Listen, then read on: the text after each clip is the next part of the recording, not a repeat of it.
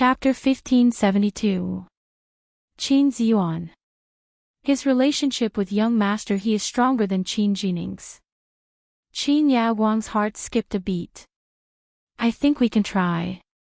When Shi Yi received Qin Yaoguang's permission and immediately found someone to inform Qin Jining's brother, Qin Ziyuan. Qin Jining's matter was actually a secret in the military. It wasn't a case that could be publicly tried and executed. From the mission he accepted to the method he used to carry out the mission and the final outcome of the mission, none of it could be publicly revealed to the public. Even his family probably wouldn't know about this. In the end, they would only receive news that he had died during the mission because he had made some kind of mistake. If there was no mistake, he would receive the title of martyr. His family would also receive the treatment of a martyr's family and receive a generous pension. But if he made a mistake, the family wouldn't get anything. This was a tacit understanding. However, Qin Jining's identity was rather special. He was the son of He Qingjian's wife, Qin Suan's brother. He was He Zhichu's cousin and had been close since they were young. Therefore, when Shi Yi took advantage of this loophole and deliberately leaked it to someone who was familiar with Qin Jining, that person was indeed frightened and immediately went to inform Qin Jining's brother, Qin Ziyuan. Qin Ziyuan was shocked when he received the call and immediately called He Zhichu. Young Master He, what's going on? Why was my brother, Qin Jining, asked to be shot? What happened? Qin Ziyuan asked anxiously over the phone. He Zhichu had been staying at the Sea City West City base for more than a month. He had a large number of troops and was closely monitoring the apartment complex where Gu Nianji lived. He had been the most wary of Qin Yaoguang, but Qin Yaoguang was quickly distracted by the incident at the Qin Corporation's private hospital. She couldn't interfere anymore, so it relieved him a lot of pressure. He Zhichu didn't respond for a long time after receiving Qin Ziyuan's call. Qin Ziyuan's heart kept sinking. Young Master He, say something. Are you serious? Did my brother really do something wrong? He's always been loyal to uncle. How could this happen? He Zhichu thought of Gu Nianji, who had stopped breathing in his arms that night, and his heart ached. He closed his eyes and said coldly, if you do something wrong, you have to be punished. He's a soldier, and his standards are different from ordinary people. Qin Ziyuan's eyes reddened. My brother doesn't even have a girlfriend. He's not married, and he doesn't have children. Cousin, I'm sorry for your loss. He Zhichu hung up. His expression was indifferent to the extreme, and his shimmering peach blossom eyes were silent. However, Qin Ziyuan didn't want to give up just like that. After thinking about it, he took a car to the He family overnight and asked to see He Qingjian. Uncle-in-law, I just want to ask, is my younger brother's mistake really unforgivable? Qin Ziyuan was worried the entire way and his face was very haggard. He looked at He Qingjian as if he was asking for help and was in extreme despair. I just want to know, what else can I do to save my brother's life? As long as we don't shoot him, we can let him stay in jail for the rest of his life. He Qingjian raised his head from behind his desk, took off the reading glasses on the bridge of his nose, and rubbed the glabella acupoint between his eyebrows. He also said regretfully, this matter was actually a misunderstanding, but it resulted in an irreversible outcome. Now, it's the victim's family that's complaining and asking for him to be shot. I can't do anything about it. Ha! Victim. Qin Ziyuan's legs went weak, and he almost knelt down to He Qingjian. He killed someone. Didn't you say he was on a mission? I can't tell you what mission he was on. He Qingjian sighed and shook his head. But I can tell you that he made a big mistake on a mission and accidentally killed an innocent person. This person's family won't let him go. Qin Ziyuan's hands and feet were cold. He stared blankly at He Qingjian for a while, and his voice changed. Then can you, let me see the family? I can. I can make compensation, no matter what kind of compensation it is. According to their law, even in a murder case, if the family understood and made compensation, the murderer could not be sentenced to death. Moreover, Qin Jining didn't murder on purpose, but accidentally killed during a mission. He Qingjian said regretfully, unfortunately, the family won't accept financial compensation because she doesn't lack money. But maybe she needs compensation in other ways. As long as she mentions it, I can think of a way. Qin Ziyuan wiped away his tears. I only have this one brother. My parents died when I was young. It was my aunt who found us and raised us. I can't watch my brother lose his life because of a mistake. He Qingjian's wife, Qin Suwen, was Qin Ziyuan and Qin Jining's aunt. He Qingjian's heart immediately softened when he heard Qin Ziyuan mention his wife. He nodded. Okay then, go find Qin Yaoguang. If she doesn't pursue the matter, your brother won't have to be shot. You still know Qin Yaoguang, right? Qin Ziyuan was stunned. Qin Yaoguang. Your stepwife, Qin Yaoguang. What does this have to do with her? Because the person your brother accidentally killed was her daughter, Gu Nianji. He Qingjian lowered his head and said expressionlessly, Qin Yaoguang wants to avenge her daughter and your brother to pay with his life. Qin Ziyuan's heart sank. Gu Nianji. She. Hasn't she been missing for many years? Yes, she just found her recently, so Qin Yaoguang is very angry. Do you understand? To you, it's a brother. To her, it's a daughter. He Qingjian folded his hands on the desk and looked up at Qin Ziyuan. Do you still want to try? Try. Qin Ziyuan gritted his teeth. He wouldn't be satisfied if he didn't try at least once. Early the next morning, it was already Christmas Eve. Qin Ziyuan came to the Qin family's private hospital and asked to see Qin Yaoguang. Qin Yaoguang was waiting for him. When she heard that he was asking to see her, she immediately asked someone to bring him in. Dean Qin. Qin Ziyuan used to call her Auntie Qin, but ever since Qin Yaoguang moved out of the He family's mansion, Qin Ziyuan only called her Dean Qin. Ziyuan, why are you looking for me? Qin Yaoguang was wearing a white coat and had just come out of the laboratory. She said straightforwardly, I still have something to do. I only have 5 minutes. Make it short.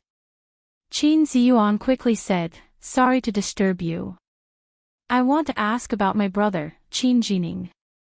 I'm very sorry for the pain and trouble he caused you. You're here to plead for your brother. Qin Yaoguang's expression darkened. A life for a life. What reason do you have to plead for a murderer? But. Qin Ziyuan's lips parted. He didn't do it on purpose. It was an accident. I know you've suffered an immeasurable loss, and I know you don't lack money, but I still hope to be able to compensate you. As long as I can do it, I'll do my best. However, Qin Yaoguang still objected and refused to relent. Qin Ziyuan begged until he knelt down, but her face was still cold and furious. She even planned to flick her sleeves and leave. At this moment, Wen Shi pushed the door open and came in. When she saw Qin Ziyuan kneeling on the ground, she quickly went forward to help him up and said in surprise, Brother Xiaoyuan, what are you doing? Qin Ziyuan choked with sobs as he pulled her arm. Shi, can you help me persuade Dean Qin? Jining has a soft spot for you. He's in prison now. Can you help him? Ha! What happened to brother Little Ning? When Shi looked confused. She turned to look at Qin Yaoguang. Auntie Qin, what's going on? Qin Yaoguang turned her head away uncomfortably and said coldly, Shi, this has nothing to do with you. Don't worry about it. Qin Ziyuan was slightly stunned. Shi, you don't know. What don't I know? When Shi was anxious, and the expression on her face was sincere. Auntie Qin, what are you talking about? What happened to brother Little Ning? I didn't want Shi to know, but Qin Jining killed my daughter, and I couldn't even find her body. I really can't take this lying down. Qin Jining must pay for my daughter's death." Qin Yaoguang spoke with certainty and refused to relent. Wen Shi's eyes widened in surprise, as if it was the first time she had heard this news. "What? Brother Little Ning killed Nianji by mistake.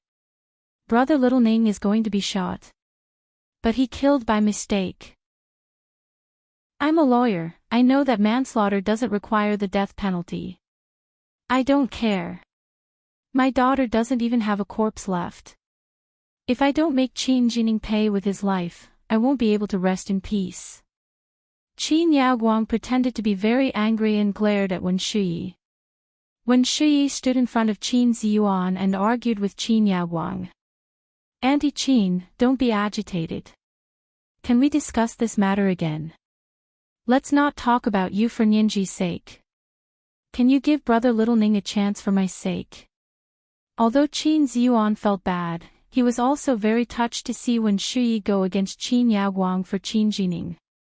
He originally didn't think much of Wen Shi and didn't think highly of his brother's feelings for her. He didn't expect Wen Shi to stand up for him at the last minute.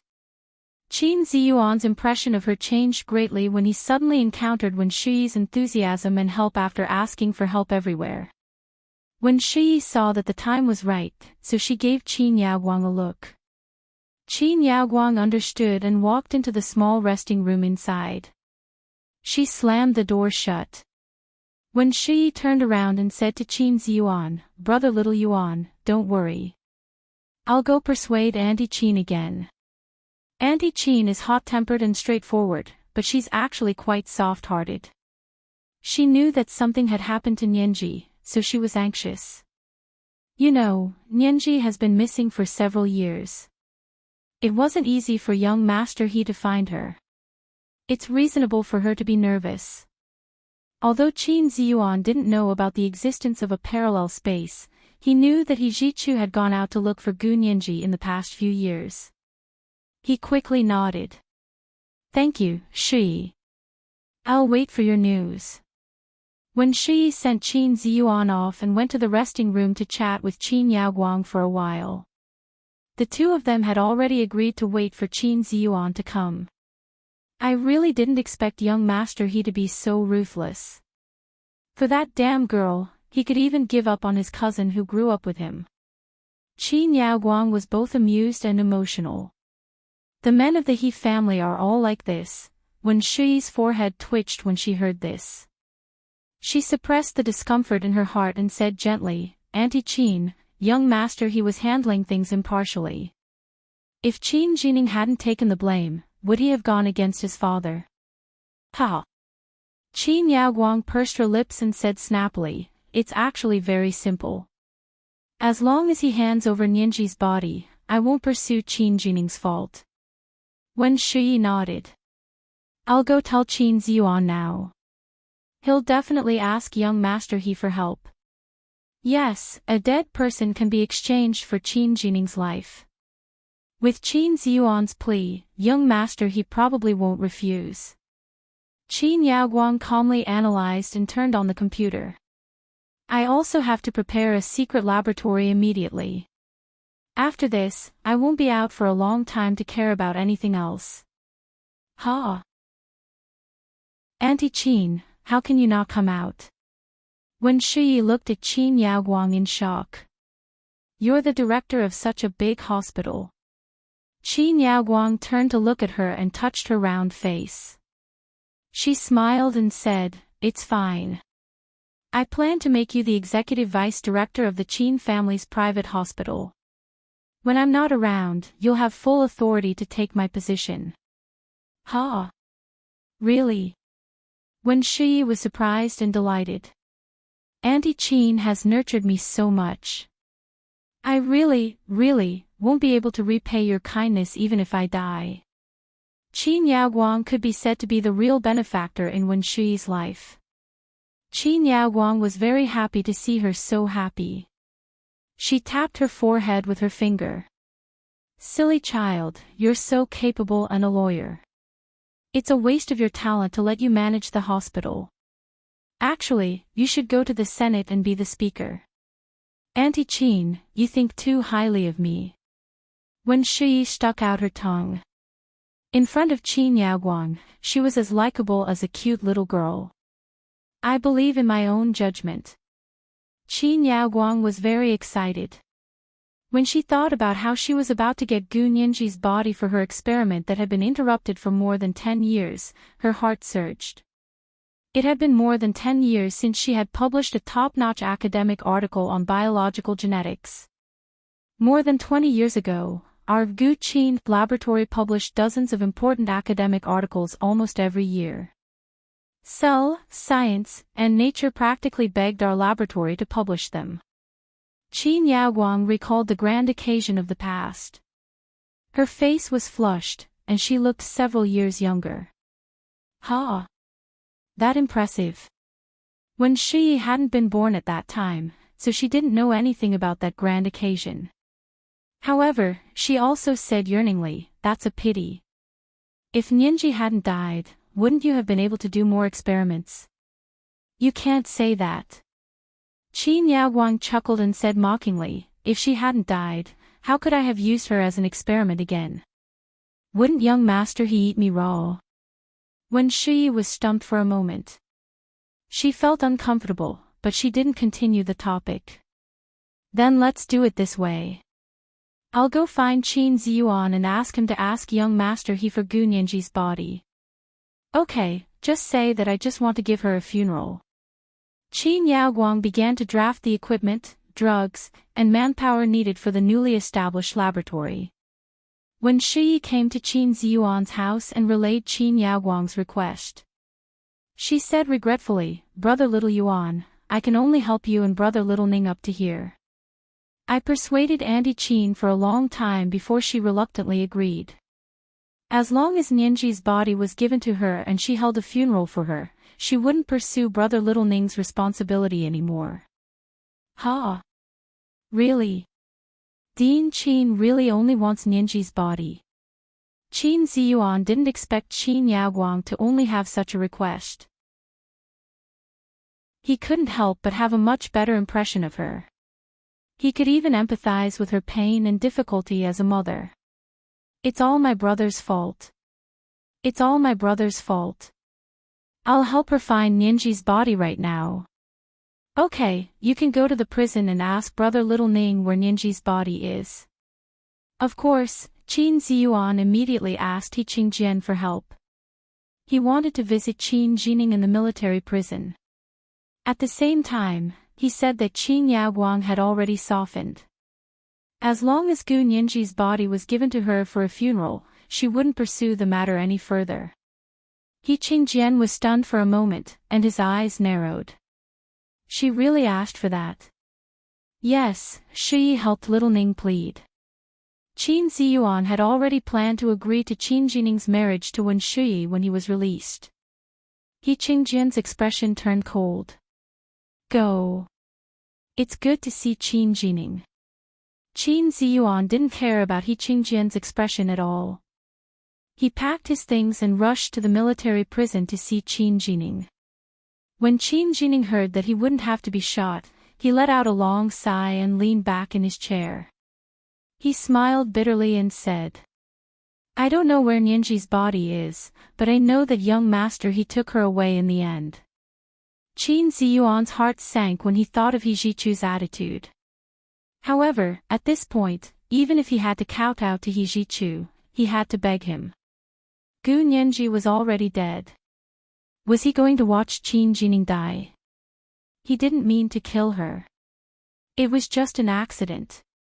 Therefore, after going around in circles, Qin Ziyuan arrived at He Zhichu's official residence in the afternoon. Young Master He, Dean Qin has already agreed. As long as we give her Nianji's body, she won't pursue Jining's responsibility. Qin Ziyuan looked at He Zhichu hopefully. Young Master He, I know this is Jining's fault. If you want to hit or scold him, you can hit or scold him when he comes out. But he doesn't deserve to die. Even if he's not my brother, I still think so. Of course, He Jichu knew that Qin Jining didn't deserve to die. Moreover, Qin Yaoguang was the one who had requested for Qin Jining to be shot. He Jichu just hadn't interfered. However, when he heard that Qin Yaoguang's request was for them to hand over Gu Nianji's body, He Jichu curled his lips and revealed a mocking smile. Is this her so-called maternal love? How cheap. As long as they hand over the body, they can spare the life of the person who killed her daughter. Ha! I don't care if you believe it or not, I don't believe it. Qin Ziyuan, he also felt that this request was too easy, but even if he didn't believe it, he had to believe it, because his only goal was to save his brother from the fate of being shot. Young master I'm begging you. Qin Ziyuan had no choice. Finally, his knees went weak and he knelt down to He Jichu. He lay at He Jichu's feet, his heart incomparably sad. Young master please give Jining a way out for the sake of us being cousins. He Jichu looked at Qin Ziyuan, who was kneeling at his feet, and sighed. This was what biological brothers should be like. Something had happened to his younger brother, and his older brother had tried his best to save him at all costs. But what about Nianji? She had almost lost her life. As her fiancé, he couldn't even redress her grievances. If he had known that he couldn't do anything, he might as well have let go earlier. She wouldn't have suffered this undeserved calamity. He thought about the call he had just received from Gu Nianji. She had thanked him with a smile on the phone and had even said that she was already recovering. He Jichu closed his eyes. He felt his eyes were dry and astringent. He was in so much pain and despair that he couldn't even shed tears. He clenched his fists and coldly rejected Qin Ziyuan. No. Who does Qin Yaoguang think she is? She can shoot whoever she wants to be shot, and she can release whoever she wants to be released. She has no right to interfere in this matter from the beginning to the end. This was today's 5,000-word chapter, chapter 1561, It's Better to Let Go Earlier. A reminder for everyone's monthly votes and recommendation votes. There are no more at night. Moi, all the big shots and little angels. Chapter 1573. Qin Ziyuan was stunned by He Jichu's words. He quickly asked anxiously, then what do you mean? Are you still going to shoot my brother? But he really doesn't deserve to die. He Jichu raised his hand and pressed it on Qin Ziyuan's shoulder. His almond-shaped eyes were dark as he said coldly, whether he lives or dies, Qin Yaoguang doesn't have the final say, and neither do I. Then who? Who has the final say? Your father. But I begged your father, and he said. Before Qin Ziyuan could finish, He Jichu interrupted him. Of course the victim has the final say. Qin Ziyuan's heart turned cold. He looked at He Jichu angrily. Jichu, my cousin hasn't offended you all these years, has he? You're playing with your cousin like this. You clearly know that Gu Nianji is already dead, and you still want her to have the final say. If you want him to die, just say it. He Jichu's tone was cold, and his almond-shaped eyes seemed to be brewing with snow. Who said she's dead? Who told you she's dead? Qin Ziyuan, his heart, which had just sunk to the bottom of the valley, suddenly started beating violently. You mean, she's not dead? She's really not dead. That's great. Qin Ziyuan wiped the sweat off his forehead, but he was still so happy that he started crying. No matter what, since the victim wasn't dead, then his brother's life was saved. You're good, He Jichu. How dare you play with your cousin like this? Qin Ziyuan punched He Jichu's shoulder and laughed with tears in his eyes. Do you know how anxious I was? He Jichu sat back on the sofa, crossed his legs, and said coldly, Who told you to come here and stir up trouble? No one told you that Jining would be shot. How can you be justified in jumping around and being used as a gun? Qin Ziyuan finally understood that someone had been messing with him behind his back from the beginning to the end. My brother won't be shot at all, right? Qin Ziyuan rubbed his head and sat down opposite He Jichu. The curtains in the room were not open, and the well-shaped ceiling lamp on the ceiling emitted a white light. It poured down from He Jichu's head and shrouded his face in shadows. He Jichu held his coffee cup with 2 fingers and said dryly, I told you, whether he will be shot or not depends on whether the victim forgives him. That's why you were blindly involved. But he's my younger brother. Tell me where Gu Nianji is. I'll go beg her myself. I'll agree to anything she asks for. Qin Ziyuan hurriedly expressed his conditions. What if she wants your brother to die? He Jichu scoffed. Don't be so sure. Qin Ziyuan choked for a moment and said with a bitter smile, Jichu, you don't understand how I feel. When I found out that my brother might be shot, I really felt like the sky was going to fall. My parents died early, and my younger brother and I were dependent on each other. We lived in an orphanage for several years before we were found by your mother, my aunt, and brought to the capital to be raised. If I can't save him, how can I face my parents in the afterlife? He Jichu was silent for a while, then said, I understand how you feel. That's how I felt when I saw Nianji get shot in the back and stop breathing in my arms. The sky is falling, and I don't want to live anymore. Qin Ziyuan closed his eyes. I understand. Jichu, Nianji is your fiancée. You've always liked her. Jining has gone too far this time. I'll teach him well. Maybe I'll let him retire from the army. He Jichu sipped his coffee and looked up after a while. I said, don't interfere in this matter anymore. I still have a use for Qin Jining. Someone wants to use him to stir up trouble. It's not safe to let him out. Qin Ziyuan's heart was still hanging in the air. He really wanted to see Gu Nianji. However, He Jichu said, Nianji has just recovered from her serious injury, so she can't be too tired. Don't worry, if she doesn't nod, Jining won't be shot. Qin Ziyuan quickly said, I just want to see her. After all, it was my brother's fault. As his brother, it's okay for me to apologize and compensate him on his behalf, right? Okay, you wait first. We'll talk about it when there's a chance. He Jichu was in a bad mood, but he reminded Qin Ziyuan, don't worry about Qin Yaoguang. Don't spread the news that Nianji isn't dead. After all, someone is waiting for her to receive her body and hold a funeral. Qin Ziyuan saw that He Jichu was fighting with his ex-mother. He rubbed his nose and said, so that's how it is.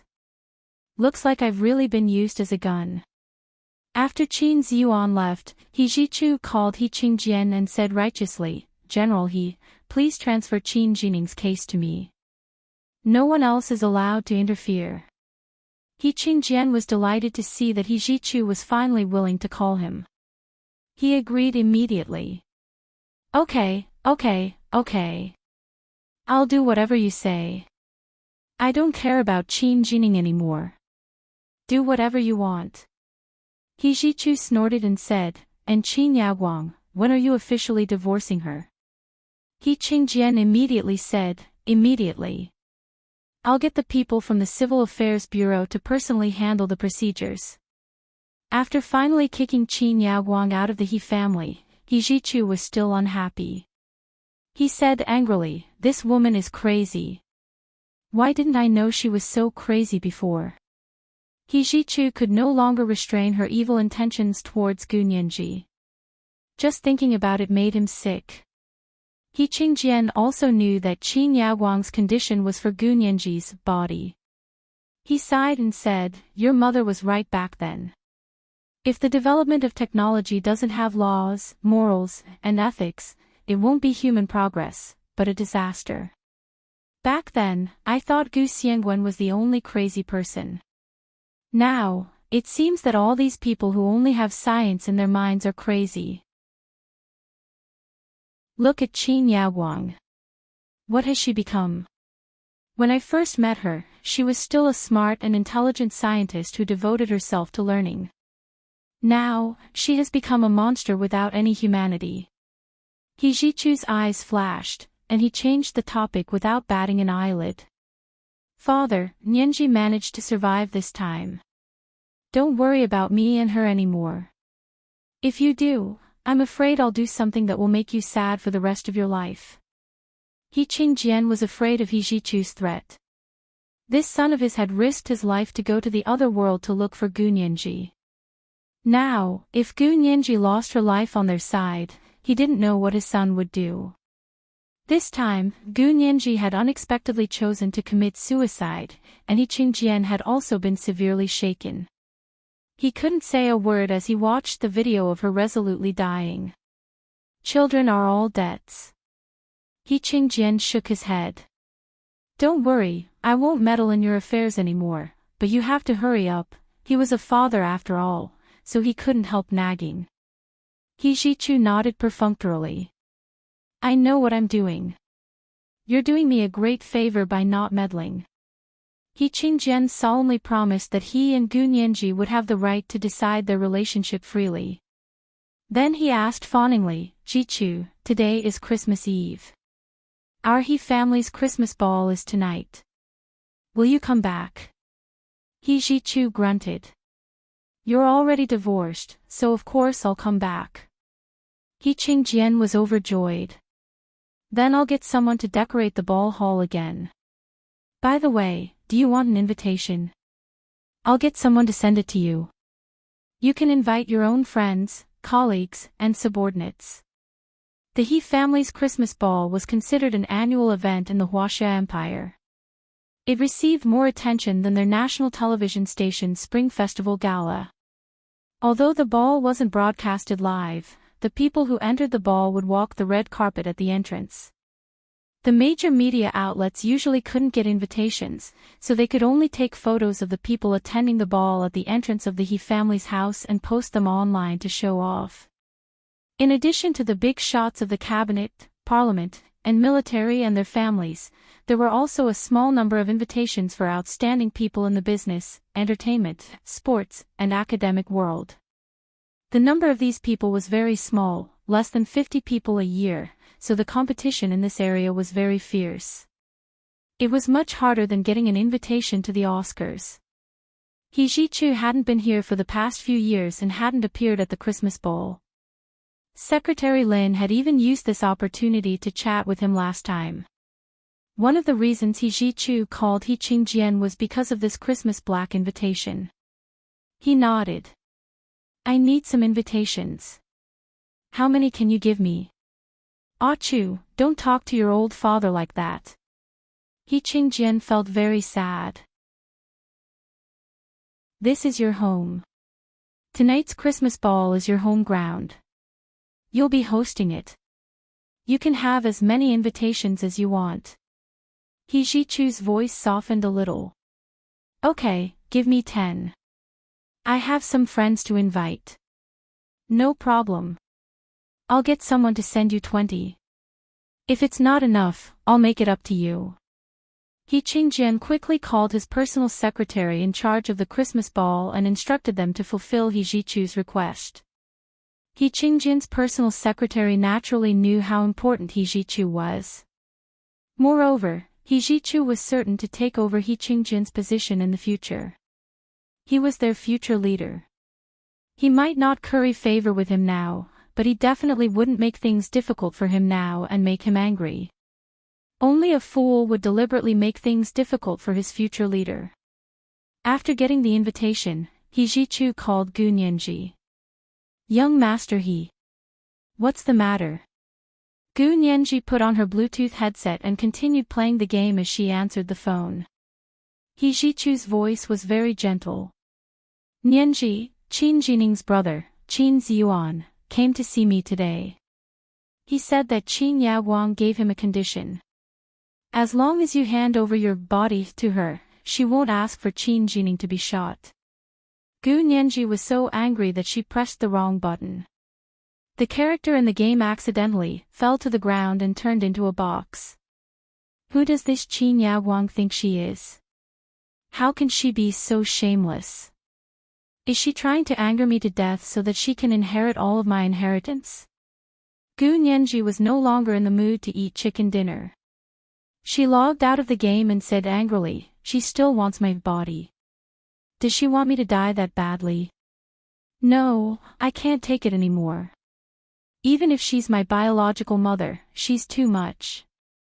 He Zhichu knew that she would be angry, so he quickly advised, don't get agitated. Besides, how could I let you suffer? I just wanted to remind you. Good reminder. Gu Nianji lay down on the sofa and crossed one of her long legs. She said lazily, I remember that I haven't made a will yet. I'll get a lawyer to come and make a will immediately. If I'm really angered to death by her, I can't let my inheritance fall into her hands.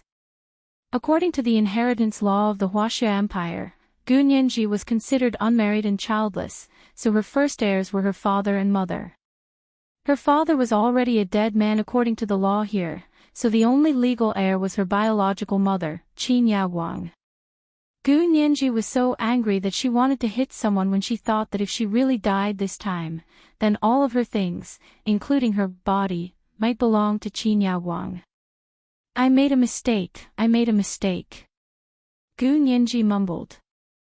I want to make a very detailed will immediately. The first clause is that Qin Yaguang can't get a single cent of my assets. He Zhichu saw that she was still so lively, as if he could see her lively expression blooming in front of him. His mood suddenly improved, and he laughed. Okay, I have a lawyer's license. Do you want me to come over and make a will for you? Gu Nianji rolled her eyes. I'll go to your place, okay? Didn't you say you were at a nearby base? Gu Nianji had checked the map at that place. It was where Huaxiaoheng Special Operations Forces base in Sea City was located in the other world. She had lived there for 6 years. Okay, I'll pick you up. He Zhichu was now completely obedient to her. He had even restrained his young master's temper that he used to lose control of. Gu Nianji put down the phone and said to Lu Jin, Dad, I'm going to young master his base to make a will. Lu Jin's heart skipped a beat. What will? You're just a child, don't talk nonsense. This is just a legal document. Gu Nianji pressed Lu Jin's shoulder and made him sit down on the sofa. Don't worry. Although I don't have as much money as you here, I've made a small fortune. Most importantly, I want to decide the ownership of my body. I can't let that be *tch trample on my body in the name of my biological mother. Lu Jin turned his head in shock. What body? What are you talking about? Gu Nianji didn't hide it from Lu Jin. Young master, he just told me that Qin Yaguang used me to negotiate terms with someone else. I can't take it anymore. Lu Jin was anxious. You want to go against Qin Yaguang? She can do anything. Don't do anything rash. I'll think about it. Gu Nianji promised Lu Jin. Dad, don't worry, I won't be rash. She's not qualified to play legal games with me. Lu Jin's expression was uncertain. He lowered his head and thought for a while, then said, Do you want me to stand up? Maybe she'll turn her attention to me. Gu Nianji quickly shook her head. Of course not. You finally got rid of that *tch. How can I let you go out and be disgusted by her again? It's okay, I really have a way. She actually didn't have much confidence, but she couldn't let Lu Jin worry. Her confident look had indeed convinced Lu Jin. After all, in Lu Jin's heart, both father and daughter were extremely intelligent people. If Gu Nianji said she had a way, then she definitely had a way. And even if Gu Nianji failed, it didn't matter. He would be responsible. If Qin Yaguang didn't even let Gu Nianji go, Lu Jin would drag her down with him before he went to hell. The two of them talked for a while before the doorbell rang. He Ji-chu stood at the door and personally came to welcome her to his base. Gu Nianji opened the door alone and smiled. Young Master He, you're really fast. It's not far, it's just next door. He Ji-chu looked her up and down. He hadn't seen her for more than a month, and the longing in his heart had gathered into a river. However, it could only flow quietly under the snow and ice. There would never be a day when he would see the light of day again. You're recovering well. He Ji-chu suppressed the emotions in his heart and smiled gently. It's just that your lips are still a little pale. Gu Nianji's lips were very plump. Now that they were slightly pale, it was obvious that they were white. Gu Nianji looked up and smiled. Then there's nothing I can do. I was injured too badly this time. I'm already very satisfied that I managed to recover to this state after a narrow escape from death. I never put pressure on myself. That's good. He Ji-chu nodded and led her to the base next to him. He Ji-chu's bulletproof car was surrounded by armed soldiers. A line of military vehicles opened up the way from the front and back, and they drove majestically towards the base 200 meters away. The cars in front had already entered the base, and the cars behind were still at the entrance of Gu Nianji's neighborhood. Gu Nianji turned around to look at the long line of cars and laughed in shock. Young Master He, isn't this too much? Do you have to put on such a big show? He Ji-chu said nonchalantly, that's a big show. Didn't you see the surrounding residential buildings? My snipers are watching the entire scene from all the key places. If anyone dares to move, I'll blow her head off immediately. Gu Nianji lowered her head like Lu Jin. Boss, you're so amazing. He Ji-chu rubbed her head. Stop fooling around. Isn't this all for you?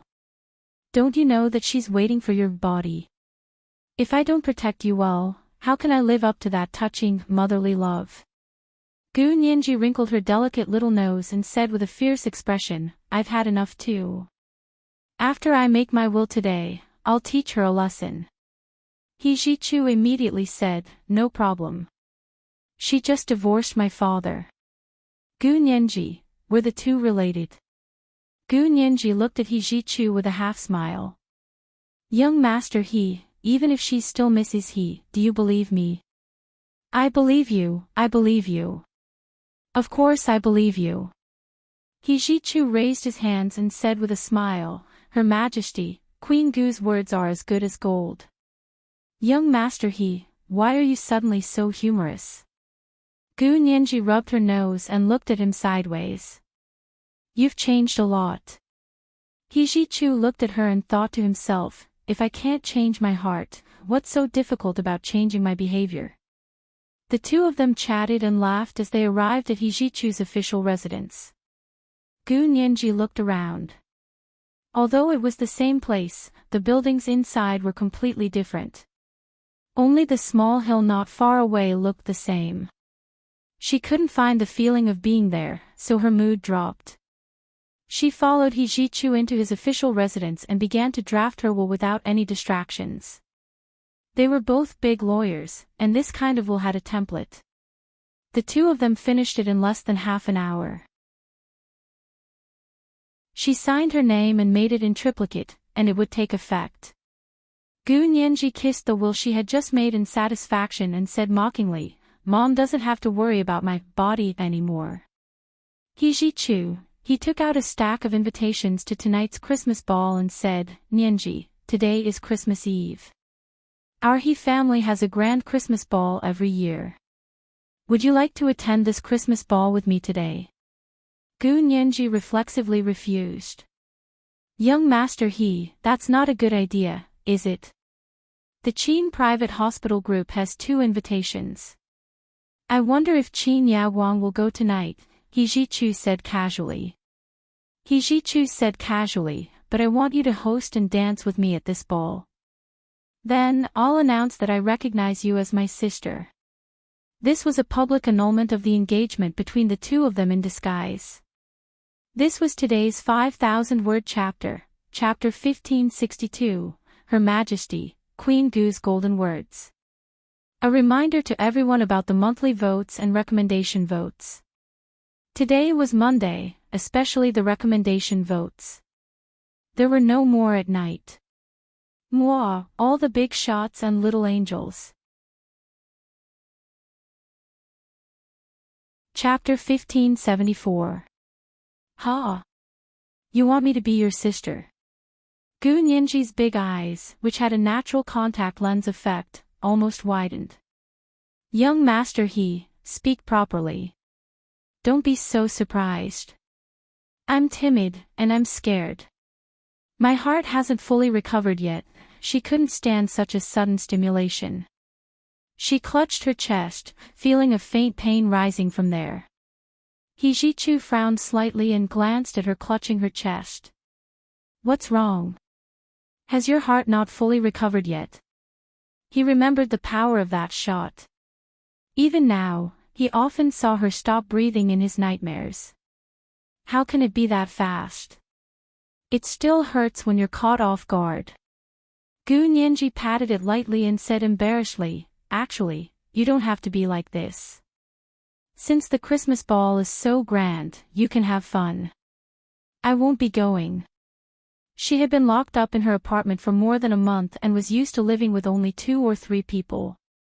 She was still a little unused to suddenly going to the He family's Christmas ball, which was bustling with noise and glamorous clothes. He Jichu put his hands in his trouser pockets and sat back on the windowsill. He stretched his long legs and his shimmering almond-shaped eyes sparkled. Tonight's ball will be the most watched place in the entire country. Everything that happens here will spread throughout the country as quickly as possible. If you don't want your mother to think about your body anymore, you can't miss this opportunity.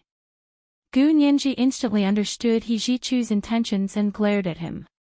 Young master He, you've learned bad things now. You're no longer reckless, but you know how to take a roundabout route to achieve the best goal. I've learned from my mistakes. I've already learned a few times, so I'm naturally more intelligent. He Jichu pointed at his head and smiled teasingly. How about it? Think about it. You don't have to make a decision right away. You can go back and discuss it with President Liu and the others. You still have 4 hours to make a decision. He Jichu looked at his watch. The other 3 hours will be needed to fly back to the imperial capital.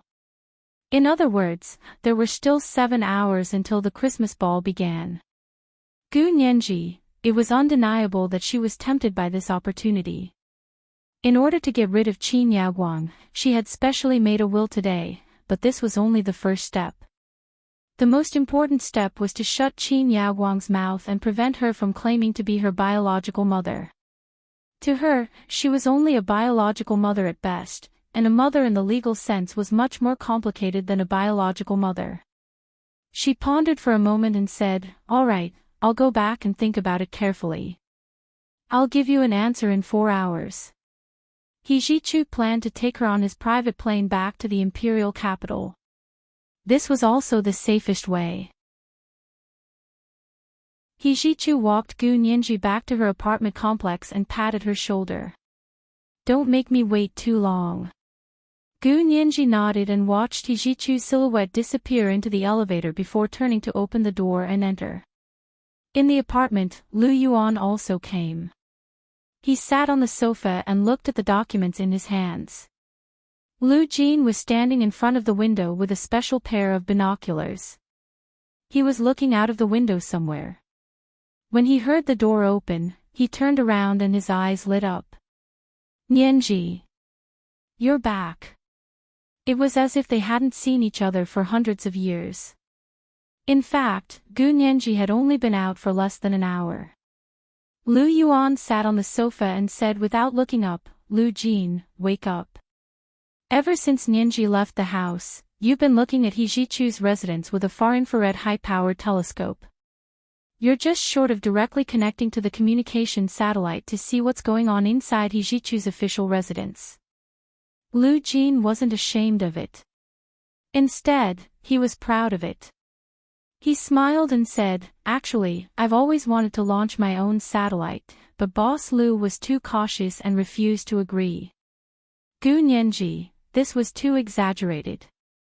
However, the telescope in Lu Jin's hand did look very tall. She was sure that Major General Hua and the others didn't have such a high-end telescope. Gu Nianji walked over with a smile and said curiously, "This telescope is so powerful. Can I have a look at it?" Lu Jin immediately stuffed it into her hand and said generously, "I'll give it to you. You can look at it however you want." It was great to have a father like this. Gu Nianji naturally tiptoed and kissed Lu Jin on the cheek. "Thank you, Dad." Lu Jin was dizzy from the kiss. All the blood in his body seemed to rush to his face, and his brain was about to suffocate from lack of oxygen. He was on the verge of collapse and quickly held onto the windowsill behind him to steady himself. Gu Nianji patted Lu Jin on the shoulder and asked nervously, "Dad, are you okay?" I'm fine. Lu Jin came back to his senses and shook his head to shake off the chaotic stars in front of his eyes. He said, "Good girl, did you go to He Jichu's place to make your will?" Gu Nianji nodded and held Lu Jin's arm as she walked to the sofa and sat down. Lu Yuan raised his eyelids and looked at Lu Jin. He said expressionlessly, "Lu Jin, are you crippled? You need someone to help you walk. I know you're jealous of me, Boss Lu." Lu Jin didn't hesitate to poke at Lu Yuan's sore spot.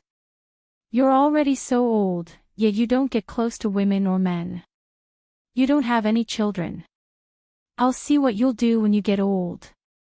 Lu Yuan scoffed and shook his head. He said casually, "What's wrong with that?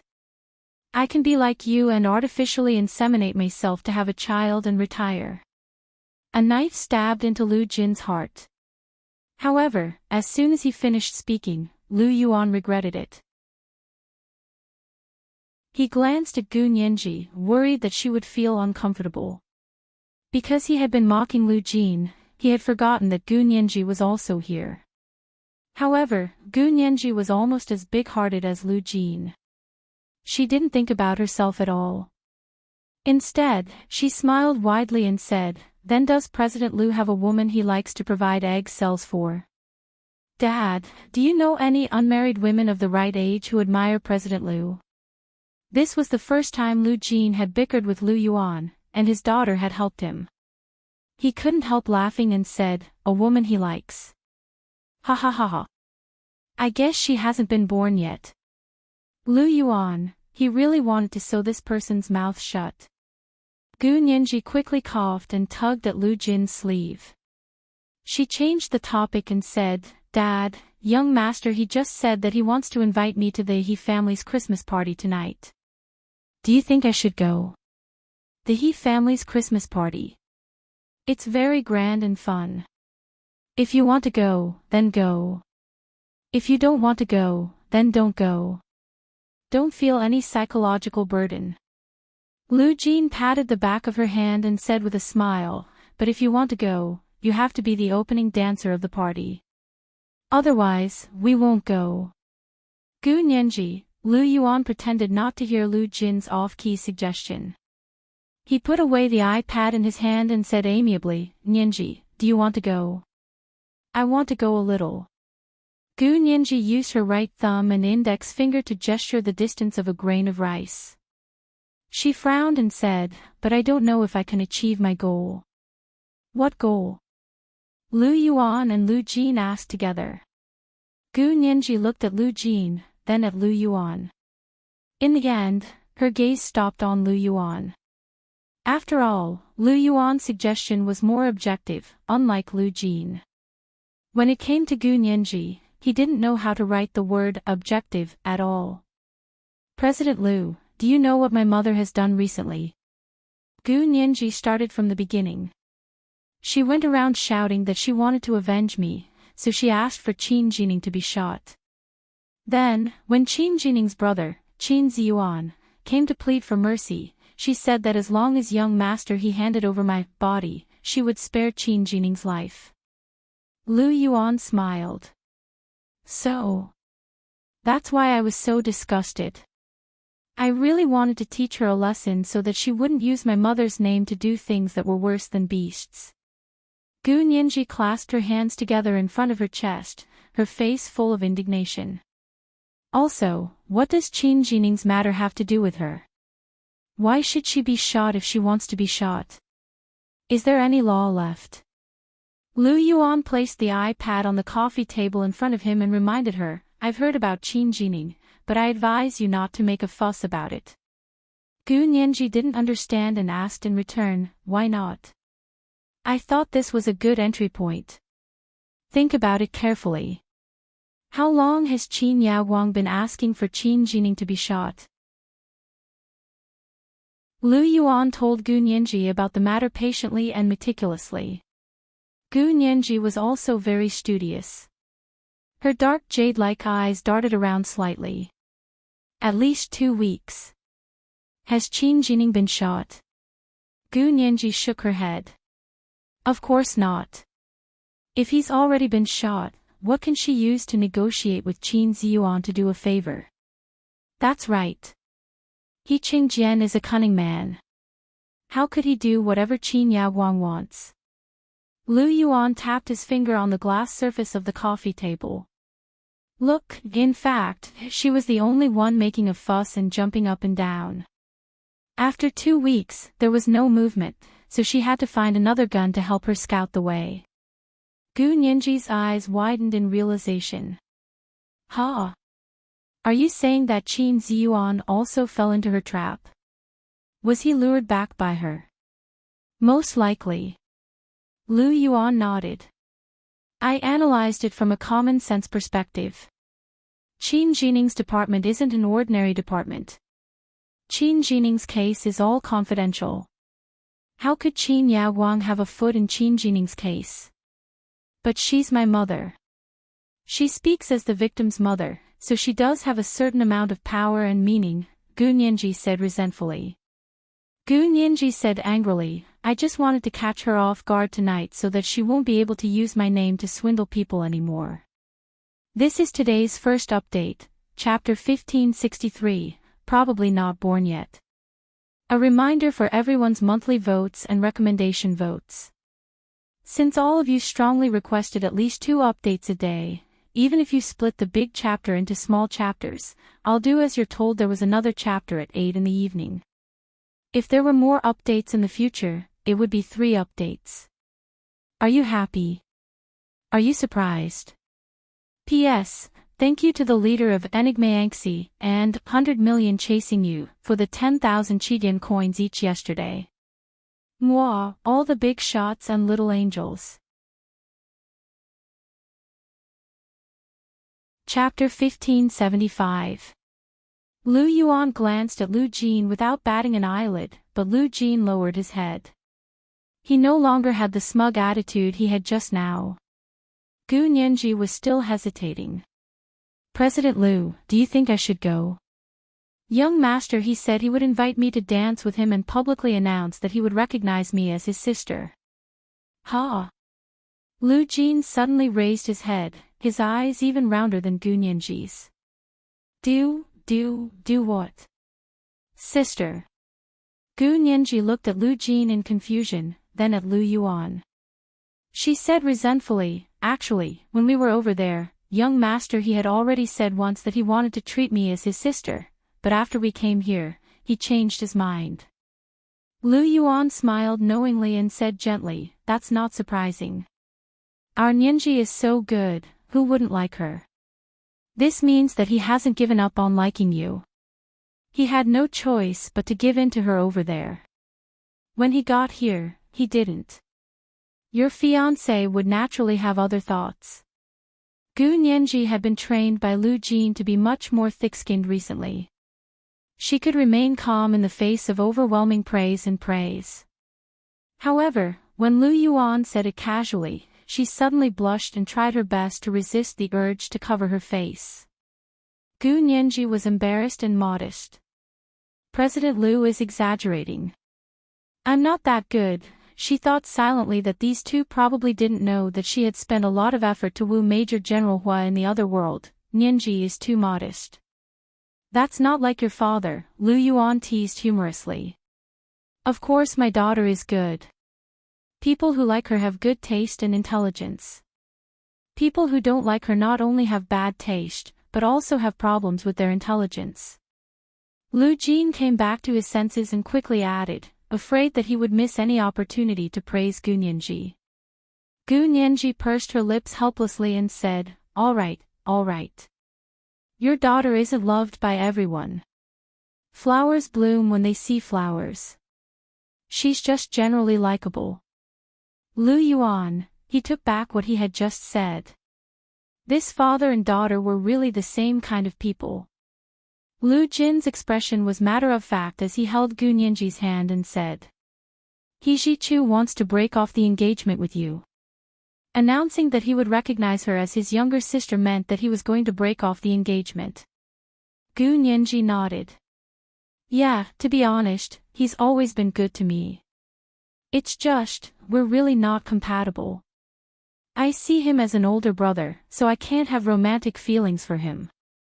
The corners of Lu Jin's mouth twitched. But if he wants to acknowledge you as his sister, will he Qingjian agree? Gu Nianji shrugged indifferently. He has to agree even if he doesn't agree. I believe young master he will make him agree. Lu Yuan laughed. Yes, He Qingjian's only weakness is his son. Whoever controlled his son would be able to control He Qingjian. Now, it seems that our Nianji has the potential. Gu Nianji quickly waved her hand. No. As long as General He lets me go, I won't dare to control him. She knew very well that this time, she had fought with her death to move He Jichu, not He Qingjian. In the end, he still couldn't win against her. A part of Gu Nianji's heart softened. For the sake of He Jichu's concession and letting go, he had left an eternal mark in her heart. Lu Jin lowered his head and calculated for a long time. He turned a deaf ear to Gu Nianji and Lu Yuan's chatting. Finally, he suddenly asked, Boss Lu, do you have an invitation from the He family? Yes, our Lu Corporation has 2 every year. Lu Yuan nodded with a smile. Secretary Lin and I go every year. What's wrong? Are you going this year too?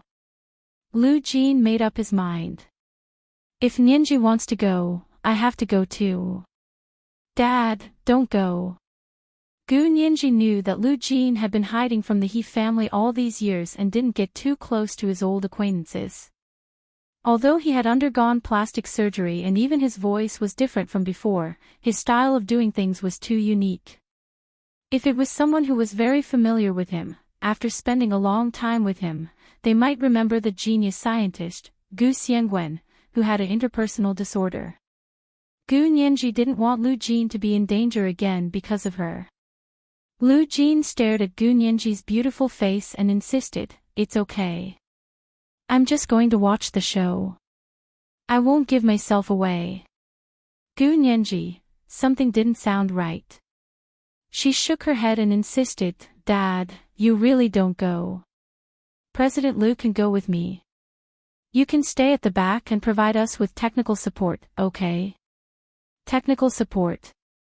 Lu Yuan didn't know what Gu Nianji wanted to do. What kind of technical support? Gu Nianji smiled and gestured for him to make a phone call. It's to monitor the scene and inform us in time. Lu Yuan frowned. But the He family's Christmas party has very strong security measures. Our company can't interfere at all. According to Gu Nianji's idea, she had to hack into the He family's mansion surveillance system. That system could be said to be one of the highest level security systems in the Huaxia Empire. Lu Jin smiled. That's no problem. I'll go hack into their security system now. Daughter, wait for me. I'll give you something good. He ran up to his room in high spirits. Lu Yuan looked at Lu Jin's back and scoffed. What a good second brother Lu. He's actually hiding it from me, President Lu, what do you mean? Why are you talking about my father like that? Gu Nianji pouted unhappily. Just like how Lu Jin protected Gu Nianji all the time, Gu Nianji also subconsciously protected Lu Jin. She didn't allow anyone to have any contemptuous emotions or attitudes towards him. If there was, she would attack them whenever she saw them. If it was light, she would make them doubt their lives, or if it was heavy, she would make them commit suicide. Lu Yuan was also very happy to see that the father and daughter were getting along well. He smiled and said, "Your father is so cunning. I asked him to test the He family security system in the past, but he actually said it was too complicated and couldn't be cracked. So it wasn't that he couldn't crack it, but that he wouldn't let me crack it." Gu Nianji needed him to crack it, so he immediately started. Gu Nianji was happy to hear that, but she still tried her best to put on a humble expression. She said, No, President Lu is overthinking things. Of course my father treats me better. Isn't that only natural? You won't be angry, will you? Lu Yuan, he had to admit that Lu Jin's daughter was really well versed in Lu Jin's teachings. He didn't lower himself to the same level as the father and daughter. He calmly picked up the iPad and opened the invitation system. He looked at the guests tonight and said, "It's really lively today. 100 more invitations were sent out than in previous years. It seems like it's to welcome He Jichu home. He hasn't attended the He family's Christmas party in 4 years." Gu Nianji was lost in thought for a while before she finally decided. "Then I'll agree to attend with young Master He." Lu Yuan looked up at her. "Have you thought it through?" "I just checked. The Qin Corporation has a total of 4 invitations. Qin Yaguang, Old Master Qin, Wen Shui, and one of Qin Yaguang's cousins are all going to attend." Gu Nianji frowned. "Wen Shui? Why is she attending with the Qin Corporation? Qin Yaguang just divorced He Qingjin today, and she's going to the He family's Christmas party tonight. Why is her face so hot?" Gu Nianji muttered. She couldn't help but want to give Qin Yaguang a thumbs up for her psychological endurance. Was it because people with thick skin had a stronger psychological endurance? Lu Yuan clicked on the information he had collected about Qin Yaguang and solemnly reminded her, a woman who was able to be good friends with her ex-fiancé's family for 30 years after her engagement was broken off, and a woman who used her own daughter as an experiment can't be treated with common sense. Don't underestimate your opponent just because you won against her once. She's also an outstanding medical and biologist. She was the first person to propose the theory of gene editing. She's only one step away from winning the Nobel Prize. This is today's second update, Chapter 1564, Forever Branded. Reminder, monthly votes and recommendation votes.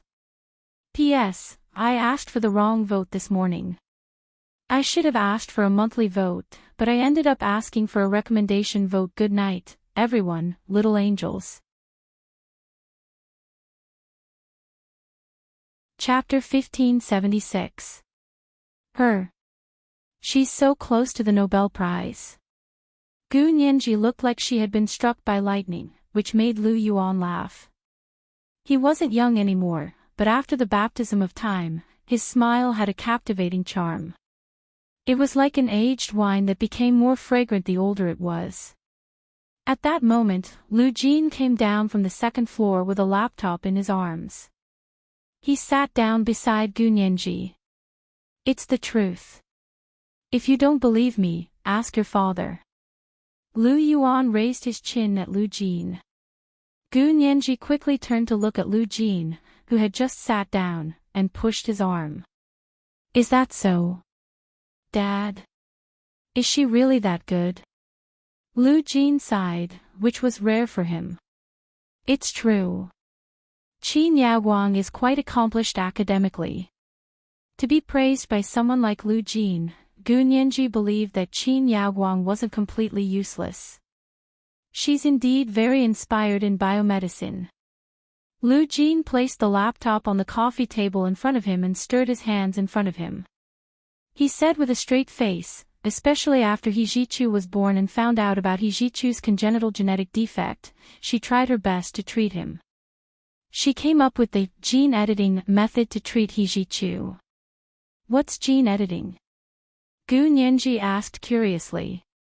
It sounds very high-end. From a theoretical point of view, gene editing is the re-editing of the DNA fragments of the human body, removing the problematic genes and adding in the perfect genes. It can be said that it was the emergence of the gene editing theory that made it possible for the perfect human gene to move from theory to reality. Lu Jin narrowed his eyes at Gu Nianji and suddenly looked away. His hands were clenched into fists, and his arms were trembling slightly. He didn't want to say it, but seeing Gu Nianji's confused look, he felt that he should.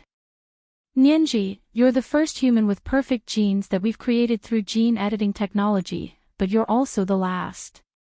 Lu Jin hugged his head and almost lay on his knees. Although she was mentally prepared for this, Gu Nianji was still shocked by Lu Jin.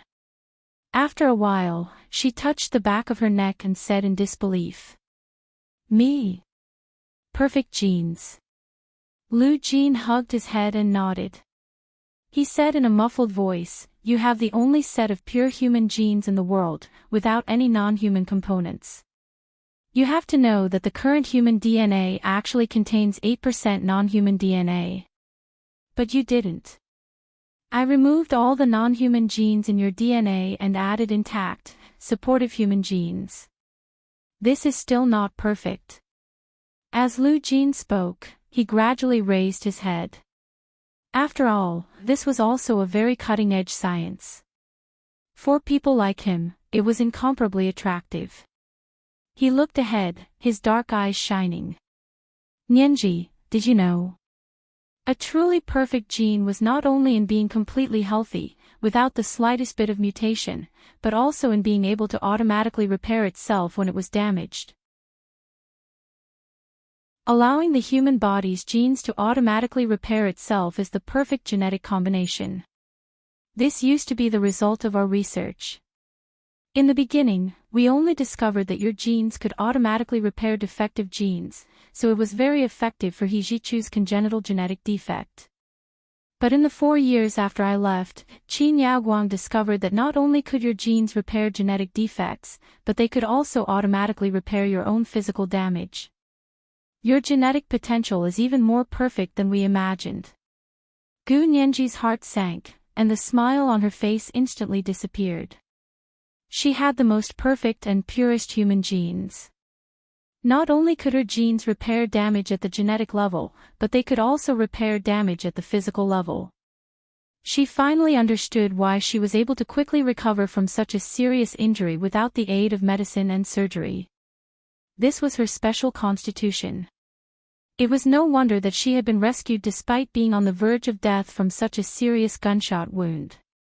In just over a month, all the wounds on her body had healed to the same extent as before she had been injured.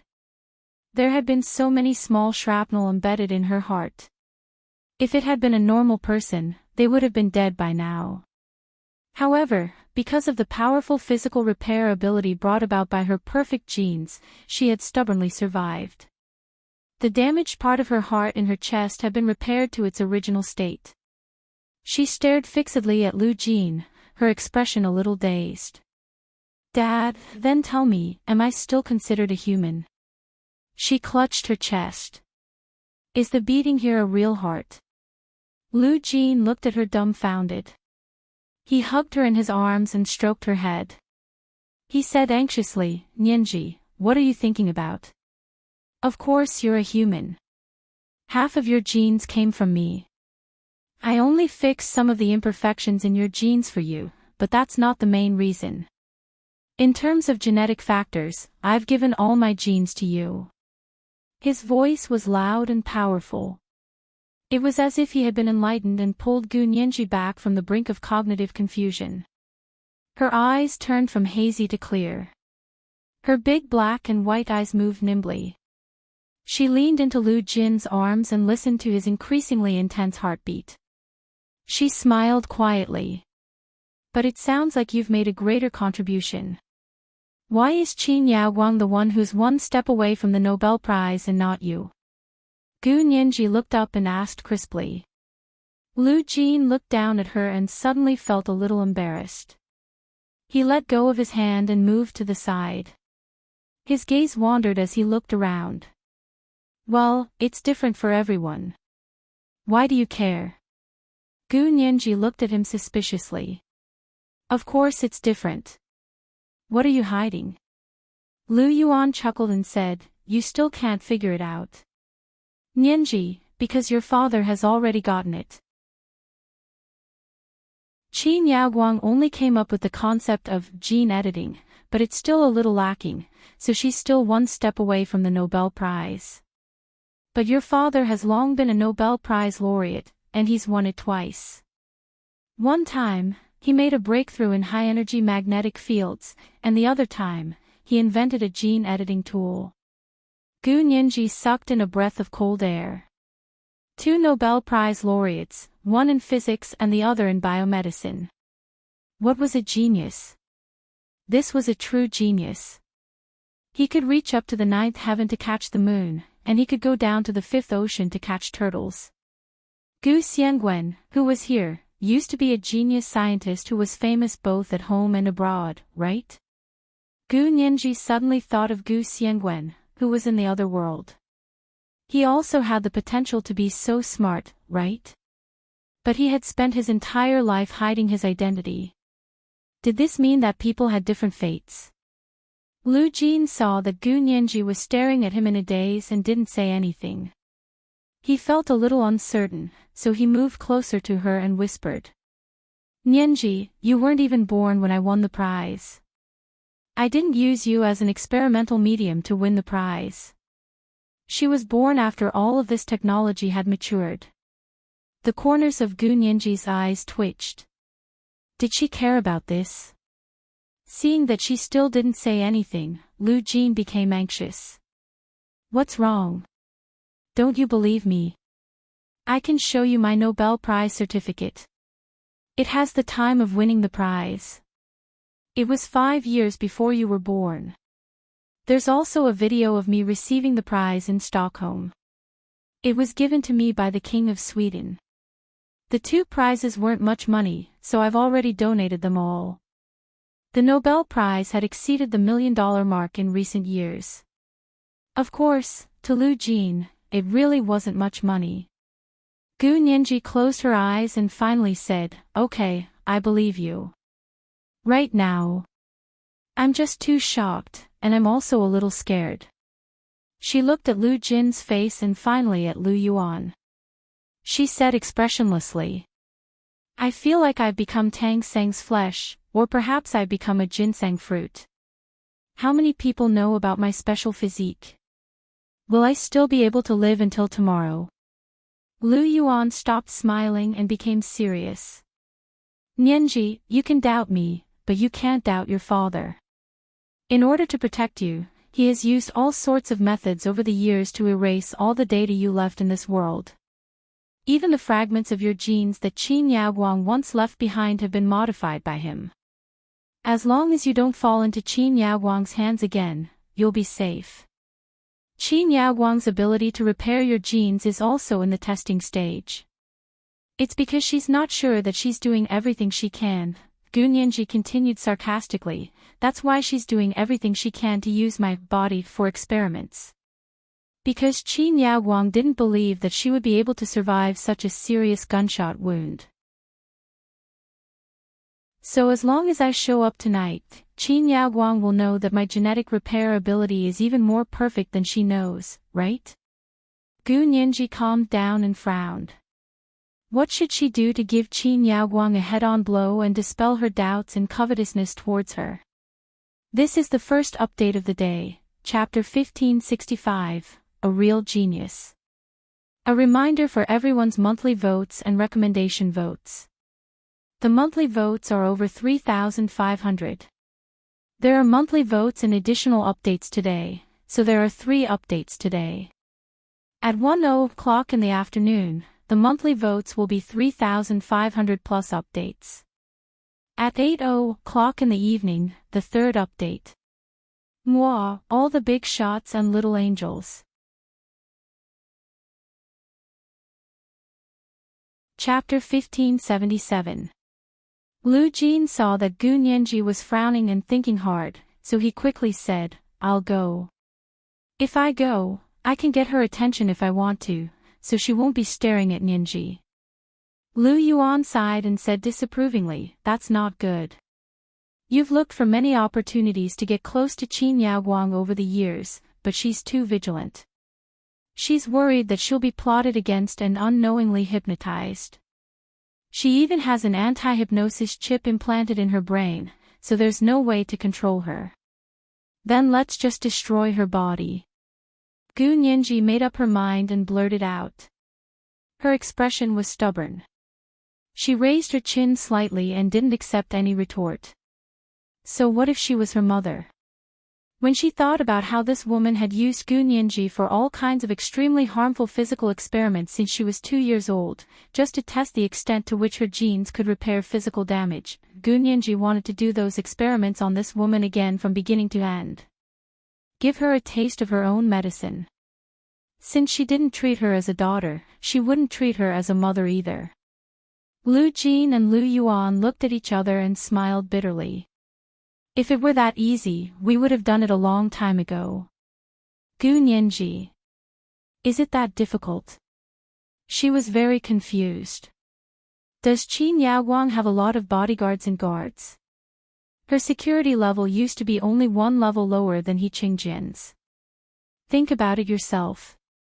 Lu Yuan opened the iPad and showed Gu Nianji a diagram he had made in the past.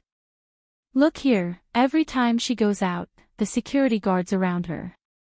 Gu Nianji glanced at it and was immediately stunned by the little red dots that were everywhere on the diagram.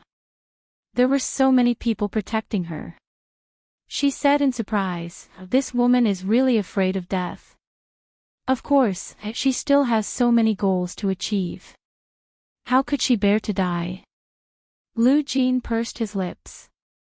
And she has several sets of bulletproof vests that I made back then. Gu Nianji, she had been thinking about using a sniper just now. No, don't think about it.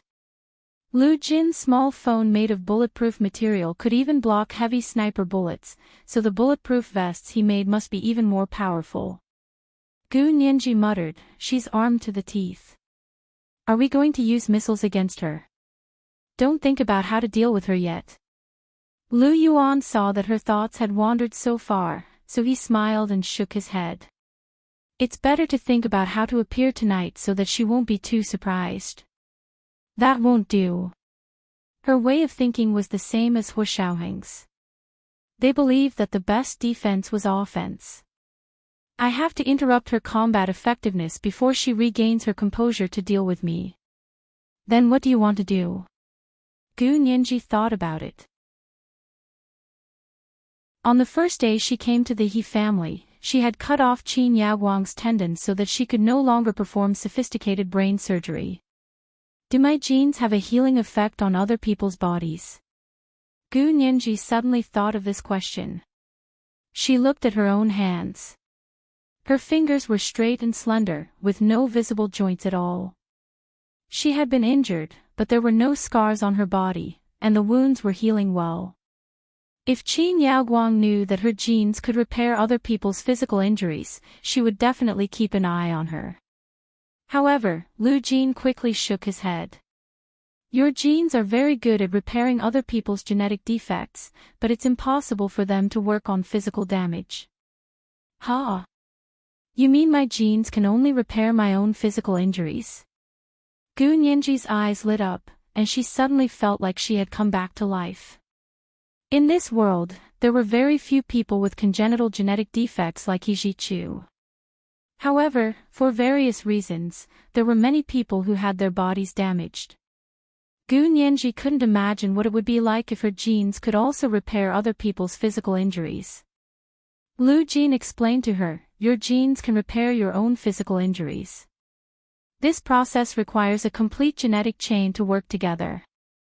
In other words, if other people also need to rely on genes to repair their physical injuries, they would need all of your genetic chain. And that's impossible. Because it's impossible for a person's genes to be completely replaced with someone else's genes. Gene editing was also a process of editing, eliminating, and replacing gene fragments. However, that was only a small part of the targeted replacement. It definitely couldn't replace all the genes. Gu Nianji breathed a sigh of relief and said with a smile, "That's good. Does Qin Yaoguang know about this?" "She's not even sure if your genes can repair your own physical injuries, let alone think so far ahead." Lu Jin knew Qin Yaoguang's way of thinking very well. The two of them used to be quite compatible in scientific research. Otherwise, they wouldn't have set up the Gu Qin laboratory together. At that moment, Gu Nianji felt like she had escaped death. Thank the heavens, thank the earth, thank the heavens that she had a father named Lu Jin. Gu Nianji stood up from the sofa and walked to the floor-to-ceiling window in the living room. She looked out at the blue lake view outside the window and was lost in thought for a while. After getting rid of her biggest worry, her mind was clearly active.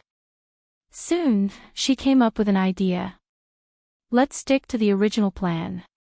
I'll go to the He family's Christmas party with young Master He tonight. She turned her head from the floor-to-ceiling window and smiled. But I'll be in a wheelchair with an oxygen tube in my nose and an 4 drip on my wrist. I'll look like I've just been rescued from the brink of death. Lu Yuan's eyes flashed. That's right. Discuss it with young Master He and ask him to cooperate with you. Gu Nianji smiled and went to call He Zhichu. The two of them talked for a long time and finally came to an agreement. An hour later, He Zhichu came to pick Gu Nianji up on the plane. When he saw her fully armed, although He Zhichu was mentally prepared, he was still shocked and almost stopped breathing. Gu Nianji was sitting in a multifunctional wheelchair. Her waist-length seaweed-like hair had been cut into a shawl. Her palm-sized face had an oxygen tube inserted into it. Her face was so pale that it was almost transparent. It was obvious that she had just recovered from a serious injury. She was wearing a simple black gown, and a thin neck chain peeked out from her collarbone. When she looked at him, her eyelids drooped and she looked weak. It perfectly explained the situation of someone who had just been rescued from the brink of death. Do you need to do this? If He Zhichu hadn't seen Gu Nianji alive and kicking just now, he would have been frightened by her appearance. Absolutely. Gu Nianji patted her leg, which still had a soft ash-gray blanket draped over it. It matched her little black dress very well. He Zhichu shook his head speechlessly and pushed her wheelchair towards the elevator. After exiting the elevator, a few guards walked over with bulletproof black umbrellas. They covered He Zhichu and Gu Nianji and escorted them to the bulletproof car. Because Gu Nianji had discussed it with He Zhichu beforehand, He Zhichu knew that Gu Nianji was going to the imperial capital in a wheelchair, so he drove a large SUV that could carry the wheelchair directly. The group quickly arrived at the airport and boarded He Zhichu's private plane to fly to the imperial capital. Their private plane had just taken off when Lu Yuan and Lu Jin also arrived at the airport and flew to the imperial capital on their own private plane. When the plane arrived at the imperial capital airport, it was already 5:00 in the afternoon. The He family's Christmas party started at 7:00 in the evening. He Zhichu took her straight back to the He family's mansion. Gu Nianji had been pushed back in a wheelchair, and she had even slept. From an outsider's point of view, she had been sent in a comatose state. Qin Yaoguang didn't want to go to the He family's Christmas party, but her father had already reported her name, and she was throwing a tantrum. I said I'm not going. Why do you have to force me? She smashed an antique Tang tricolor horse ornament on the multi-treasure pavilion. It's because you divorced General He today that you should attend this party. Our Qin family has relied on ourselves to stand at the top of this country. You and General He will part on good terms. It won't affect our business relationship. Old Master Qin tried his best to persuade Qin Yaoguang. Stop fooling around. Go change your clothes. Qin Yaoguang was also very stubborn. She sneered and took another mutton fat jade tube from the multi-treasure pavilion. Without looking at it, she threw it on the ground. I'm not going. What can you do? Old Master Qin was so angry that his liver hurt. He grinned and said, Take it easy. This is mutton fat jade from the Song dynasty. You can't buy it even with money. Qin Yaoguang was about to mock him when Shi knocked on the door and said anxiously, Auntie Qin. Gu Nianji has appeared. Where? Qin Yaoguang's gaze swept over. Is she not dead yet? No, but she hasn't recovered from her serious injury. It's as if she just came out of the operating room. She's in a wheelchair and has a nasal oxygen tube. She's been unconscious for the entire time. When Shi quickly told Qin Yaoguang the news she had heard. How do you know so clearly? It can't be fake news, right? Qin Yaoguang frowned. Of course not. When Shi's voice lowered a little, she quickly glanced at old Master Qin, who was standing next to her, and whispered, My dad told me. He saw it when he was building the bushes at the gate, when Shi's parents were both gardeners for the He family. Although she had been kicked out of the He family, her parents were still working as gardeners for the He family, so they weren't implicated. Because her parents' status was too low, they couldn't even enter the main door of the main house, so the He family didn't bother to kick them out. As when Shi spoke, she showed Qin Yaoguang a photo her father had secretly taken. In the photo, He Jichu carefully pushed a wheelchair across the flower path. The setting sun shone from behind him, shrouding Gu Nianji in front of him in shadow. Gu Nianji, who was wearing a little black dress, looked even paler. She leaned against the back of the wheelchair with her head tilted and didn't move at all. Not only was there a nasal oxygen tube on her face, but there was also a needle in her hand. Qin Yaoguang's pupils constricted, but she quickly relaxed and said nonchalantly, Since she's here, I'll go. She's my daughter after all. I don't know how she survived such a serious injury. This is today's second monthly ticket for 3,500 plus updates. Chapter 1566, Thank the Heavens, Thank the Earth. A reminder for everyone's monthly tickets and recommendation tickets. It was 8:00 in the evening. Mwah, all the big shots and little angels. Chapter 1578. After Gu Nianji was brought back to the He Manor by He Jichu, she was sent directly to her own room. The room was heavily guarded, and only He Jichu personally took care of her inside. He Qingjian heard that He Jichu had returned and brought Gu Nianji back, so he rushed over. Ah Chu, you're back. He Qingjian's gaze swept past He Jichu's face and looked at Gu Nianji, who was sitting in the wheelchair. He couldn't bear to ask. How is her injury? What can I do? Why don't you try it yourself? He Jichu said bluntly without even looking up. Didn't you find a good doctor for her and successfully perform the surgery? He Qingjian had also heard about Gu Nianji's surgery at West Camp Hospital. Yes, if I hadn't found a good doctor, she would have been in the 5th or 7th month. He Jichu said coldly, I want to ask General He, are you satisfied to see her in this half-dead state? Was he going to use her as bait to catch someone? If there is, tell me now, and I'll catch him later.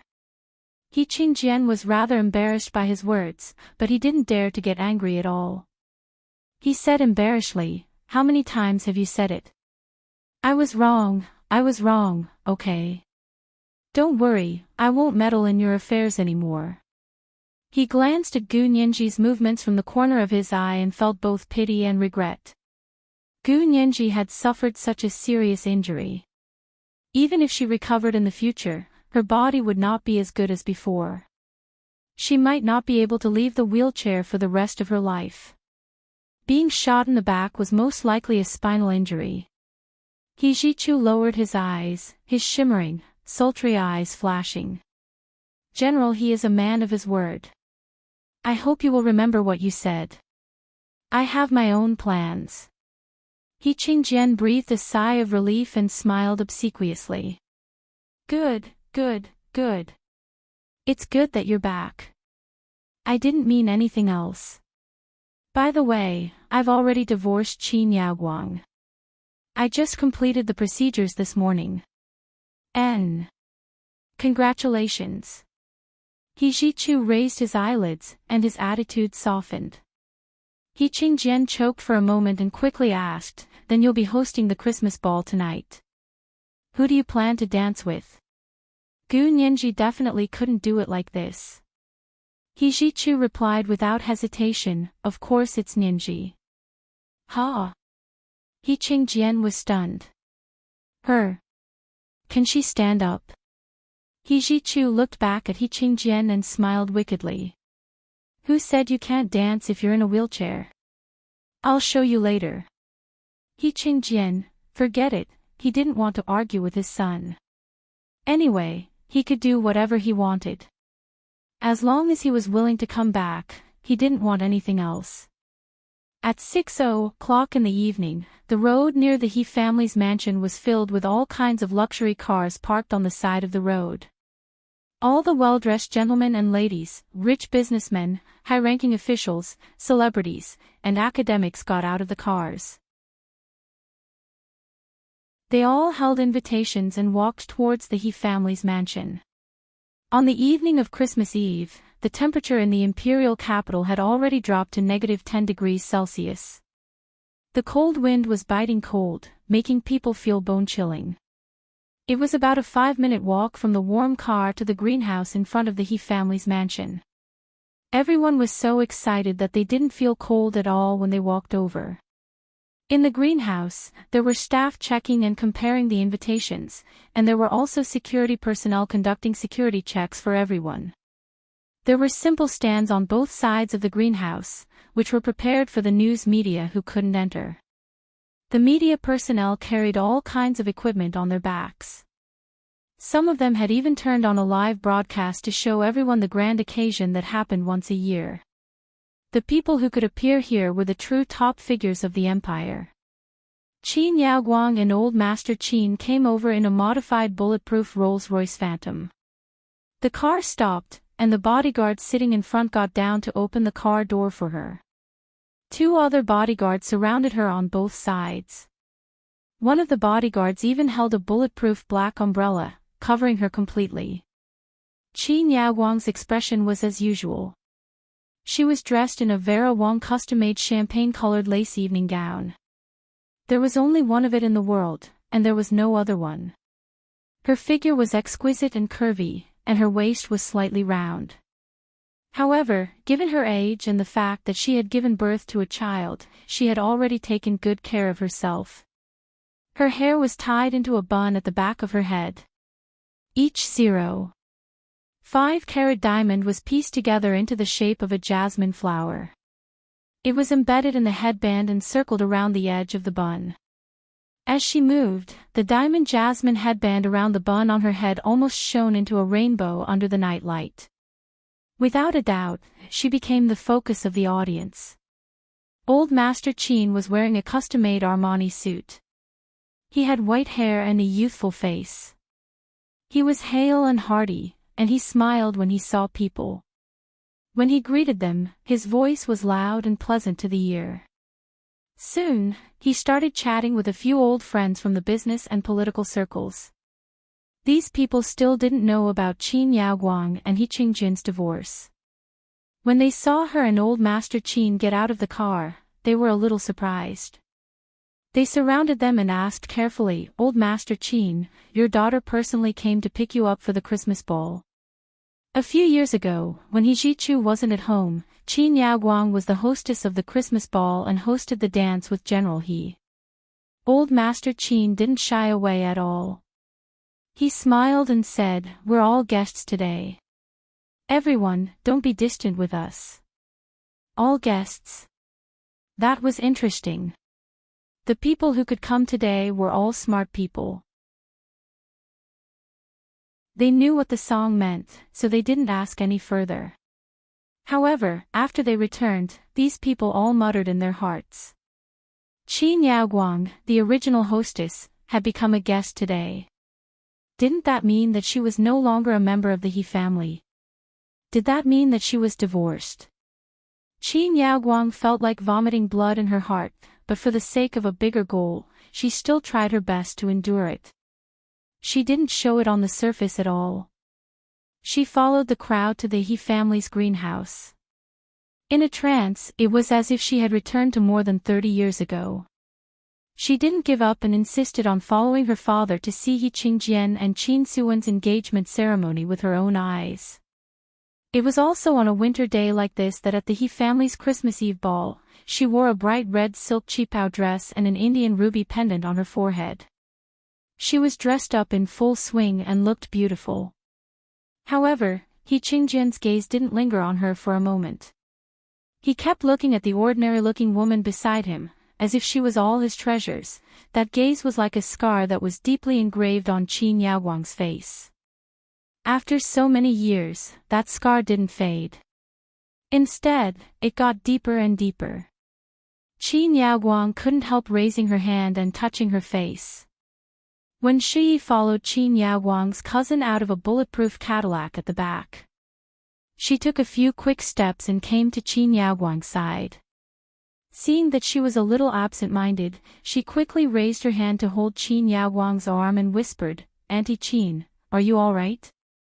Qin Yaoguang came back to her senses and gently patted the back of her hand. She said lightly and mockingly, "I'm fine. I still want to keep my life and see our medical miracle." When Shi curled her lips and swept her gaze across the media stands on both sides of the He family's greenhouse. The people over there received her signal and quickly made their preparations. When Shi followed Qin Yaoguang and slowly walked forward. When they passed by the media stands, a female reporter in a dark red slim-fitting suit stopped them with a microphone and said very enthusiastically, "May I ask if you're Director Qin Yaoguang? I'm very happy to see you here. Your Qin Corporation's private hospital is benevolent and has saved so many lives across the country. I think the people of the country are grateful to you. Your medical skills are world-famous, and you're also one of the best in scientific research. Over the years, you've published many academic papers on brain surgery in the World Medical Journal, and you're internationally famous. I remember that there was a brain surgeon in the United States who once said that Huaxiao's Qin was a peak that he would never be able to surpass. Your name is so well known that even the deaf can hear you. We are proud to have a doctor like you." She had spoken for a long time without asking a single question. Was this an interview or a speech? A female reporter next to him rolled her eyes impatiently. Qin Yaoguang, on the other hand, was in a much better mood when she heard this. She said humbly, "You're exaggerating. I'm not that good. I just did what I could. I hope that everyone will continue to support our Qin Corporation's private hospital. Our Qin Corporation's private hospital has the best medical team in the world, especially in the field of biological genetics. Soon, there will be a major breakthrough in gene therapy. Please wait and see." When Shi also said passionately and regretfully, "Our Dean Qin has always been down-to-earth and honest. He has a straightforward personality and is not good with words. Because he has devoted himself to scientific research, he rarely spends time with General He. In order not to delay General He, our Dean Qin has taken the initiative to give up his personal love life. I hope that everyone can be magnanimous and not hype up this news. Give our Dean Qin and General He some privacy." She cleverly beat up the media and also spread the news that Qin Yaoguang and He Qingjian had divorced. She tried her best to minimize the negative impact. Lu Yuan was sitting in a car not far away. He held his phone and saw the scene. He smiled and said, "This one Shui is quite a character. Nianji has a tough battle to fight tonight." He was wearing a Bluetooth headset and talking to Lu Jin. Lu Jin didn't come. He stayed in the apartment and had already cracked the He family surveillance password. He knew everything that was going on at the scene. It's fine. Nianji's target isn't Wen Shui. Lu Jin didn't think much of it. He switched the surveillance screen in front of him to the outside of Gu Nianji's room and waited for her to come out. This was today's third update, Chapter 1567, A Tough Battle Ahead. A reminder for everyone's monthly votes and recommendation votes. Moi, all the big shots and little angels.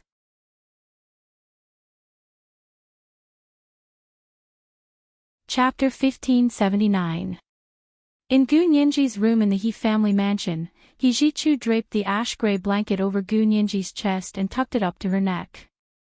Gu Nianji closed her eyes and leaned against the headrest of the wheelchair. She looked like she was sleeping soundly. Many people in the family saw you when you came back. He Qingjian sat down opposite him, crossed his legs, and rested one hand on the sofa. Is it okay? Especially the He family servants. He Jichu said expressionlessly, I let them see it on purpose.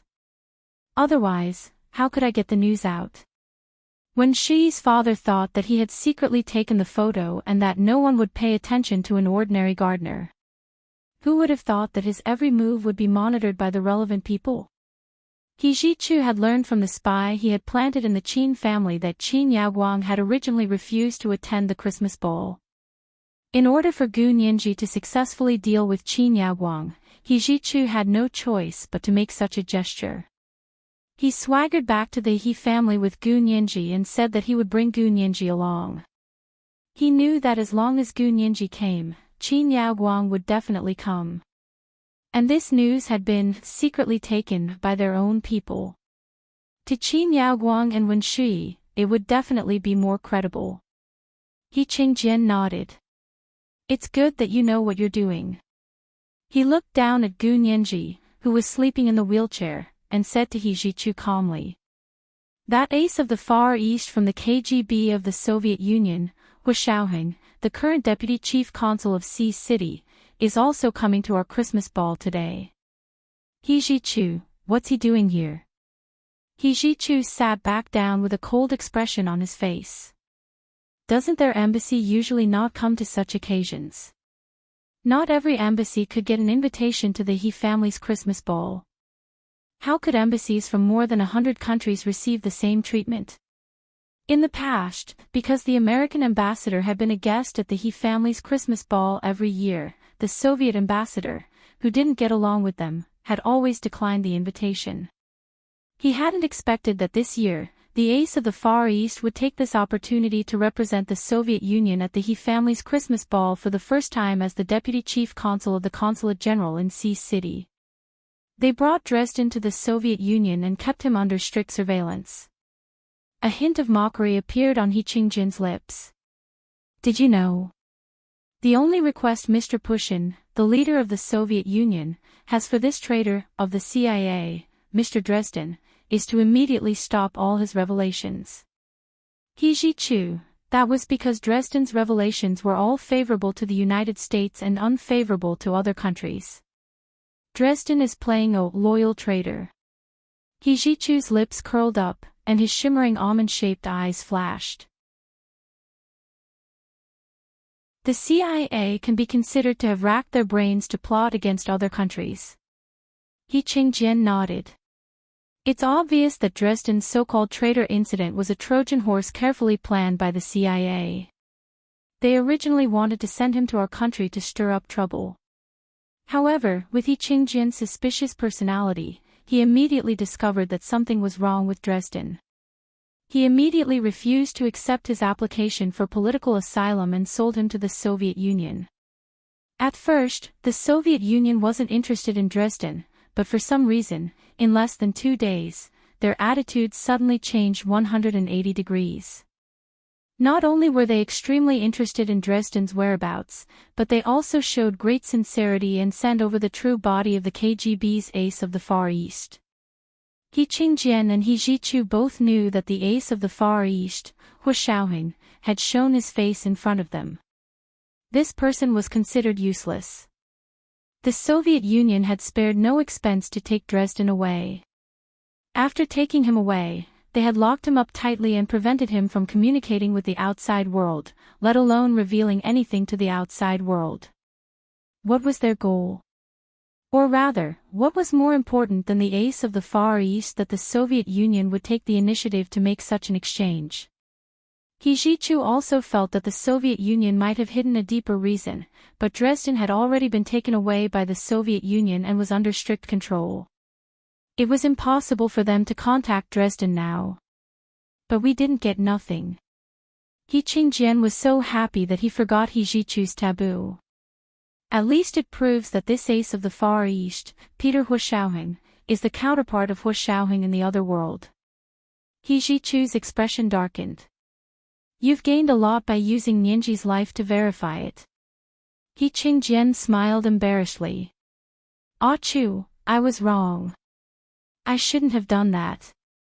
He was too embarrassed to stay here any longer. He stood up and said, hurry up and get ready. You and Nianji can't just go out like this, can you? Is she still sleeping? He Jichu looked at Gu Nianji. Yes, I'll wake her up later. He Qingjian nodded. Then I'll leave first. There are a lot of guests outside. Their house didn't have a hostess today, and He Qingjian had to deal with the guests. After He Qingjian left, He Jichu also had to take a shower and change his clothes. He looked at Gu Nianji and flicked her forehead lightly. He said aloofly, stop pretending. My dad has already left. Gu Nianji adjusted her breathing and slowly opened her eyes. She looked at He Jichu and coughed embarrassedly. Young Master He, I'm really asleep. There's no silver here. He Jichu retracted his hand. Can you stay by yourself for a while? I'll go back to my room and take a shower. My room is right across from yours. Gu Nianji quickly said, okay. Please go ahead, young Master He. He Jichu had arranged for many soldiers to stand guard in the corridor to protect Gu Nianji's safety. He pushed the door open and said to the soldier at the door, no one is allowed in, including General He. Do you hear me? Yes, sir. The soldier standing guard at the door held the semi-automatic submachine gun in front of his chest and answered loudly. He Jichu walked into his room to take a shower. The corridor outside was quiet. The soldier standing guard almost covered the entire floor. Gu Nianji sat alone in her wheelchair.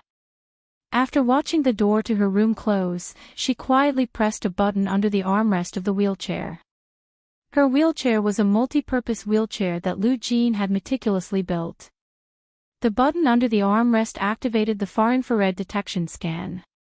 It could check if there were any secret cameras or recordings in the room. After a minute, the scan ended, proving that there were no secret cameras or recordings in the room.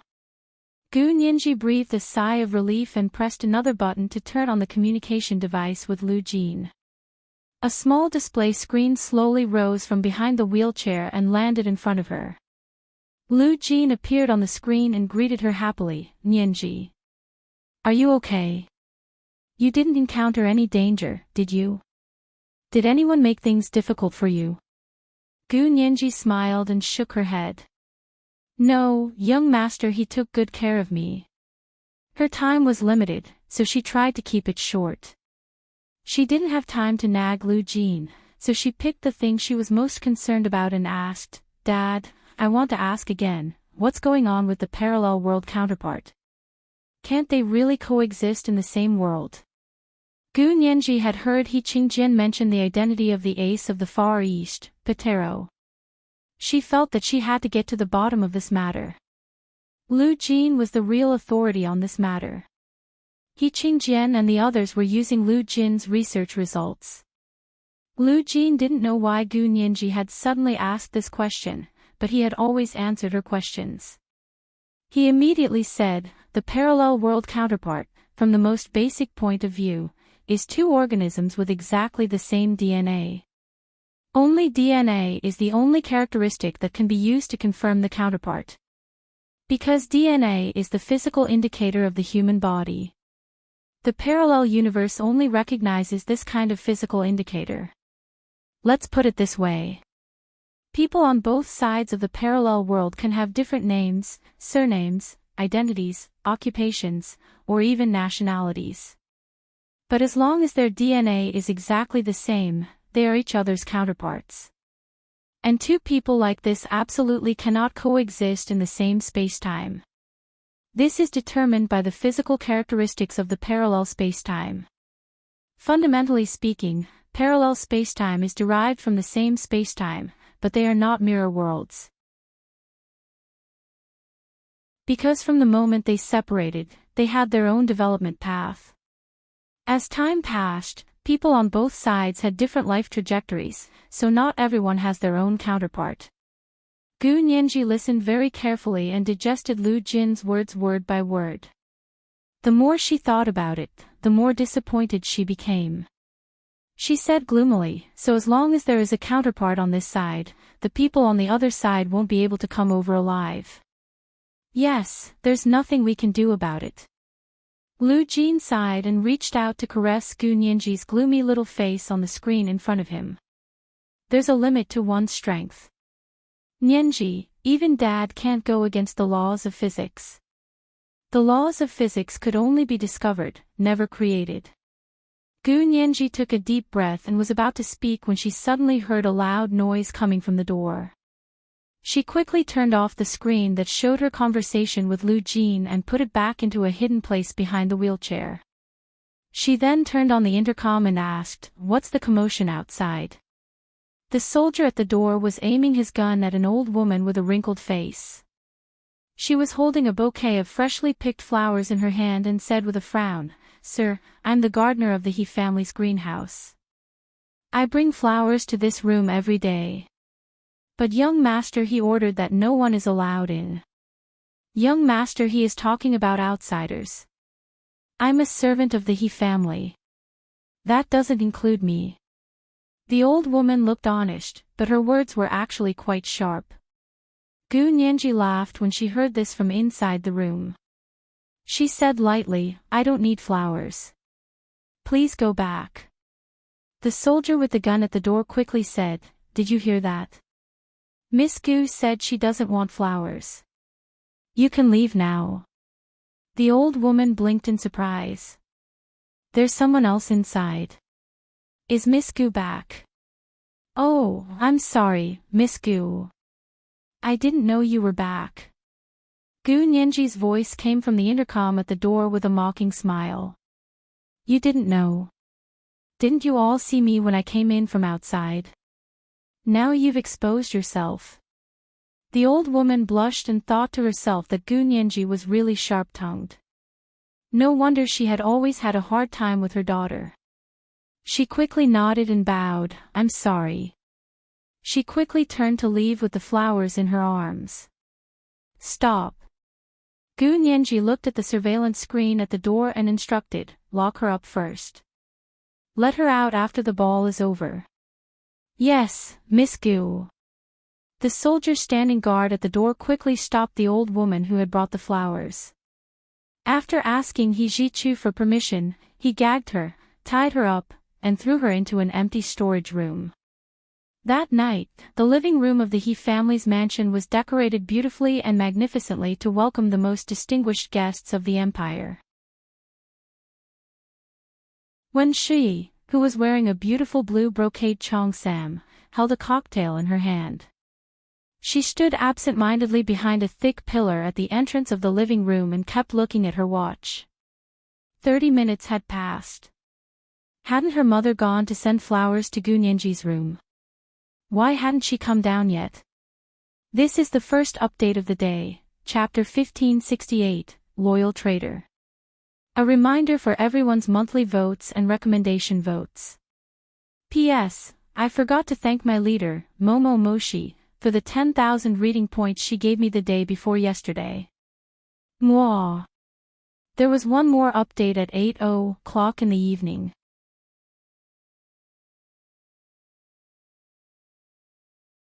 Chapter 1580. It was almost 7:00.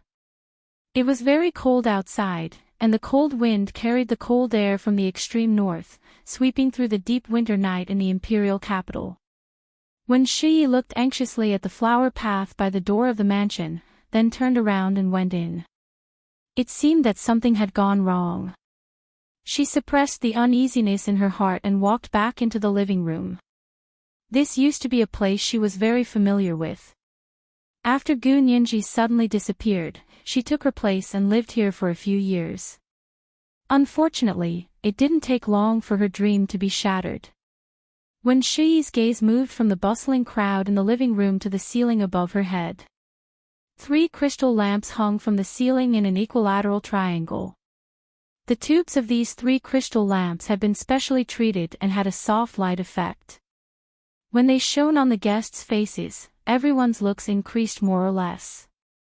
The living room was very spacious, and there were a few pillars in the middle that were as thick as the door. They naturally divided the living room into several areas. There was a mural on the north side facing the door, but when Shi knew that it was actually a door. In the past, during the Christmas ball, General He and his wife would come out of that door to welcome the worship and cheers of the crowd.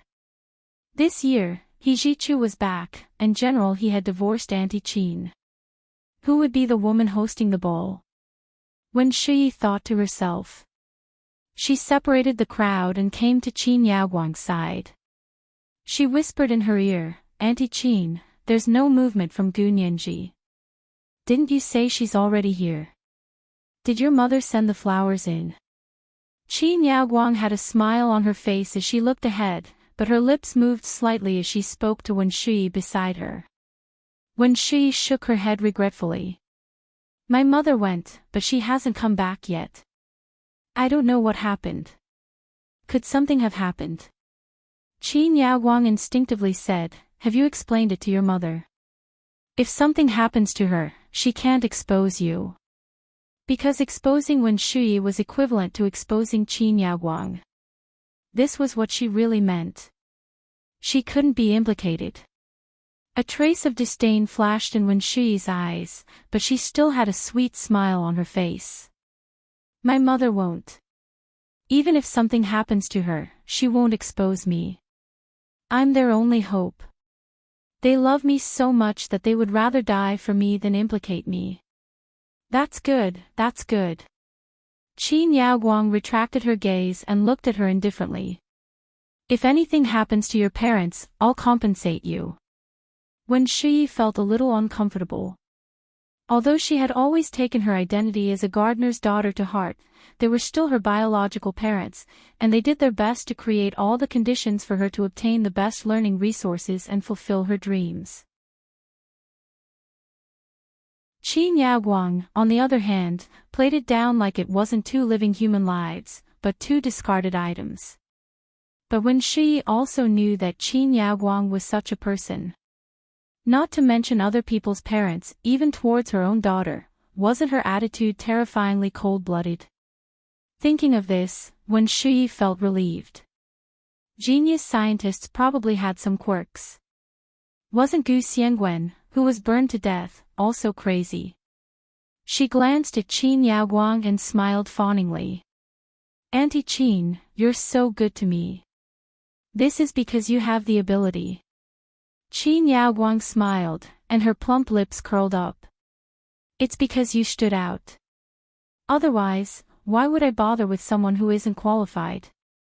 Over the past few years, Wen Shi had gradually become her right-hand man, and Qin Yaoguang couldn't do without her help. The 2 of them spoke in low voices for a while. Old Master Qin asked his nephew to come over and invite Qin Yaoguang over. The circle they were in was a little more high-end than the one Qin Yaoguang and Wen Shi were standing in. Qin Yaoguang placed the wine glass in Wen Shi's hand and followed her cousin over. When Shi held the 2 wine glasses, just like the waiters who came and went at the ball. She was very embarrassed, so she quickly waved for a waiter to place the 2 wine glasses on his tray. "Miss Wen, long time no see." Just as she put down the wine glass, she heard someone greet her. When Shi turned around and saw that it was Xia Qingying, the niece of the Prime Minister, Xia Beichin. She quickly smiled. Miss Xia. Long time no see." The 2 of them used to know each other because of the He family, and they were quite familiar with each other. However, when Shi had left the imperial capital with He Zhichu, it was said that she had gone abroad, so her relationship with Xia Qingying had been cut off. Xia Qingying nodded at her. "Miss Wen, do you know who will be hosting the dance tonight?" "I'm not sure about that. I'm also guessing." When Shi smiled at her. "What do you think, Miss Xia?" "I can't guess. I'll just watch the show," Xia Qingying said. Suddenly, she heard the hall fall silent. She and Wen Shi subconsciously turned around. A man and a woman walked in from the living room door. Everyone was stunned. The man was tall and straight. He wore a fitted tuxedo, and his eyes were deep and reserved. His face was exquisite and beautiful, like a meticulous painting.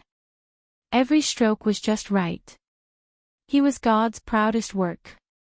Other men standing next to him were half-finished products that God had casually thrown out of mud. The contrast was extremely tragic. Wen Shi's heart skipped a beat. Wasn't this the deputy chief consul of the Soviet Union? It was said that his name was Peter. His Chinese name was also Hua Xiaoheng, but she had heard from Qin Yaguang that this wasn't Major General Hua from the other side. This was their counterpart, Peter Ho. The first time she saw him at a diplomatic event, she was also a little surprised. However, she had experienced more than others, so she quickly calmed down. Now that she saw him again, she could already treat him like a stranger.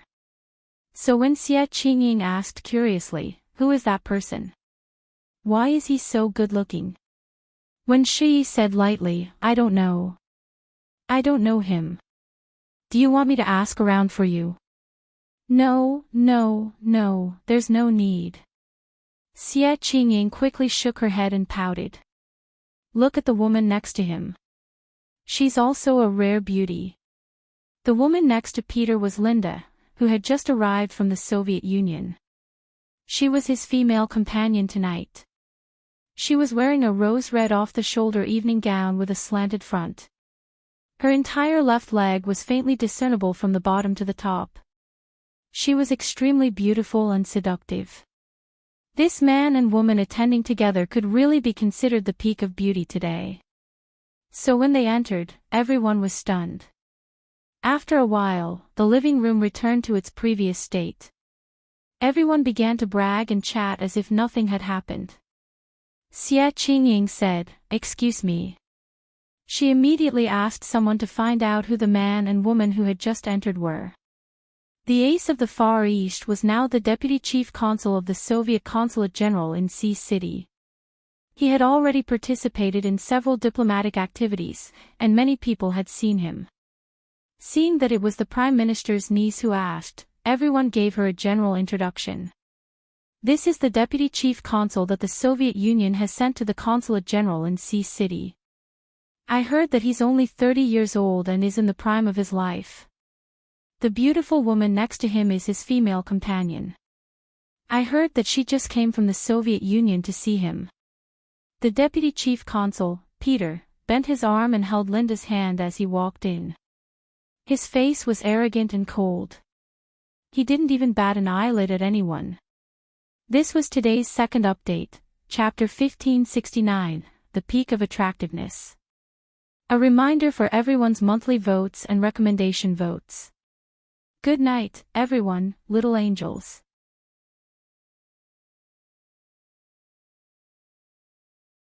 Chapter 1581. Needless to say, the deputy chief counsel was good-looking, and his female companion was also good-looking. Moreover, they were not Caucasians. They were all Asians, but they had the same deep facial features as Caucasians. The people in the living room had interacted with the Deputy Chief Counsel of the Soviet Union before, and they quickly surrounded them. The entire dance floor was immediately divided, and two groups of people appeared. One group was pro-American with the American ambassador as the center, and the other group was pro-Soviet with the Deputy Chief Counsel of the Soviet Union as the center. Because the two people from the Soviet Union were much more good-looking than the American side, those neutral people also surrounded the Deputy Chief Counsel of the Soviet Union. As a result, the crowd on the Soviet side was much larger than on the American side. Linda held a cocktail glass and smiled as she exchanged pleasantries with the people around her. Her features were picturesque and lively, and every single move she made perfectly displayed what boundless charm and alluring beauty was like, causing the nearby men to blush and their hearts to palpitate, and they were on the verge of losing control of their penises. It was a kind of sexiness that was both inside and out. When the two of them first came in, some women took a fancy to the Deputy Chief Counsel of the Soviet Union and wanted to flirt with him. However, once Linda made a move, these women lost without a fight. With a true beauty like Linda, they didn't have the confidence that they could win the Deputy Chief Counsel's heart. Xie Qingying and Wen Shui both stood near the American ambassador. It wasn't that they were pro-American, but there were too many people on the Soviet side. They were too embarrassed to squeeze with others, so they could only stand over. The American ambassador, Hunter, had never been robbed of his limelight on such occasions before. This was the first time he had been slapped in the face, and by two young Soviet diplomats. His expression was very ugly. However, today was the He family's Christmas party. He didn't have to be so shameless as to openly argue with the Soviet diplomats. He could only hold his cocktail glass and blink at the female companion brought by the Soviet diplomat with a smile. He knew very well that the greatest humiliation he could give a man on such an occasion was to seduce his female companion. He didn't expect the beautiful woman with a sweet smile to turn around and raise her glass at him. At the same time, she also raised her middle finger. The American ambassador, Hunter, was instantly furious. The Deputy Chief Consul of the Soviet Union was the KGB's ace of the Far East, Peter Huishauheng. Although he did not directly stare at the American ambassador, he could clearly see what the ambassador had done. But he ignored him and whispered a warning to Linda in Russian. "Don't cause trouble." Linda restrained herself a little, turned to the UA ambassador, stuck out the tip of her tongue, and licked her lips. The American ambassador immediately felt his body tense up and almost lost his composure. He quickly looked away, no longer looking at the beauty from the Soviet Union. If he guessed correctly, that beauty was definitely not an ordinary woman. With such skillful flirting skills, she was most likely the famous Swallow of the KGB.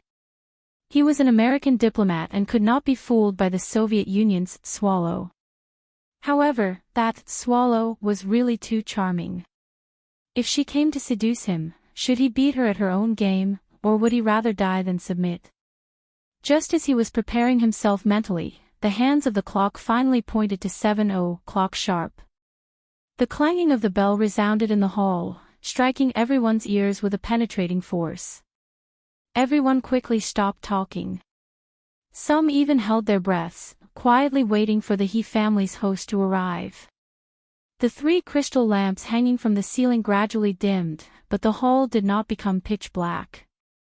Instead, bits of starlight shone through the tulle curtains. Of course, how could there be such bright natural starlight at the end of December in the imperial capital? These were all artificial starlight outside the hall, shining in through the special curtain material. In the half-light and half-darkness, the huge mural arch on the north side quietly opened to both sides. A ray of light shone out from the door. A tall and handsome man pushed a wheelchair and slowly walked out of the soft light. The faint sound of Christmas music followed, and the air was filled with a cheerful festive atmosphere. Everyone's mood relaxed, and they couldn't help but smile. Then, the 3 crystal lamps on the ceiling lit up one after another. The outline of the hall was revealed bit by bit under the light. At this moment, everyone clearly saw the handsome man who walked out of the mural arch and the beautiful woman in the wheelchair he was pushing. This man was He Jichu, the only son of He Qingjian, the head of the He family. He was also wearing a custom-made black tuxedo. There was no small bow tie under his neck, and his white shirt was slightly open at the collar. He looked elegant and unruly. He didn't look at the guests in the hall. Instead, he lowered his eyes and focused on the young girl sitting in the wheelchair. He bent down to put a thin ash-gray blanket on her knees. The young girl was wearing a simple but well-cut black dress. Her shoulder-length hair was draped over her shoulders. She didn't have any other jewelry on her body, only a pink diamond crown on her head. The crystal lights in the living room were completely lit up. The pink diamond crown on the young girl's head emitted a colorful rainbow under the soft crystal lights, like a curved rainbow rising behind her. The sound of gasps rose and fell in the hall, and some people even exclaimed in surprise. Everyone was a knowledgeable person. At a glance, they could tell that the pink diamond crown was not only valuable, but it was also priceless. It was an antique, a cultural relic, but it was casually worn on the young girl's head as if it was an ordinary hairband. Looking at the young girl's appearance, her face was pale and bloodless. Her lips were a faint red, like a cherry blossom petal that had fallen into the water and revealed a little bit of red. There was a transparent nasal oxygen tube inserted into her nose. It was obvious that she had just recovered from a serious illness. However, she blinked slightly, and her big eyes seemed to have light in them. She glanced at the hall indifferently, and her gaze was even more charming than that of the Soviet beauty just now. However, she didn't seem to know how seductive she was. Her eyes were calm and refreshing. It was even more intoxicating than a straightforward desire. This young girl was, of course, Gu Nianji. She wore the pink diamond crown that He Jichu had specially taken out, and her emotions were mixed. In the other world, there was also an identical pink diamond crown. It was a 1-year-old birthday present that Gu Xiangwen had bought for his daughter, Gu Nianji. But in this world, this pink diamond crown was a betrothal gift from the He family. No wonder He Jichu had such an expression when he saw the pink diamond crown. He Jichu glanced at Gu Nianji again. Seeing that she wasn't feeling any discomfort, he looked up at the crowd in the hall and said with a faint smile, "Welcome to the He family's Christmas party. Long time no see. How is everyone?" His voice spread through the Bluetooth headset's amplifier to the entire audience. It was clear, natural, and powerful. "Young Master He, long time no see. Young Master He, you look so radiant today. Young Master He, is the happy occasion approaching?" Some of He Jichu's friends rushed over and stood 2 meters away from them. They smiled and waved in greeting. They weren't familiar with the grown-up Gu Nianji, but they all recognized the pink diamond crown on her head. They had all attended the He family's grand engagement party. Although they had teased He Jichu for raising a little child bride, at that time, when the He family took out the historic pink diamond crown, no one said anything like that again. This priceless pink diamond crown already represented the He family's greatest sincerity. No matter how picky they were, they couldn't say anything bad about it. Not far away, Qin Yaguang, who was standing next to Old Master Qin, trembled and almost froze. She stared at Gu Nianji, who was smiling silently in the wheelchair. She could hardly believe her eyes. Although this girl was pale and weak, and although she was still connected to a transparent nasal oxygen tube, there was no doubt that she had recovered and her life was no longer in danger. How did Gu Nianji survive without the best cardiac surgeon to perform the surgery? Didn't they say that she had been unconscious when she came? She had thought that she was already at the end of her tether and was about to die. Could it be that her physique was really so strong that she could even heal such a serious gunshot wound on her own.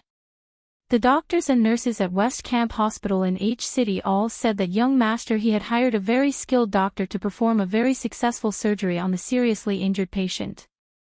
However, Qin Yaoguang still didn't believe that the doctor was so capable that he could snatch Gu Nianji back from the Grim Reaper. So now that she saw Gu Nianji alive and well, Qin Yaoguang only had one explanation, and that was that Gu Nianji's own physique had developed to a new level in the past 14 years that she didn't know about. No, it should be said that it had evolved to a new level. Qin Yaoguang's eyes burned with passion. She clenched her fists and thought that this time, nothing could stop her plan. Her eyes suddenly turned red. She staggered through the crowd and pounced on He Zhichu and Gu Nianji. She started to cry as she sobbed and said loudly, "Nianji. Nianji. Is that you? My daughter. I thought your gunshot wound wouldn't heal. Who could survive an anti-material sniper rifle? You're a miracle. You're the greatest miracle in my life." This was the first update of the day, Chapter 1570, You're the greatest miracle in my life. A reminder for everyone's monthly votes and recommendation votes. There was one more update at 8 p.m. Moi, all the big shots and little angels.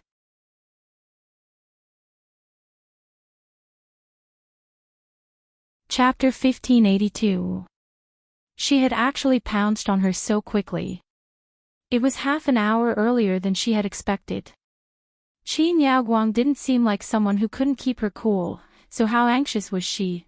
Gu Nianji sighed in her heart and slowly raised her head. Her smile and silent expression instantly became sharp, like a sharp sword that had just been unsheathed, or a treasured knife that had just been sharpened.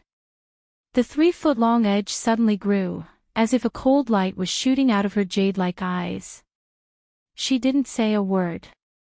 She only raised her eyes and made Qin Yaoguang, who had just pounced on her, stop in her tracks. But very quickly, her gaze softened, and the cold and murderous aura from before disappeared without a trace. When she completely raised her head, her face had already appropriately revealed a confused expression. There was also a trace of fear and terror that naturally appeared on her palm-sized face. It made people unable to help but feel pity for her. Gu Nianji shrunk into the back of her wheelchair and whispered, "Young master who is she?"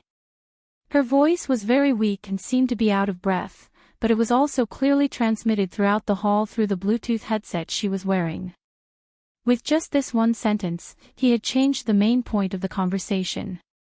Qin Yaoguang's question, "Who else can survive under the assault of an anti-material rifle?" was almost completely forgotten by everyone. Everyone's attention instantly shifted to the relationship between the mother and daughter. At least a third of the people in the hall knew that Gu Nianji was He Zhichu's fiancée. They also knew that she was Qin Yaoguang's daughter. They also knew that she had suddenly disappeared at the birthday party 8 years ago. 8 years later, He Zhichu had finally found her. But when she opened her mouth, she didn't seem to know Qin Yaoguang at all. Not only was Qin Yaoguang stunned, but everyone in the hall was also stunned. Only He Zhichu's expression was calm. He looked down at Gu Nianji and said calmly, "Haven't you remembered yet?" Gu Nianji shook her head and furrowed her beautiful brows. She sized up Qin Yaoguang, who was standing below the stage, and said politely, "Hello, may I ask who you are? Have you mistaken me for someone else?" Qin Yaoguang narrowed her eyes and wondered what Gu Nianji was up to. She clearly knew that she was her biological mother. Did she still want to deny her biological mother? Qin Yaoguang's expression turned cold. She had all the evidence to prove that she was her biological mother, yet she still wanted to deny it. No matter how much He Zhichu hated her, he couldn't deny this. Qin Yaoguang's eyes flashed, and she said seriously, "Nianji, do you really not remember me? Sigh, it seems like your injury is really serious. I told you not to find a random doctor to operate on you. Look at the sequelae. Gu Nianji felt very uncomfortable when she heard that. Where did this pheasant come from? How dare he talk about others? She rudely interrupted her and said in a low voice, "Please don't insult other people's profession. May I ask what your occupation is, madam? Why did you call the doctor who saved me a fake doctor?" He Ji-chu put his hands in the pockets of his tuxedo and stood leisurely to the side. The corners of his mouth curled into a smile, and his shimmering almond-shaped eyes shone with a charming light. He raised his chin with interest. "She's also a doctor. She's the director of the Qin Corporation's private hospital group, a brain surgeon expert, Qin Yaoguang. So it's Dean Qin." Gu Nianji's tone softened, and she smiled slightly. "I see. I'll take it that you're in the same line of work. It's understandable, but you're openly calling someone a fake doctor. That's too much. That's too vulgar." Qin Yaoguang blushed a little, but she still said righteously, "I'm just that straightforward. I don't beat around the bush." "Oh, so that's really an earthworm that has become a spirit." Gu Nianji laughed. "Dean Qin, you're so funny." The people in the hall couldn't help laughing. The tense atmosphere from before instantly collapsed. Qin Yaoguang was annoyed by her words, but these words that she hated so much also made her realize that Gu Nianji was pretending to be stupid. Pretending to have amnesia. It seemed like she really wanted to get rid of her biological mother. Qin Yaoguang felt even more pressured. If Gu Nianji used the He family's power and insisted on drawing a clear line with her, what could she do? Then there was really nothing she could do. But what about her plans, her research, and the results of her research? And what about her lifelong happiness and her last chance to win back He Qingjian? Qin Yaoguang regretted being so harsh on her. She might as well be a loving mother first. Perhaps it would be more possible.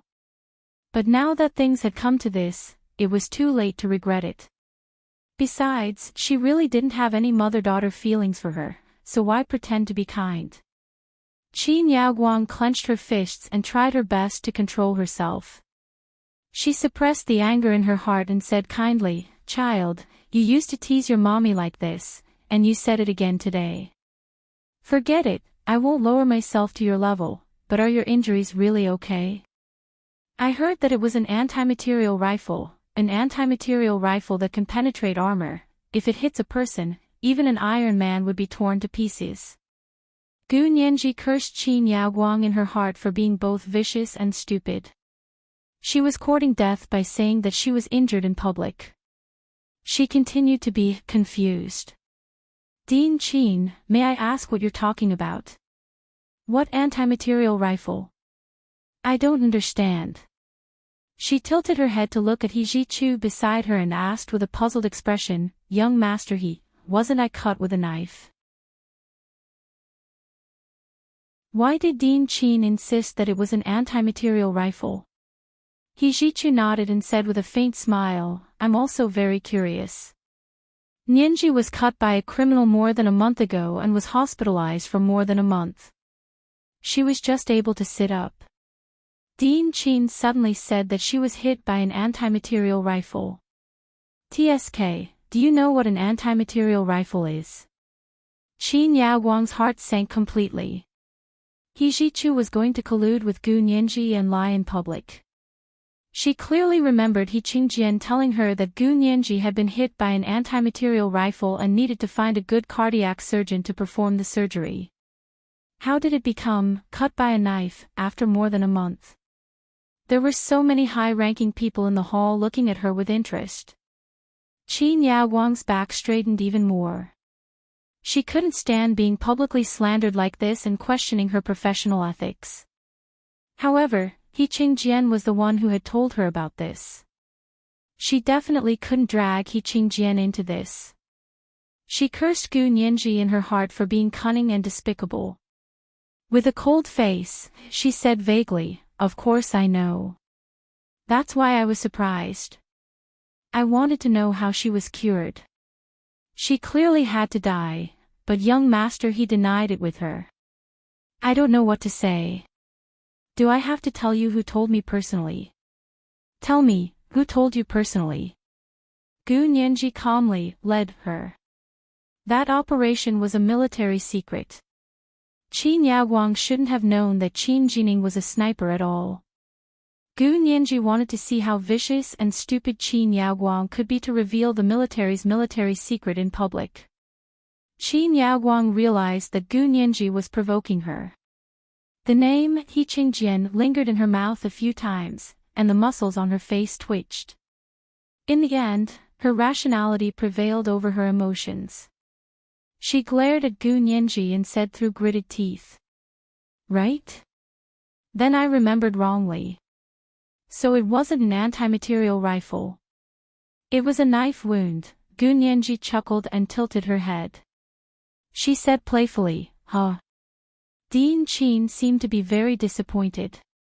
Could it be that in Dean Qin's heart, he wanted me to be hit by an antimaterial rifle instead of a knife wound?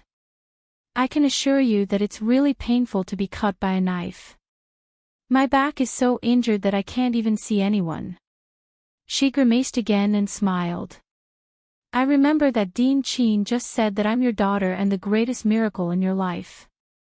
TSK, do you really want the greatest miracle in your life to die an unnatural death? Gu Nianji's voice was gentle and melodious.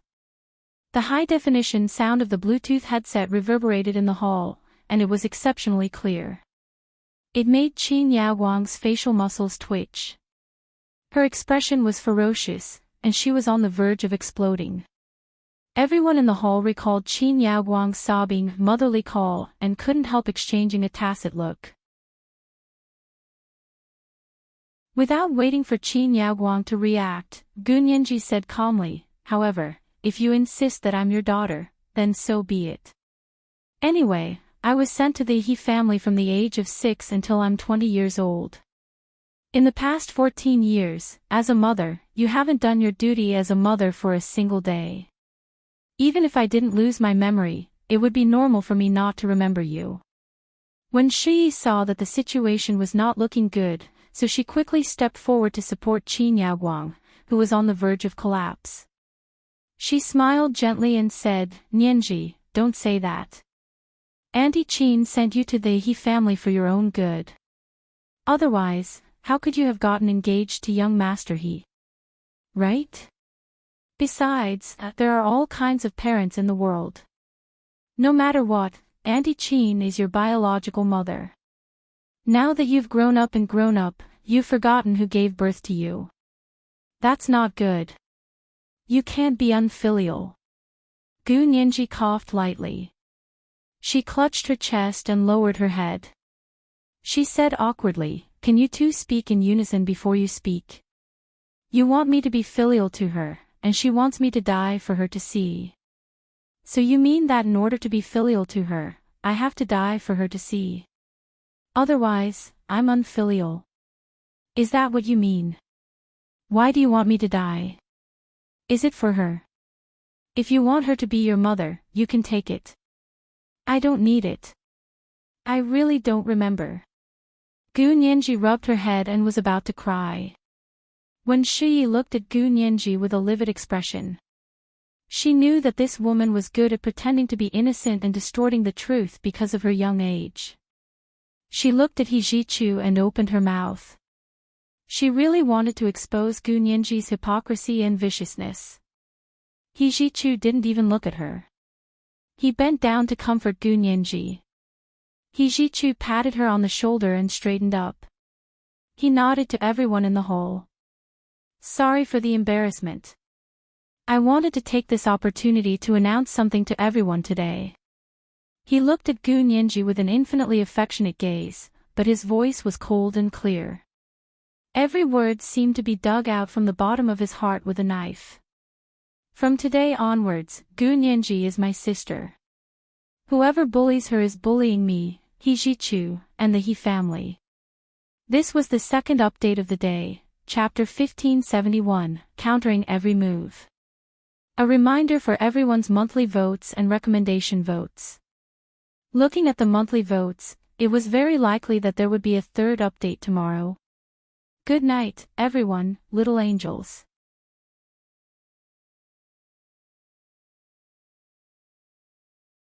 Chapter 1583. Everyone in the hall was silent for a few minutes, then there was an uproar. It was like a drop of ice water falling into a hot pan of oil. The oil splashed everywhere. Everyone was stunned by He Jichu's words. Wasn't Gu Nianji his fiancée? Look at the pink diamond crown on her head that symbolized the betrothal gift. That was a pink diamond crown of great historical significance. It had once been a betrothal gift from Empress Catherine of Tsarist Russia's mother-in-law. Yes, Catherine had once been the Empress of Tsarist Russia. She had staged a coup and deposed her husband, Peter III, then ascended the throne herself. He Jichu's gaze also fell on the pink diamond crown on Gu Nianji's head. He smiled and continued, "This pink diamond crown is the proof of us siblings. Nianji, are you willing to call me brother?" Although Gu Nianji had already known that He Jichu was planning to do this, when he actually said it in front of so many people, her eyes couldn't help turning red. She knew that he was doing this to force himself not to go back on his word. Gu Nianji quickly nodded and looked up with admiration. "Brother, I've always hoped that you would be my brother. Today, my dream has finally come true." He Qingjian, who was standing in a room on the second floor and watching the commotion in the hall, instantly blushed. What the hell were these two doing? Ah Chu had actually given up on Gu Nianji. He Qingjian was so angry in the room that he paced around, but he had a trace of rationality. He didn't go down and ask the two of them for an explanation.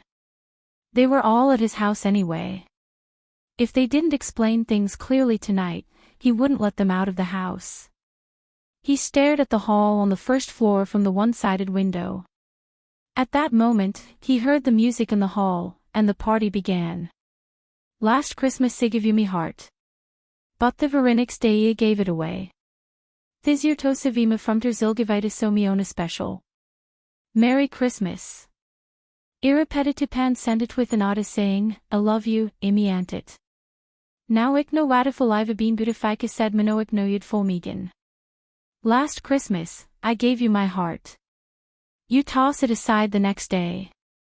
This year I will not cry, I will give my heart to others.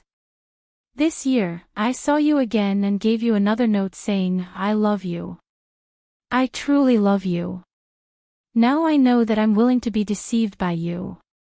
Please give me a chance to be deceived by you." It's an old song, last. Although it was a Christmas song, it was a love song that could not be obtained. He Qingjian's gaze gradually deepened. He watched He Jichu extend his hand to Gu Nianji, who was in the wheelchair. Gu Nianji smiled and held his hand as he led her around the center of the hall. The wheelchair she was in was extraordinarily flexible. He Jichu turned off their Bluetooth headsets. His tall and handsome figure circled around her wheelchair and danced with her. Forward, backward, his left leg stepped forward, and his right leg bent. Soon, he caught up with his front leg. Gu Nianji's wheelchair flew up from his spinning. For a moment, he switched it to her left hand, and for a moment, he switched it to her right hand. It was like dancing with a little robot. Gu Nianji was finally happy.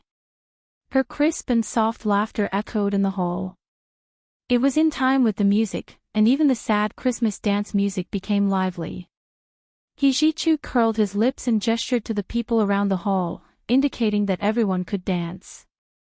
Soon, couples slid into the center of the dance floor and began to dance. They all politely left the center of the dance floor to Gu Nianji and He Jichu. After all, Gu Nianji was in a wheelchair, so she needed more space. But not long after, a pair of extremely good-looking male and female dance partners jumped over. It was the Deputy Chief Consul of the Soviet Union, the ace of the Far East, Peter, and his dance partner, Linda. The beautiful Linda's dancing skills were outstanding, but Peter was actually on par with her. The two of them spun and danced, their coordination perfect. But just as they were about to jump to He Jichu and Gu Nianji's side, Linda suddenly patted He Jichu on the shoulder. He Jichu subconsciously turned around. Linda had already pulled his hand around her waist with one hand and held his other hand with the other. Her move wasn't simple. It wasn't a ballroom dance move at all.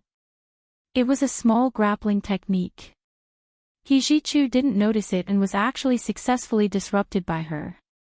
He jumped away with her. The ace of the Far East took the opportunity to snatch Gu Nianji's wheelchair from him. Gu Nianji instantly found herself in a frenzy of spinning. In He Jichu's hands, they danced harmoniously and happily. But in the hands of the ace of the Far East, they danced crazily and excitedly. In the end, Gu Nianji was even picked up from the wheelchair by the ace of the Far East. She leaned against his arms and stood on his feet. He held her waist with one hand and held her hand with the other. They danced the tango to the fast-paced Christmas dance music in the ballroom. Because she couldn't walk on her own, Gu Nianji's entire weight was in the hands of the ace of the Far East. He carried her and walked like a cat. When he was slow, he was steady and unhurried. When he was fast, he was passionate. He pushed and pulled, looked left and right, looked back every 3 steps, bent his waist every 5 steps, and moved forward and backward. She could feel the heat rising from his chest on her back. His arms were strong and powerful. He lifted her up and circled her in a small circle almost effortlessly. Gu Nianji turned around in surprise several times, only to see his handsome face with a faint smile. From time to time, he would want to lean over and kiss her cheek. Gu Nianji dodged and looked around the ballroom as if she was asking for help. He Jichu finally got rid of Linda and strode over to carry Gu Nianji from the ace of the Far East's arms. Gu Nianji felt her violently beating heart calm down as she leaned against He Jichu's arms. She gripped He Jichu's sleeve tightly and glared at the flamboyant ace of the Far East. He Jichu didn't say a word. He put her back in the wheelchair and pushed her out of the ballroom to the small living room for everyone to rest. The ace of the Far East also followed him. He shrugged and said disapprovingly, "Young Master He, is this how you treat your guests?"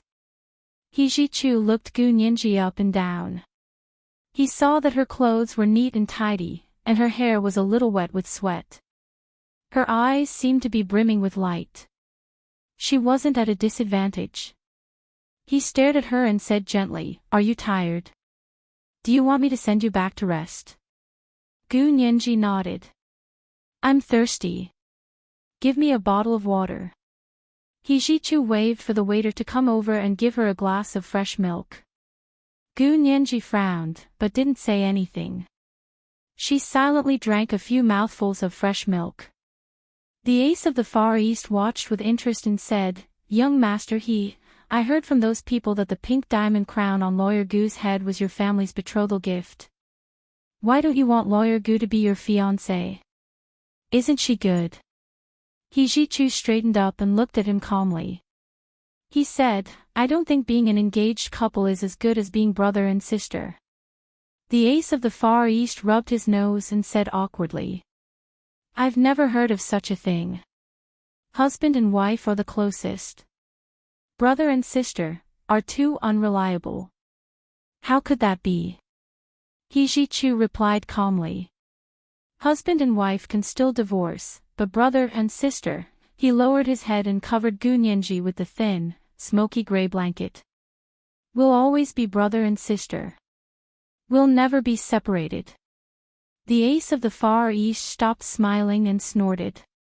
"I'll admire you if you can still say that when your sister gets married."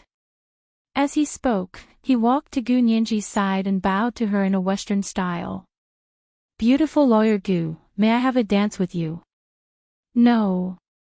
Gu Nianji rejected him without hesitation. Gu Nianji rejected him without hesitation. "I saw that you have a partner, Mr. Peter. You can't be fickle and fickle." She didn't hesitate to throw back what the ace of the Far East had said to her. Hijichu laughed out loud, and his almond-shaped eyes rippled with laughter. Mr. Peter, the most important thing to do is to keep your word. You brought a partner, so how can you leave her alone? The few of them looked into the ballroom and looked away at the same time. Miss Linda was like a fish in water. She was the brightest star in the ballroom. She was dancing with the American ambassador, Hunter, and couldn't be separated. The ace of the Far East sat down on the sofa next to Gunyenji's wheelchair. He looked up at her legs and said, "Don't come out to such an occasion before you recover. There are too many people and it's hard to control. If you bump into something." Hijichu didn't wait for him to finish and interrupted him with a dark expression. "Mr. Peter, you're being too nosy. In my territory, it won't be hard to control no matter how many people there are." "Really?" The ace of the Far East scared and slapped him in the face professionally. "I've asked around about Lawyer Gu. She disappeared from your house 8 years ago, right? I heard it was at her 12th birthday party." Hijichu's face turned as black as the bottom of a pot. "That was just an accident. And I won't make such a mistake again." "But why do you have to give others a chance to make a mistake?"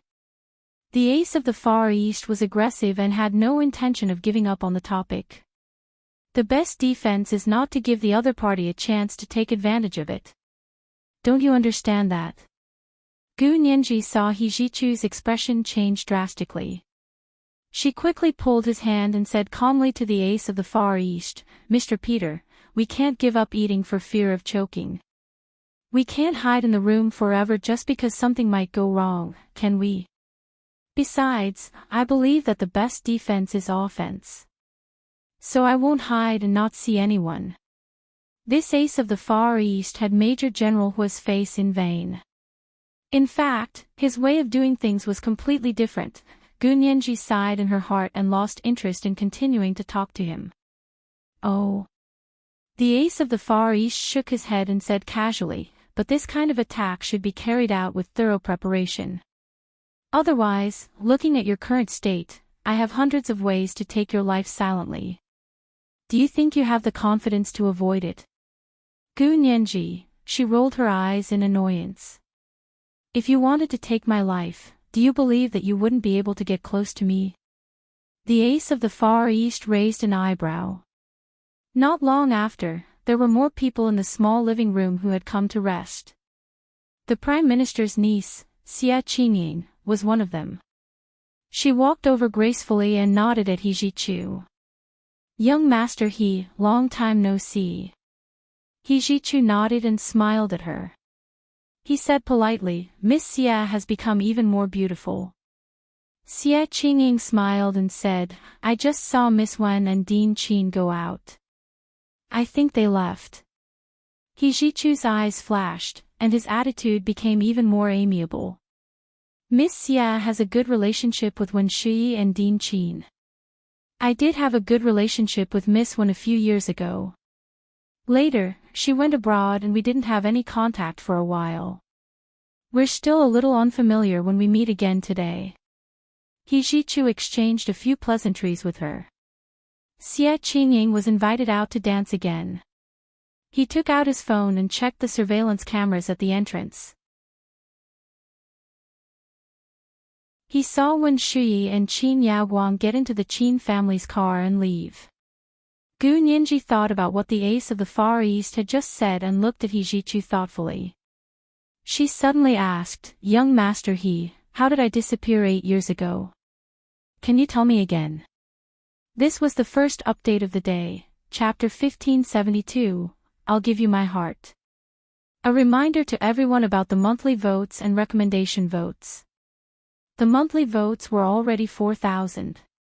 There were monthly votes and updates today, so there were 3 updates today. At 1:00 in the afternoon, the monthly votes were 4,000 plus updates. At 8:00 in the evening, the 3rd update. P.S. Thank you to Love at Morning for your 10,000 Chidian coins. Mwah, all the big shots and little angels.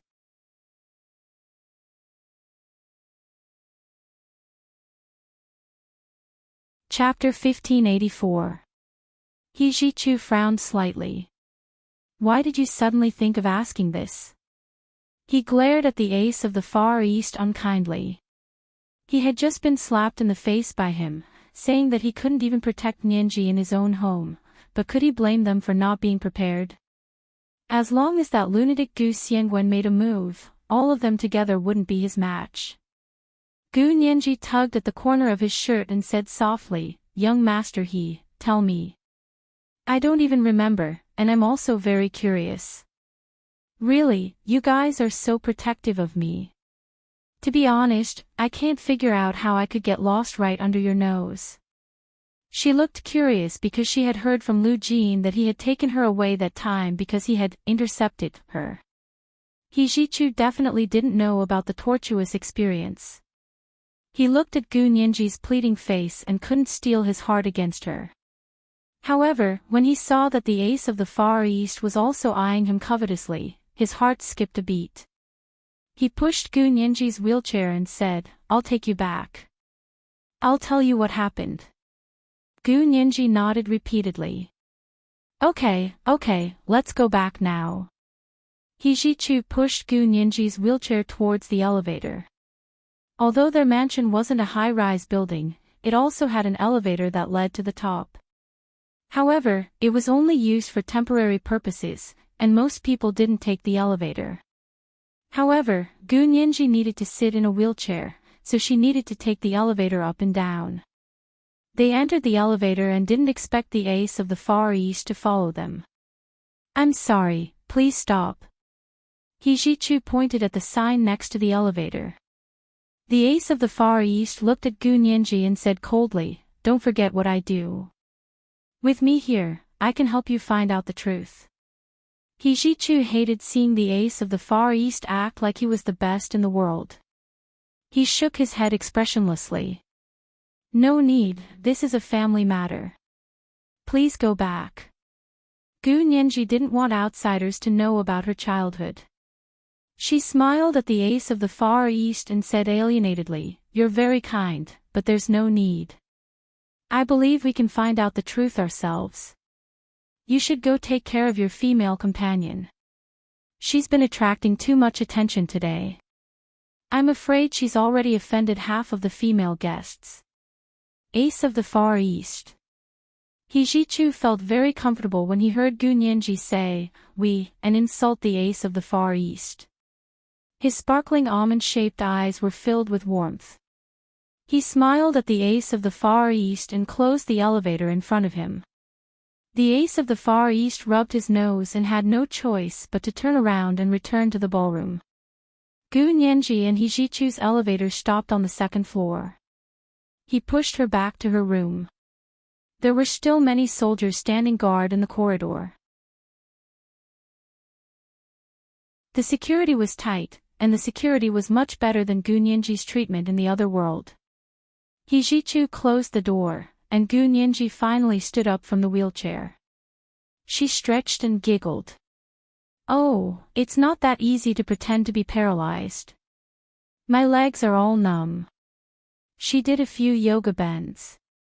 Her soft waist was like a willow twig, as if she could break it with her hands. He Ji-chu's chest heated up. He quickly turned his head away and pushed her wheelchair to the corner of the wall. Gu Nianji exercised for a while before going to the bathroom to wash her face. She washed off the makeup on her face bit by bit. As she put on a facial mask, she sat down on the sofa and said, "Now tell me, how exactly did you lose me at home 8 years ago?" He Ji-chu's expression was very ugly. He hesitated for a moment and said, "Wait a moment. I'll go get my computer." Gu Nianji nodded and leaned back on the sofa. As she dried her facial mask, she took out her phone to scroll through Weibo. Her Weibo account wasn't on this side, so she casually registered a few alternate accounts to play slowly. He Ji-chu returned to his room and found his laptop. He opened it and looked at the things stored on it. Fortunately, after 8 years, it was still inside. No one had touched his things. At that moment, someone pushed the door open and walked in. He Jichu looked up and saw He Qingjian with a dark expression. He quickly walked to his desk. "Ah Chu, what the hell are you doing?" He Qingjian slammed the table and questioned him. "Didn't you risk your life to look for her? You were willing to give up the entire He family for her. Why did you suddenly want her to be your sister?" He Jichu's expression didn't change, and his cold voice was emotionless. "I feel a little tired. She's too young. Maybe I always give in to her. As time goes by, it's easy to have friction." He Qingjian also knew that Gu Nianji had always rejected He Jichu. He had thought that He Jichu would be as unyielding as he was back then, until he finally won the heart of the woman he loved. "You're letting go just like that?" He Qingjian looked at him suspiciously. "You didn't do this on purpose to keep me out of it, did you?" "Of course not." He Jichu put away his laptop and naturally changed the topic. "By the way, Nianji's injury hasn't healed yet. I'm going to accompany her. You can go downstairs and host the ball." "How can you do without a host?" He Qingjian snorted. "I'll deal with it. Think about it carefully. What do you want? Nianji is a good girl. You can't let her down." The corners of He Jichu's mouth couldn't help twitching. He didn't want to let her down, but she had to give him a chance not to let her down. He Jichu walked to the door and said aloofly, "It's better for a relationship to be consensual. Don't worry, maybe I'll find a girl who loves me soon, and then you'll be able to hold your grandchildren soon." "Ha! Really? Will I live long enough to see my grandchildren?" Even though He Qingjian was a cunning old fox, he was still led astray by the words, grandchildren. He practically floated back to the ballroom on the first floor with a grin on his face. He greeted every guest with a smile, which made everyone feel flattered and even more flattered. Both the guests and the host were extremely satisfied. That night, the He family's Christmas party was an unprecedented success. Other than the opening episode of mother and daughter failing to recognize each other and being attacked, everything was perfect. General He was in a surprisingly good mood that night. He only appeared in the second half of the party, but his attitude towards people was amiable. Everyone felt as if they were bathing in the spring breeze and felt his unparalleled charisma. Ever since his wife passed away, it could be said that he hadn't been so patient in many years. Gu Nianji and He Jichu, who were upstairs, didn't care about the noise downstairs at all. The two of them sat side by side on the sofa. He Jichu said, "You should have seen part of it last time. I'll show you the complete video now." He pressed the play button. Soon, it was like watching a 3D movie. Gu Nianji found that they were back in the living room on the first floor. However, this was a birthday party, not the resplendent Christmas party that night. The crystal lamps glowed with a sparkling light. The guests were full of guests, dressed in fragrant clothes and laughing happily. The living room was decorated in a childlike manner. There were large strings of hydrogen balloons tied to the tall pillars. They were painted with the words, "Happy Birthday Nianji." All kinds of gold foil garlands hung from the crystal chandelier, and many colorful flowers decorated the entire hall. Animal dolls of all sizes were placed around the living room, and there were circus troupes and clowns performing. There were also servants in white shirts and black pants shuttling through the living room to entertain the guests. There were many flowers and bonsai plants arranged in the living room, and there were people taking care of them. Many of the guests were children about the same age as the 12-year-old Gu Nianji. They were all wearing cartoon uniforms and playing around in the living room. It was extremely lively. Some were wearing cloaks and dressed as vampire counts, while others were wearing maid costumes and dressed as Cinderella. There were also people wearing masks and dressed as Little Spider-Man. There were also people dressed as Mickey Mouse, Minions, Tigger, and even little beauties dressed as Mulan in ancient costumes. However, some of the cartoon costumes looked luxurious and exquisite, and were worth a lot of money. Some were obviously bought online for more than 10 yuan, and the workmanship was rough. Little Nianji, who was only 12 years old, didn't wear a cartoon uniform. Instead, she wore a normal puffy skirt and a pink diamond crown on her head. From their clothes, it could be seen that these children came from different families. Gu Nianji asked curiously. "These children are all my friends." He Jichu smiled. "A few of them are your friends, and most of them are here to make up the numbers. Some of them are the children of the He family servants. They were specially invited to serve as guests to create the birthday atmosphere." Gu Nianji, "No way." Gu Nianji didn't believe it. Although she didn't remember what happened back then, she didn't think she was such a snobbish person. He Jichu stroked her shoulder-length hair and said proudly, "What's so strange about that? It's very difficult for people of different social classes to really be friends. Although you were young at the time, you were extremely smart and very sensitive. You know very well whether others approve of you from the bottom of their hearts or treat you well on the surface." At the time, Gu Nianji would follow behind him after school and ramble on about what had happened in school. She would announce, "I don't like him because he's actually trying to please brother He and uncle He. He doesn't really want to be friends with me." She would also say, "I like him. Even though his family is average, if she buys 2 ice creams, she'll share one with me. It's too hypocritical to give me all of them, and it's too distant if she doesn't give me any. One for each of us is just right." At that time, he would also carefully analyze the friends she had met at school and teach her to recognize what was true and what was fake. If she hadn't disappeared and lost her memory, would they have naturally developed into a relationship? He Jichu rested his chin on one hand, his eyes dim. There were no ifs. What happened was what happened. Gu Nianji wrinkled her little nose and smiled. "I didn't know I was so talkative." He Jichu's gaze shifted to the virtual projection video in the open space of the living room. He said, "Look, at such a birthday party, every guest has gone through a detailed background check. Even 3 generations of their ancestors are innocent before they are worthy of celebrating your birthday.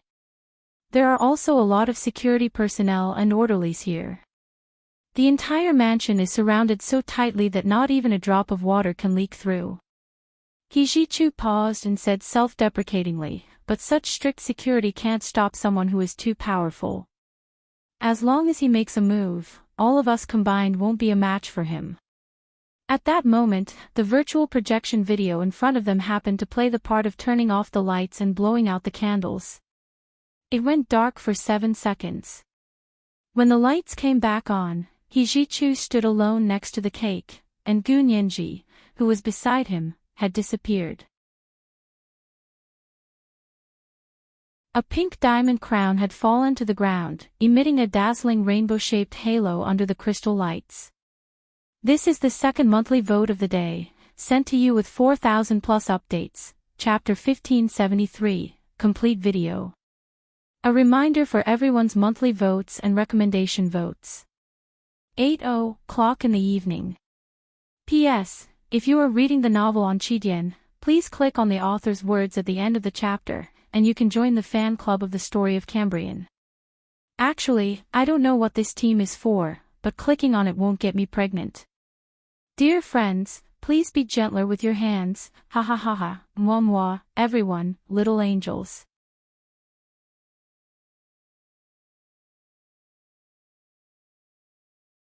Chapter 1585. Last time, He Qingjian had shown her the video of Gu Nianji disappearing after turning off the lights and blowing out the candles. This was the first time she had seen it today. Then, the virtual projection video in front of her became chaotic. In the projection video, He Jichu shouted, "No one move." He pulled out his gun and raised it. He looked at the people in the living room sinisterly. "Seal the door. No one is allowed to move."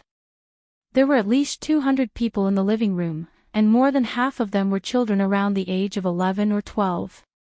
As soon as they saw He Jichu pull out his gun, some of the children started crying uncontrollably. The parents tried to coax their children in low voices, but more and more children were crying.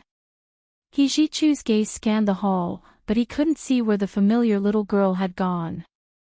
Only 7 seconds. 7 seconds. He waved for his personal secretary and asked them to show him the surveillance footage of the living room. However, his personal secretary quickly ran back and said with a defeated expression, "Young master, the surveillance footage has been hacked. The footage is still from before the candles were blown out." In the virtual projection, Hijichu looked down at the surveillance footage on his phone and didn't move. Hijichu, who was sitting next to Gu Nianji, explained to her, "I was looking at the surveillance footage on my phone at the time, because the footage did stop before the candles were blown out." Gu Nianji was a little confused. She pointed at the virtual projection in front of her. "What about these? Didn't you film them?" Hijichu smiled wryly and said, "This video was left behind by the storage unit in my room. I used this storage unit as a backup, and the surveillance cameras in the mansion would send the surveillance footage to this storage unit in my room at regular intervals. The other party wasn't able to break my password, so this video was left behind. The surveillance cameras in the rest of the mansion were all destroyed. You have to know that the surveillance cameras in our house are very tight, and the security procedures are very difficult to break. So we suspect." "You suspect that my father did it, don't you?" Gu Nianji nodded in understanding. Other than Gu Xiangwen, there was probably no one else who could do this. Gu Nianji shrunk her neck guiltily. Because Lu Jin, or Gu Xiangwen, was currently hacking into the He family's surveillance security program at her request, when she went back, she had to ask Lu Jin if he could break the password to the memory in Hijichu's room. At first, we only suspected it, but not long after, we no longer suspected it. Hijichu gestured for Gu Nianji to continue watching. In the virtual projection, the living room continued to be in a mess. The faces of the adults and children were filled with fear and unease. After all, the He family's well-protected little princess had disappeared in front of everyone's eyes. They were all very scared and afraid that Hijichu would vent his anger on them. Just as Hijichu walked down the steps and was about to interrogate the adults and children present one by one, an orderly came in from outside the house and said blankly, "Young master, someone gave you a note." Hijichu, he looked at the orderly suspiciously. He didn't take the note. Instead, he looked at the orderly's hand. There was a handwriting on it, "You don't have to look anymore. I've taken my daughter away." It was signed by Gu Xiangwen. Hijichu's heart skipped a beat. He felt like he was suddenly enlightened. Everything that he couldn't figure out had been solved. That's right. Apart from Gu Xiangwen, who else could be so extravagant as to steal a 12-year-old girl in front of everyone within 7 seconds? Hijichu looked at the orderly again and felt that there was something wrong with his gaze. He glanced at him indifferently and suddenly pushed him. The orderly didn't seem to have much strength and was pushed to the ground. Then he looked around as if he had just woken up from a dream. He rubbed the back of his head and stood up. He said in confusion, "Why am I here?" Hijichu understood and his face darkened. "You were hypnotized." "Hypnotized? I don't remember." The orderly couldn't remember what had just happened. At that moment, a young girl ran in and said anxiously, "I just came back from school and saw someone take a little girl away in a car at the corner in front of the door." Gu Nianji perked up. This person was Wen Shui. To be precise, this person should be Wen Shui, who had just turned 18 8 years ago. Her face was even rounder than it was now. She had long eyebrows, thin eyes, and fair skin. She looked a little similar to the chubby Gu Nianji when she was young, but she looked more similar to the doll she had brought to the other world. All the clues pointed to Gu Xiangwen. Gu Xiangwen himself was an expert hypnotist. Hijichu knew a thing or two about the Gu family's ancestral hypnosis. Therefore, he no longer had any doubts and immediately waved his hand. Follow me. Go out and chase after the car. The virtual projection video ended here. He-ji-chu was the one who told her what happened after that. Our He family was heavily guarded. Only someone who was very good at hypnosis would be able to take a living person away from our house. All the evidence pointed to that person. I rushed over with my men, but I only saw the shadow of the car. So I started a large-scale search in the city. I immediately sealed off all the land transportation routes and stopped all the flights and ferries. I had to make sure that person couldn't escape. But I didn't expect that a month later, our big hunt didn't make that person surrender. Instead, it made him even crazier. That day, in a certain downtown area of Sea City, the man set his own car on fire in front of us, who were chasing after him. And in the car, I clearly saw you sitting inside. The fire was overwhelming. I only saw that madman laughing maniacally in the fire, and you and the car just disappeared in the fire. He-ji-chu turned his head to prevent Gu Nianji from seeing his expression. When he saw that scene, he screamed, "Nianji!" and fainted. After I woke up, I was depressed for 3 years. Later, our people finally found the magnetic field resonator left behind by that person and learned of the existence of parallel spaces. Some people speculated that before that person died, he must have sent you into the parallel universe on the other side. And that person set himself on fire to hide the evidence of magnetic resonance so that we wouldn't find out where you went. He-ji-chu lowered his eyes. That's why I went to look for you. Even though he knew that if there was a corresponding body, he would die with him, he didn't care and insisted on going. He-Ching-jian was also afraid of him. Those 3 years of depression left He-Ching-jian with lingering fear. In the end, he couldn't argue with him, so he finally let go and let him try. Fortunately, little He-ji-chu had passed away a long time ago, and he had safely arrived at the parallel universe. When Shuyi, who had been by He-ji-chu's side during the 3 years Gu Nianji was away, had also volunteered to go with him. He-Ching-jian's impression of Wen Shuyi improved because of this. Gu Nianji listened to He-ji-chu talk about these things. Although he didn't sound emotional, she still felt very uncomfortable. She sneered and leaned against the sofa. She supported her head with one hand and said, "Wen Shuyi also has deep feelings for you. Now that you don't have a fiancé, why don't you consider her?" He-ji-chu pursed his lips and stood up to get a bottle of water from the fridge. He placed it in front of Gu Nianji and said, "I've never had feelings for her."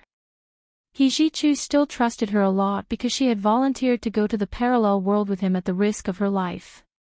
She was also very smart, attentive, and good at taking care of people. He-ji-chu respected all those who worked hard to climb up the ladder. As long as they didn't do anything crooked, this kind of spirit was worthy of respect. Unfortunately, later, he realized that she was a bit of a hypocrite and had an inexplicable hostility towards Gu Nianji. She had crossed his bottom line again and again, so he had chased her back. Gu Nianji pursed her lips and thought to herself, "I'm just saying it casually. If you really dare to make Wen Shuyi your fiancé, I'll completely break up with you." She took the laptop from He-ji-chu's hand and replayed the video on the laptop. This time, it was no longer a virtual portrait projection video, but a video played on the computer. Because she was different from He-ji-chu. He-ji-chu had thought that her disappearance was Gu Xiangwen's doing from the beginning to the end. However, Lu Jin had personally told Gu Nianji that there was someone else. It was actually Qin Yaoguang who wanted to abduct her on her birthday. He had only used the situation to intercept Qin Yaoguang's plan. Before those people could hand her over to Qin Yaoguang, she had been taken away by Gu Xiangwen. In other words, the person who had taken Gu Nianji out of the He family was not Gu Xiangwen at all. However, the video just now did not show how she had been taken out of the He family's mansion. Could 7 seconds really make a person disappear completely? Then, in the next 10 minutes, she passed through the He family's heavily guarded courtyard and directly appeared in the car at the corner of the street. Gu Nianji had a hunch that there was something wrong with this video. This was today's third update, Chapter 1574, The Miracle of 7 Seconds. A reminder for everyone's monthly and recommendation votes. Mwah, all the big shots and little angels.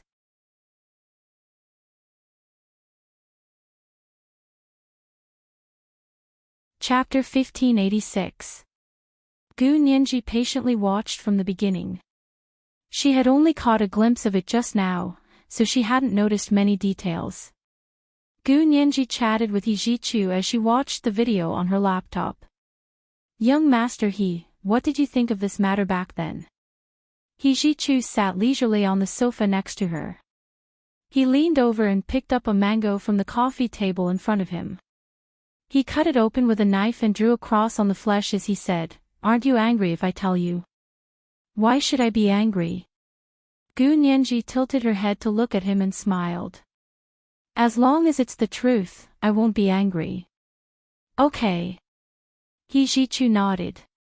His hand holding the fruit knife paused for a moment, as if he was thinking about where to start. His eyebrows were very black and neat, and his eyelashes were long and thick. From the side, his pair of shimmering almond-shaped eyes made him look flirtatious.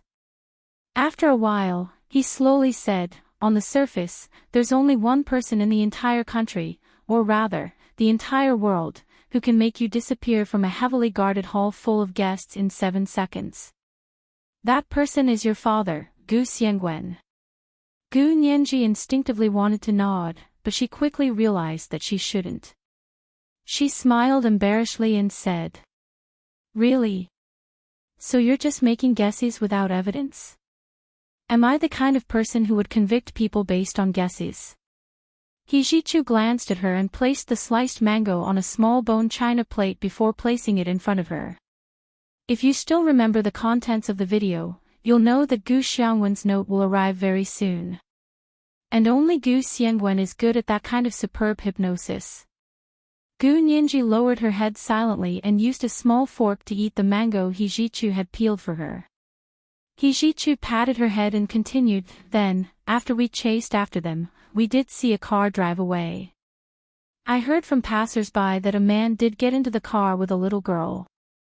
But even so, disappearing in 7 seconds, leaving the He family's mansion in 10 minutes, and getting into the car at the intersection. How did they do it?" Gu Nianji swallowed a mouthful of the fragrant and sweet mango. Her taste buds were soothed, and she narrowed her eyes slightly. She was as obedient as a cute little Scottish fold cat.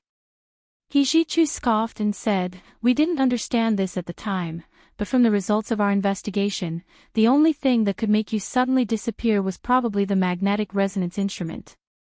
We found the magnetic resonance device at the place where Gu Xiangwen was hiding.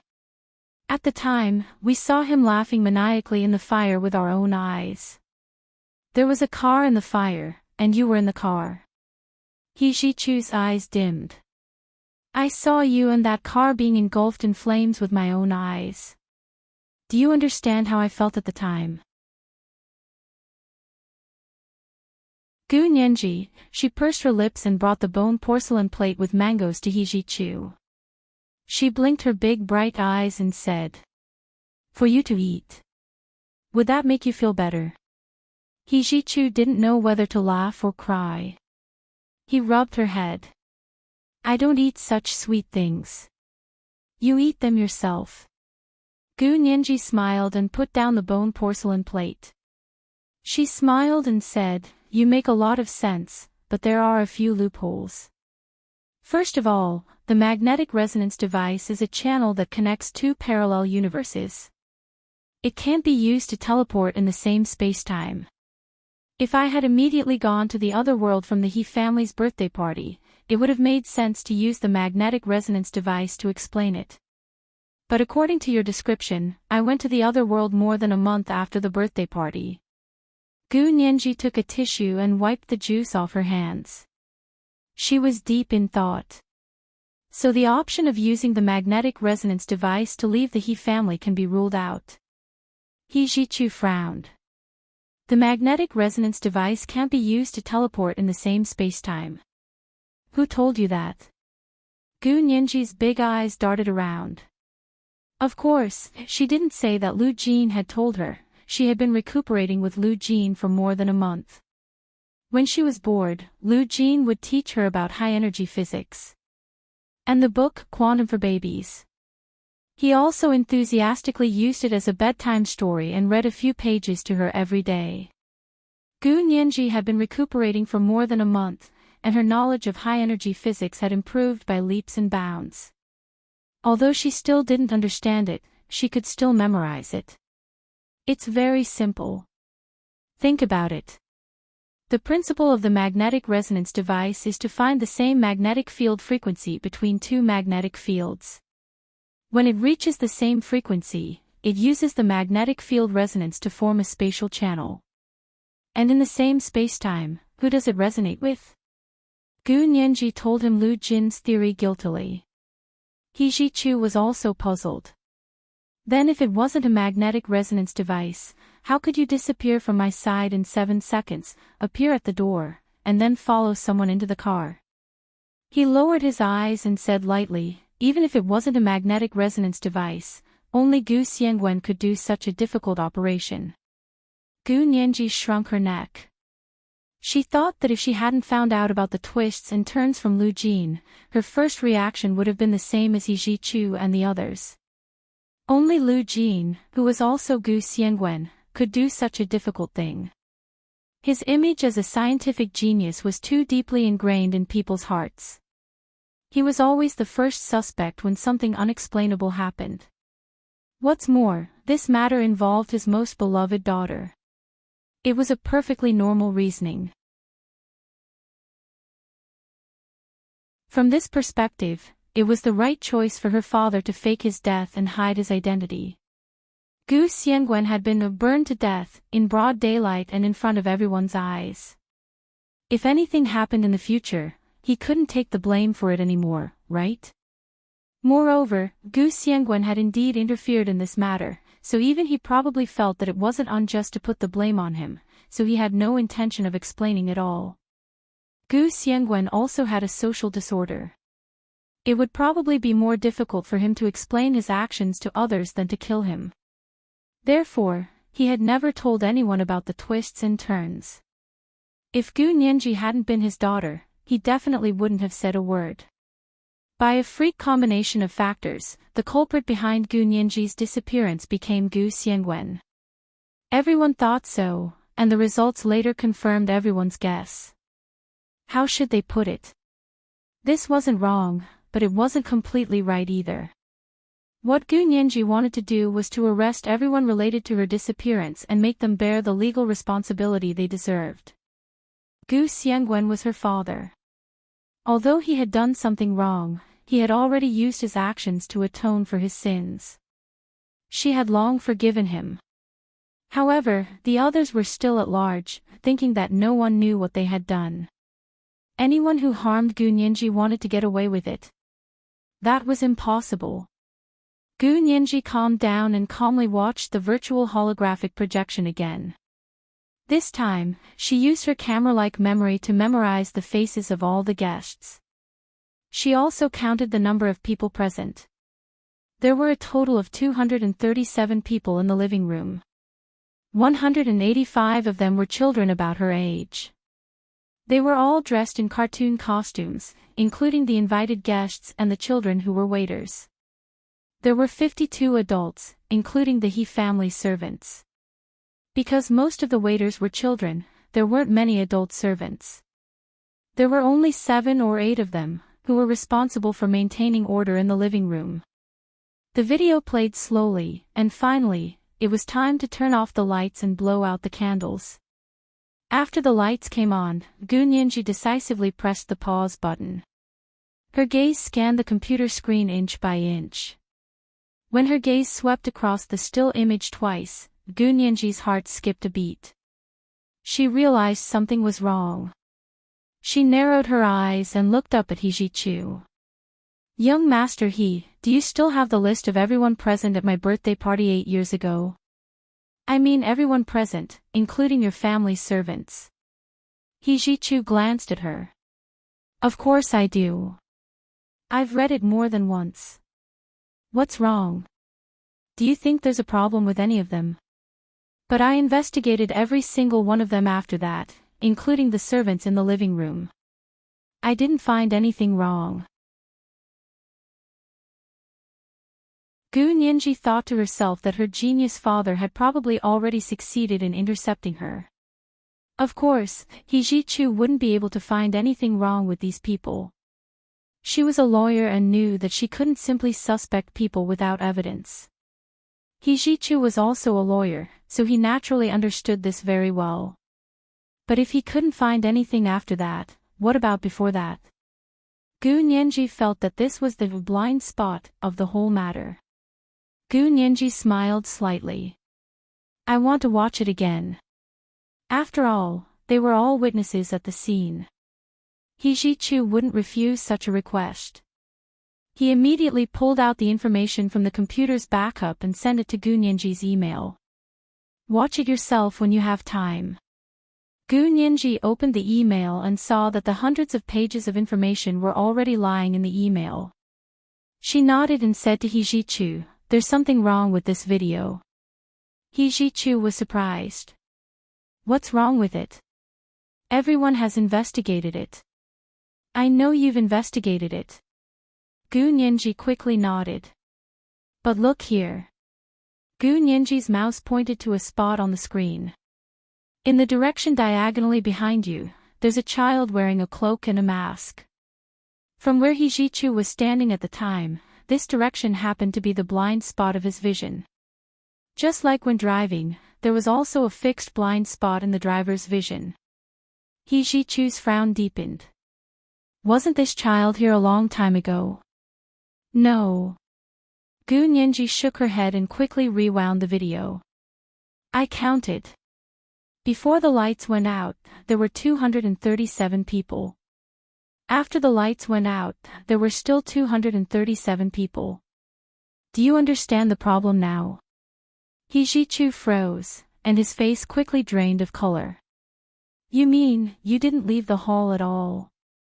Yes. Gu Nianji closed her eyes.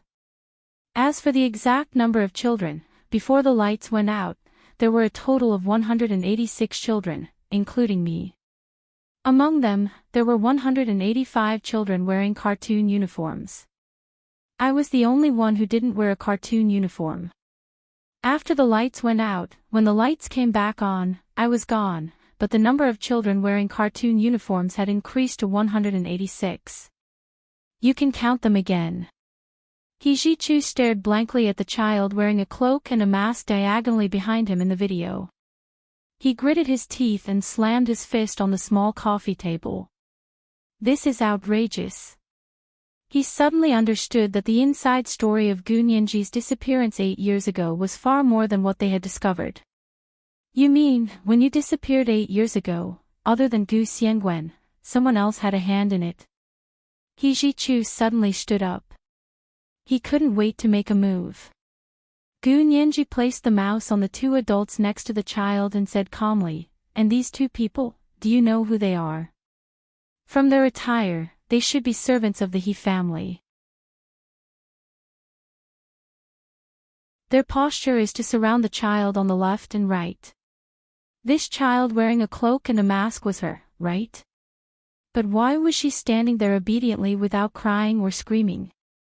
Ji-chu glanced at the two people Gu Nianji was pointing at with the mouse. His expression darkened. They are Wen Shi's parents. Gu Nianji's eyes widened. She couldn't help saying, oh my god, what kind of grudge do I have with their family? What are they doing? By the way, Wen Shi's mother insisted on sending flowers to my room just now. I chased her away and locked her up. This was the first update of the day, Chapter 1575, One More, One Less. A reminder for everyone's monthly votes and recommendation votes. The second update was at 8:00 in the evening. P.S. Wax, little angels.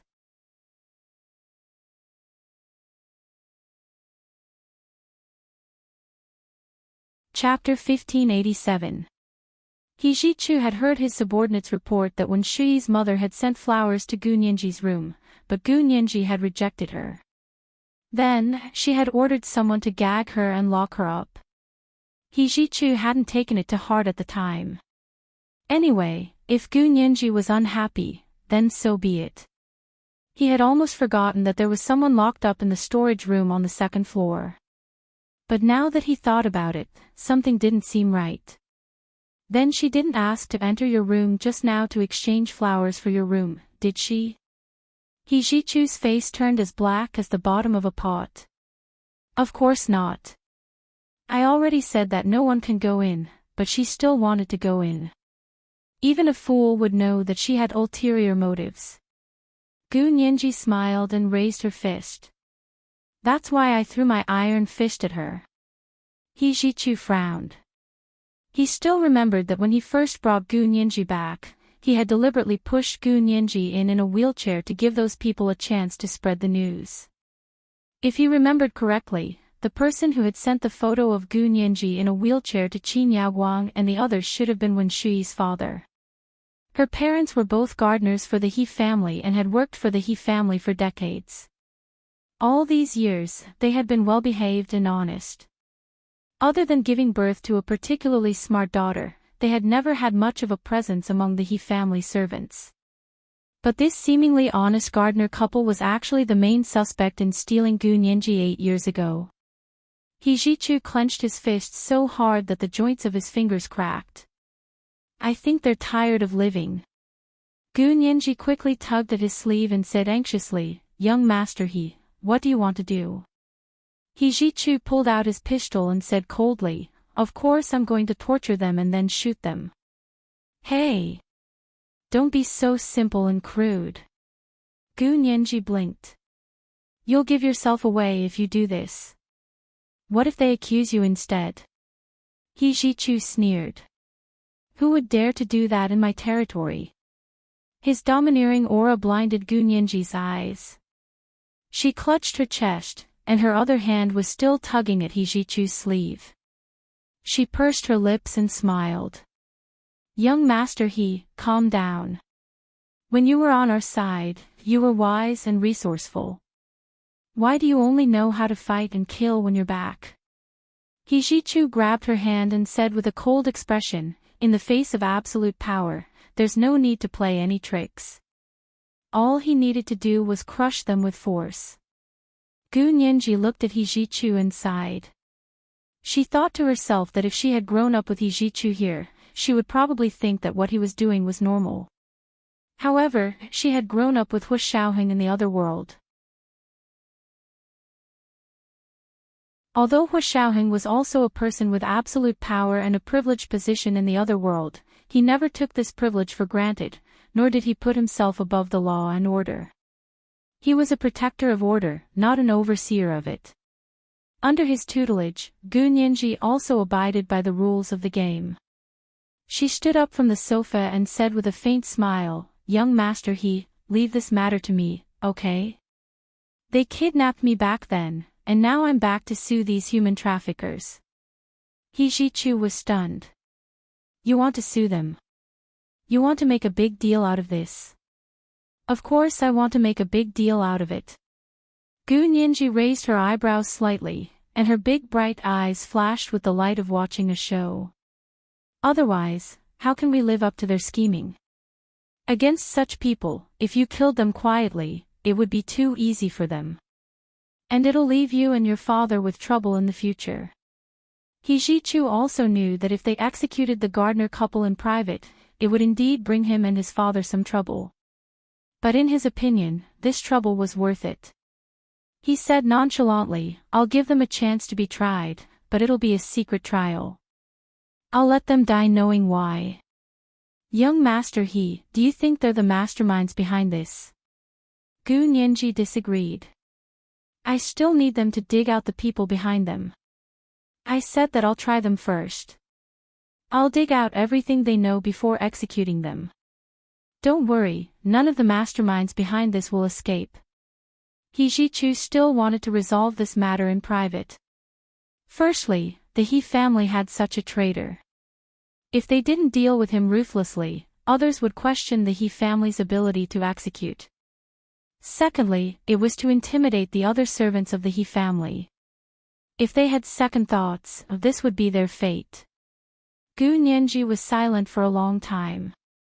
She sat back in her wheelchair and said angrily, "Fine, do whatever you want. Send me back.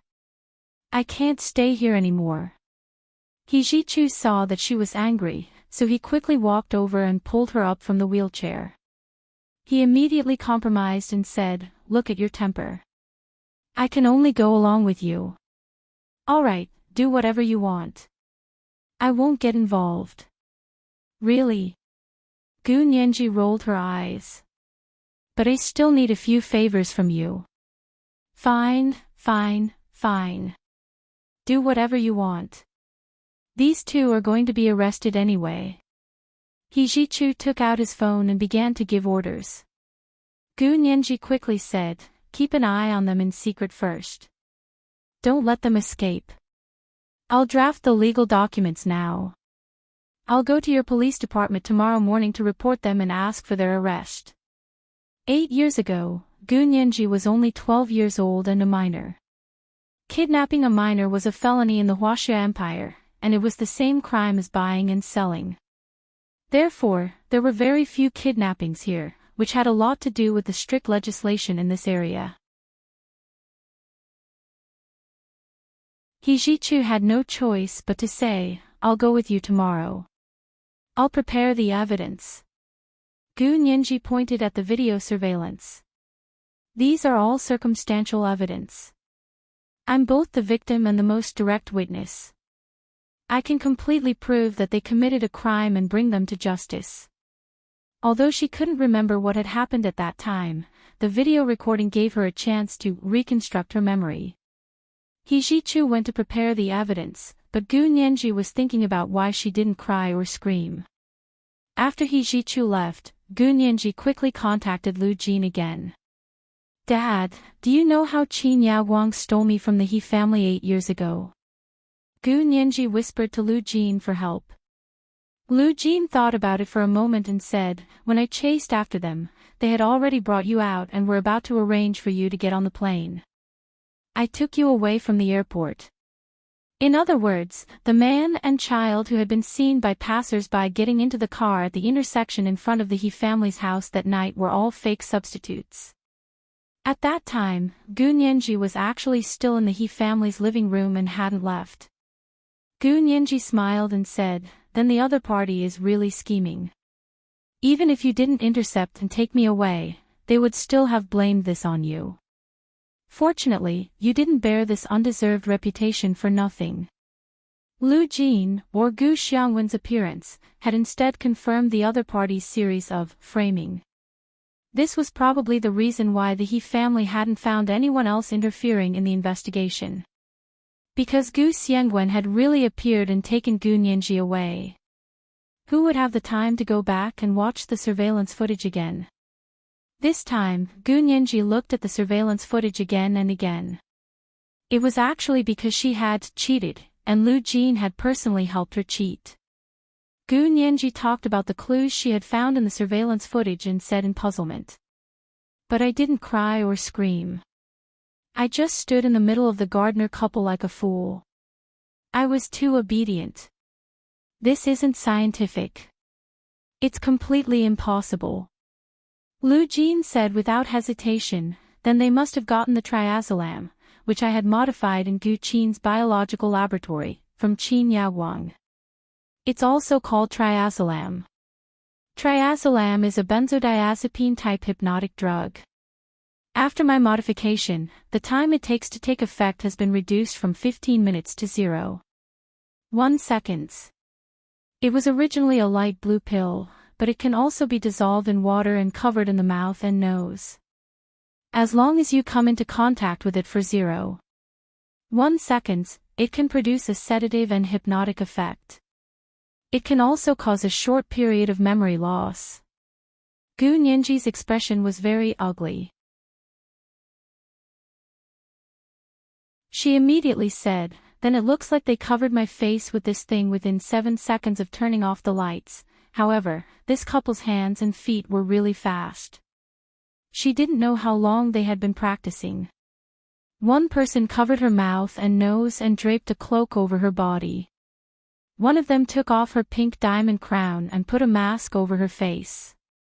Then, he quickly pulled her to stand diagonally behind He Zhichu. She was only 2 steps away from him. He Zhichu didn't sleep that night. He had been watching the video. She had been so close to him when his heart had been torn apart and his life had been worse than death. This made him even more sorrowful and bitter. This was really the best portrayal of being so close, yet worlds apart. He thought that the furthest distance between her and him wasn't that he loved her and she couldn't respond, but that she was standing behind him and he had lost her. This was today's second update, Chapter 1576, So Close, Yet Worlds Apart. Remind everyone of your monthly votes and recommendation votes. Good night, all the big shots and little angels.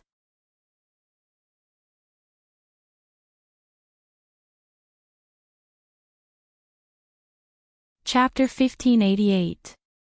At dawn the next day, He Zhichu let out a long breath and stood up from behind his desk. The computer screen was still frozen at the moment when the lights came back on. He stood in front of the cake and looked down at the pink diamond crown on the ground. Diagonally behind him stood a gardener couple with downcast eyebrows and a downcast look on their faces. The child in the middle of the gardener couple, wrapped up in a cloak and wearing a mask on her face, was Gu Nianji, whom he had spent several years finding. If he could have turned around at that time, no, even if he had turned around, he wouldn't have thought that the child in the cartoon uniform was Gu Nianji. The design of this trap was too precise. And was all of this really not Gu Xiangwen's doing? He knew that Gu Nianji had really sent Gu Nianji to the other world. If all of this wasn't Gu Xiangwen's plan, then how did Gu Nianji end up in his hands? After all, he had seen Gu Xiangwen send Gu Nianji to the other world with his own eyes and then burn himself in front of him. What had happened in between that he didn't know? And how did Gu Nianji know? He Zhichu's shimmering almond-shaped eyes flashed, and he quickly remembered the doctor, who had suddenly appeared that day and performed the surgery on Gu Nianji. This guess was too scary, so he decided to take a cold shower in the bathroom. At the end of December in the imperial capital, the cold water was bone-chilling, but he felt that he needed this kind of cold to wake himself up and calm down. At the same time, Gu Nianji had just pushed open her room door and walked out. She had already woken up and dressed up. She had already changed out of the black dress she had worn yesterday. She was wearing a pink-blue silk shirt and a thin gray wool suit jacket. She was wearing a pair of wool trousers of the same color on her long legs, and her black mid-heeled leather shoes protruded from the bottom of the wool trousers. She was carrying a dark peacock blue LV twist handbag in her hand as a briefcase. Her freshly washed and blow-dried hair was still not completely dry. It was so black that it was blue, and it hung softly on her shoulders.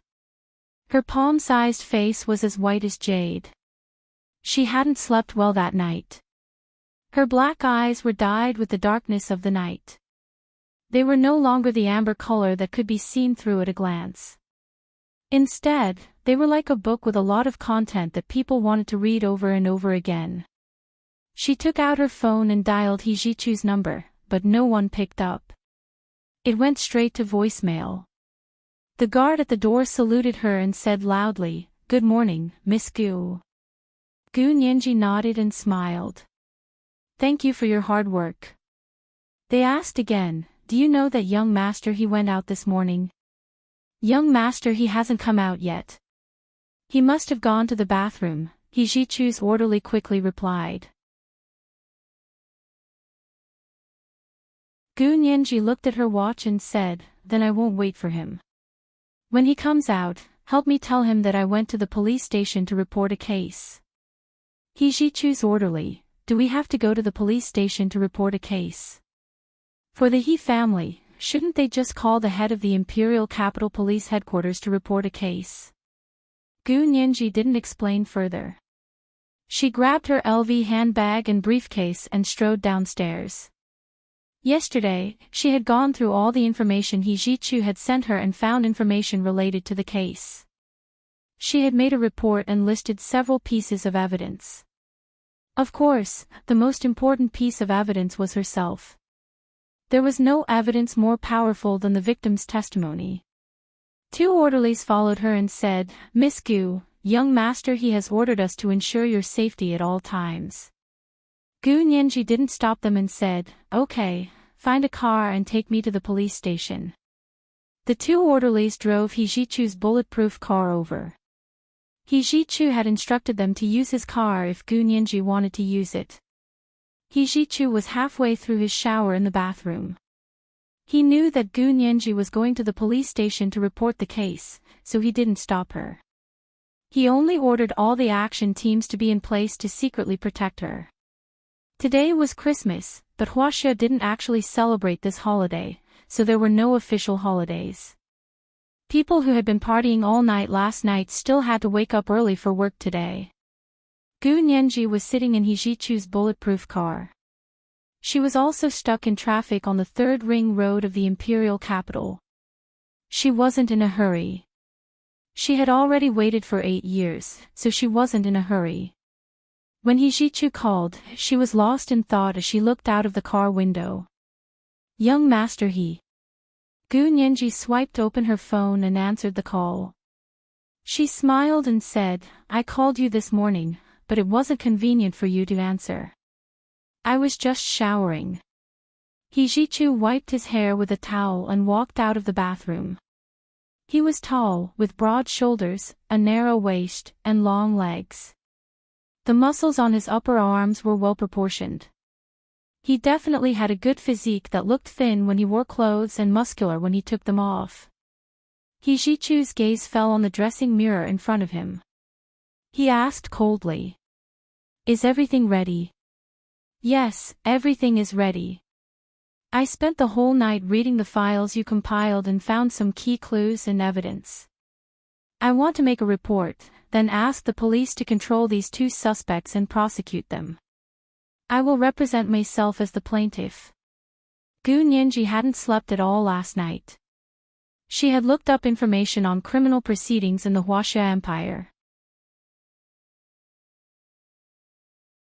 She found that in the criminal proceedings here, the plaintiff could hire his own lawyer to argue with the defendant's lawyer in court, which was slightly different from the criminal proceedings in the other world. After discovering this difference, she heaved a sigh of relief. That was great. She could finally get justice for herself. The best justice was to use the law to send these people to prison. He Jichu thought about it. Although he felt that Gu Nianji was being a little hasty, considering her mood, he decided to let her do what she wanted. If there was anything wrong, he was here anyway. Therefore, He Jichu didn't stop her. He only said, "Be careful and keep in touch. Do you want me to pick you up?" "No need." Gu Nianji's eyes curved. "Help me keep an eye on those 2 people at the He family's house. I don't want to wait for the police to come, only to have them run away." "Okay, no problem." He Jichu used his phone to send a series of orders, causing the entire He family's house to be heavily guarded. He Qingjian was having breakfast in the dining room when he received the news. When he heard that it was He Jichu's order, he didn't even raise his head and said, "Young master, his order is my order. Why are you making a fuss? You're getting more and more unruly. Get out." His personal secretary quickly left the dining room and went out to deliver the news. At that moment, Gu Nianji finally arrived at the Imperial Police Headquarters. Because the case of a missing minor that had happened in the He family's home had been reported here 8 years ago. According to the information she had found, the case had not been closed yet. As the informant, He Jichu was supposed to close the case now that she was back. However, in his young master's heart, he had probably forgotten about it a long time ago. Or maybe he was too lazy to close the case. Anyway, it was already an unsolved case. It had been a cold case for many years. It didn't matter if it was closed or not. At that moment, Gu Nianji was extremely grateful for He Jichu's young master habit. If it was Hu Xiaoheng, he would probably close the case immediately, but if the case was already closed, it would be very disadvantageous to her. In the lobby of the Imperial Police Headquarters, Inspector Chen from Cold Case almost thought that he had heard it wrong. Ah. The He family's disappearance case 8 years ago. You're the missing victim. You want to sue the 2 adults who kidnapped you. In his 20 years of working on cases, he had never seen a case like this. It was an adult victim who came to seek justice for her underage self. Yes, is there a problem? Gu Nianji didn't hesitate to lay out the law. According to Article 239 of the Criminal Law, kidnapping a minor, using violence, coercion, or other methods to kidnap a minor is punishable by more than 10 years of imprisonment or life imprisonment, and a fine or confiscation of property. Intentionally harming a kidnapped minor, causing serious injury or death, is punishable by life imprisonment or death, and all property will be confiscated. I was the minor who was kidnapped by them back then.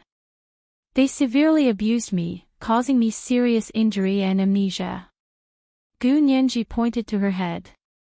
Recently, when I came back here, I was strongly stimulated by them again, and suddenly remembered what happened back then. Inspector Chen looked at the evidence she had laid out and listened to her emotionally describe the abuse she had suffered when she was kidnapped. His eyes were red, and he choked out, "Miss, don't worry. We won't let any bad people go. Guards. Request an arrest warrant. Go to the He family to arrest the suspect." Inspector Chen's subordinates. Go to the He family to arrest the suspect? Was the boss out of his mind? Gu Nianji turned around to look at her dumbfounded subordinates and said calmly, "The suspect is the He family's gardener." Gardener. The police officers came back to their senses and immediately said loudly, "Yes, Inspector. Move out immediately." So they were going to arrest the gardener. They were really scared to death just now. When Gu Nianji returned, she sat in the police car. She took Cold Cases Inspector Chen and his subordinates. Cases Inspector Chen and his subordinates brought an arrest warrant from the court and came to the workers' house where the He family's gardener lived.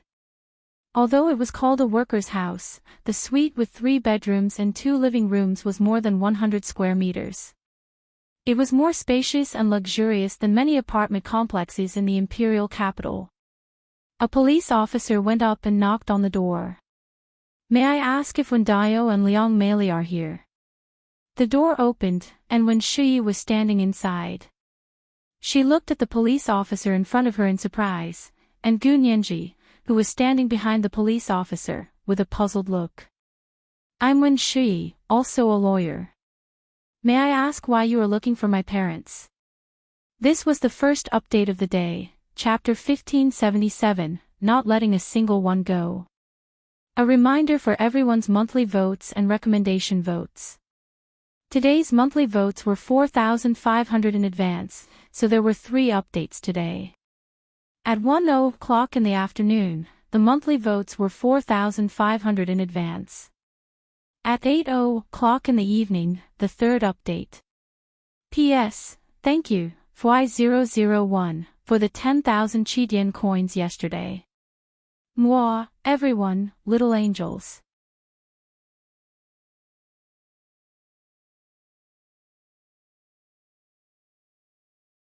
Chapter 1589. The police officer who knocked on the door showed Wen Shuyi the arrest warrant signed by the court and said with a serious expression, "Lawyer Wen, right? Please move aside and don't obstruct us from performing our official duties." Wen Shuyi was unmoved.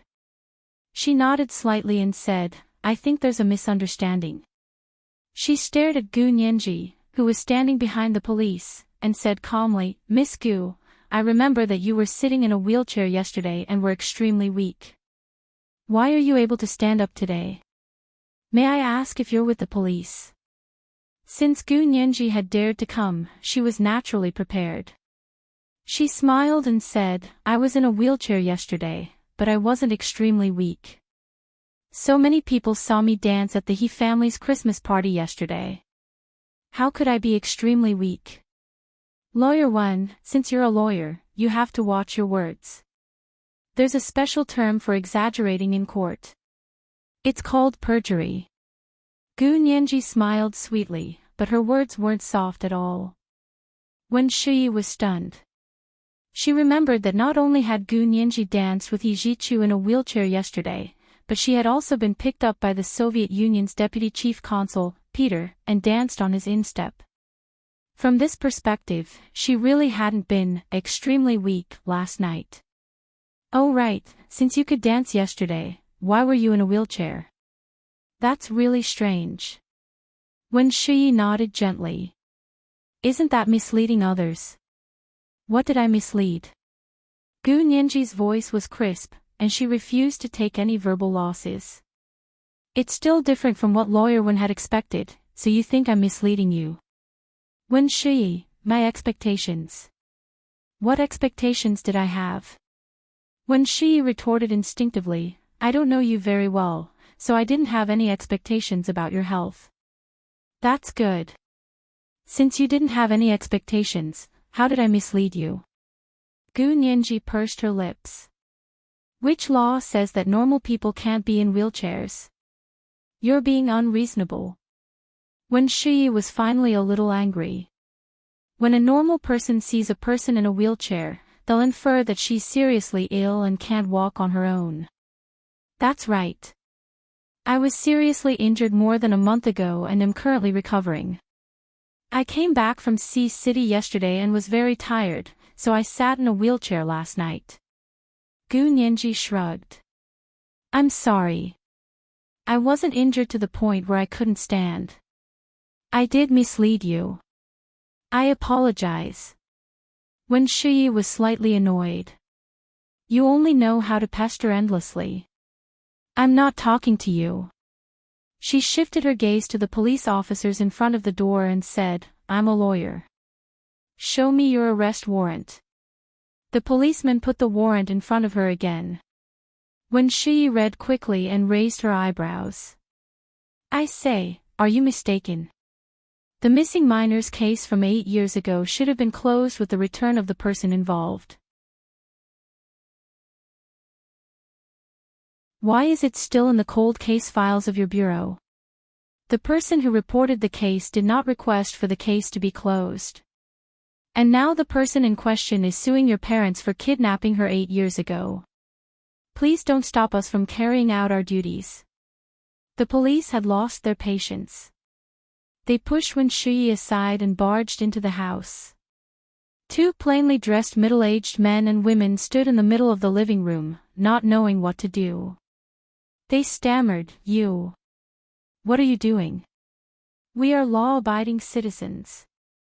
The policeman took out the arrest warrant and said, May I ask if you are Wen Dayo? Are you Liang Meili? Are the 2 people on the warrant the 2 of you? The arrest warrant had the name and identity documents of the suspect. They also needed to be verified to arrest someone. The 2 of them were in their 50s. Because they worked as gardeners all year round and worked outdoors, their skin was dark and rough. They looked older than their actual age. People would believe that they were in their 60s. It's us, but we didn't do anything illegal. Wen Dayo and Liang Meili said in unison and looked at Wen Shuyi nervously. Wen Shuyi walked over and stayed by their side. She said softly, Dad, Mom, don't be afraid. There must be a misunderstanding. You guys go with the police first. I'll go with you and bail you out immediately. Wen Dayo and Liang Meili obediently reached out their hands and let the police handcuff them. Then, they put a paper bag over their heads to cover their faces and pushed them out of the He family's workers' room. The chief of the police headquarters was talking in He Qingjin's conference room. General He, there has been new progress in the case of the disappearance of minors reported by young Master He 8 years ago.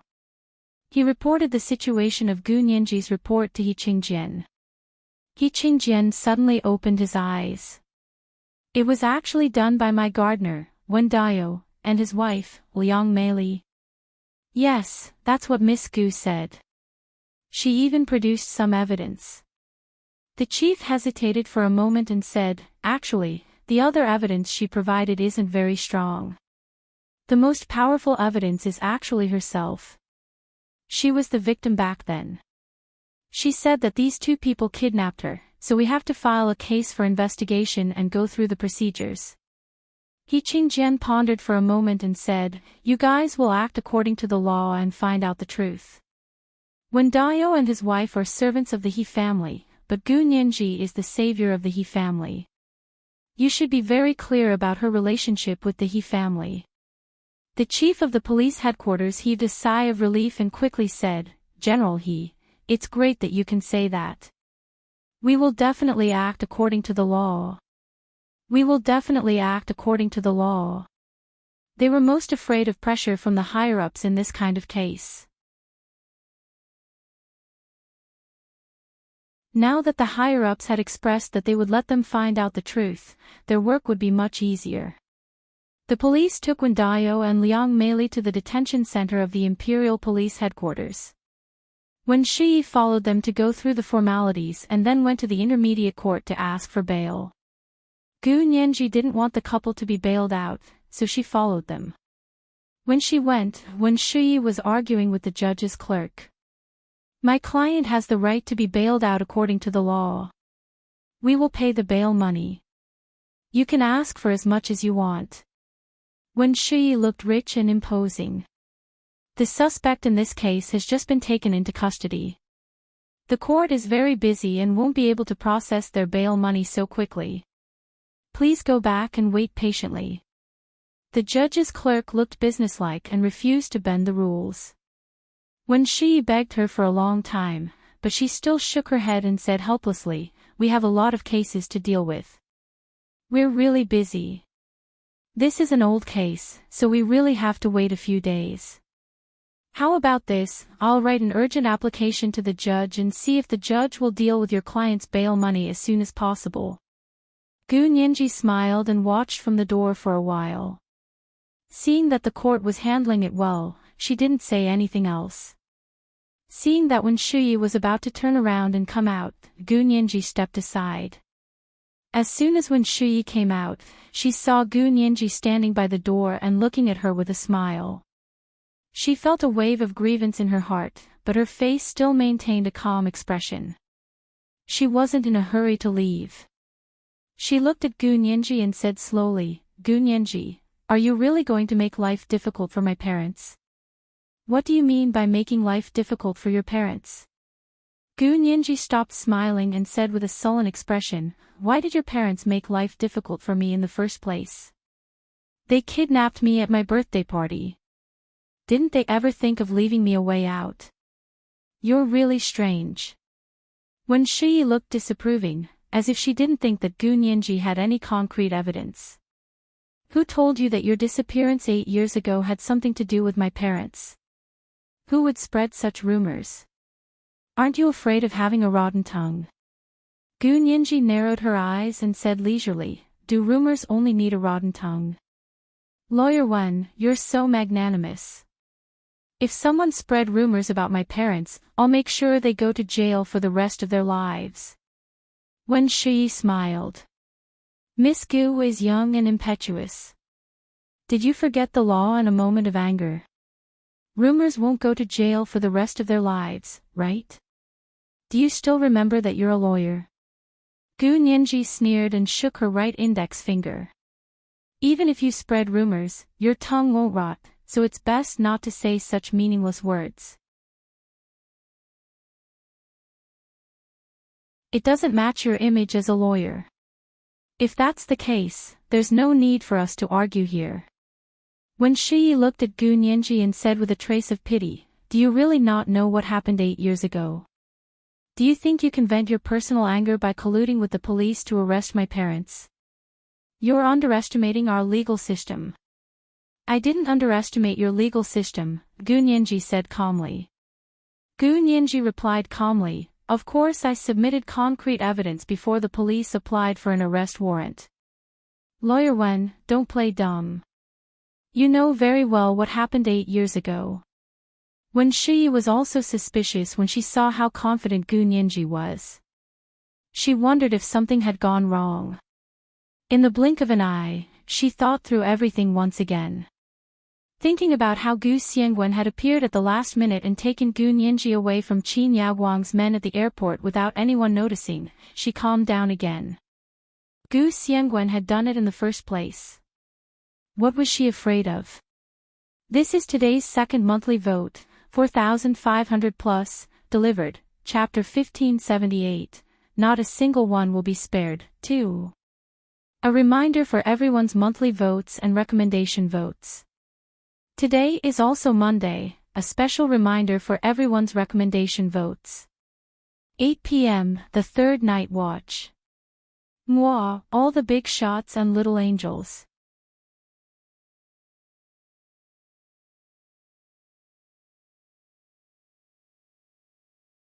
Chapter 1590. She looked at Gu Nianji with a half-smile and took 2 steps in front of her.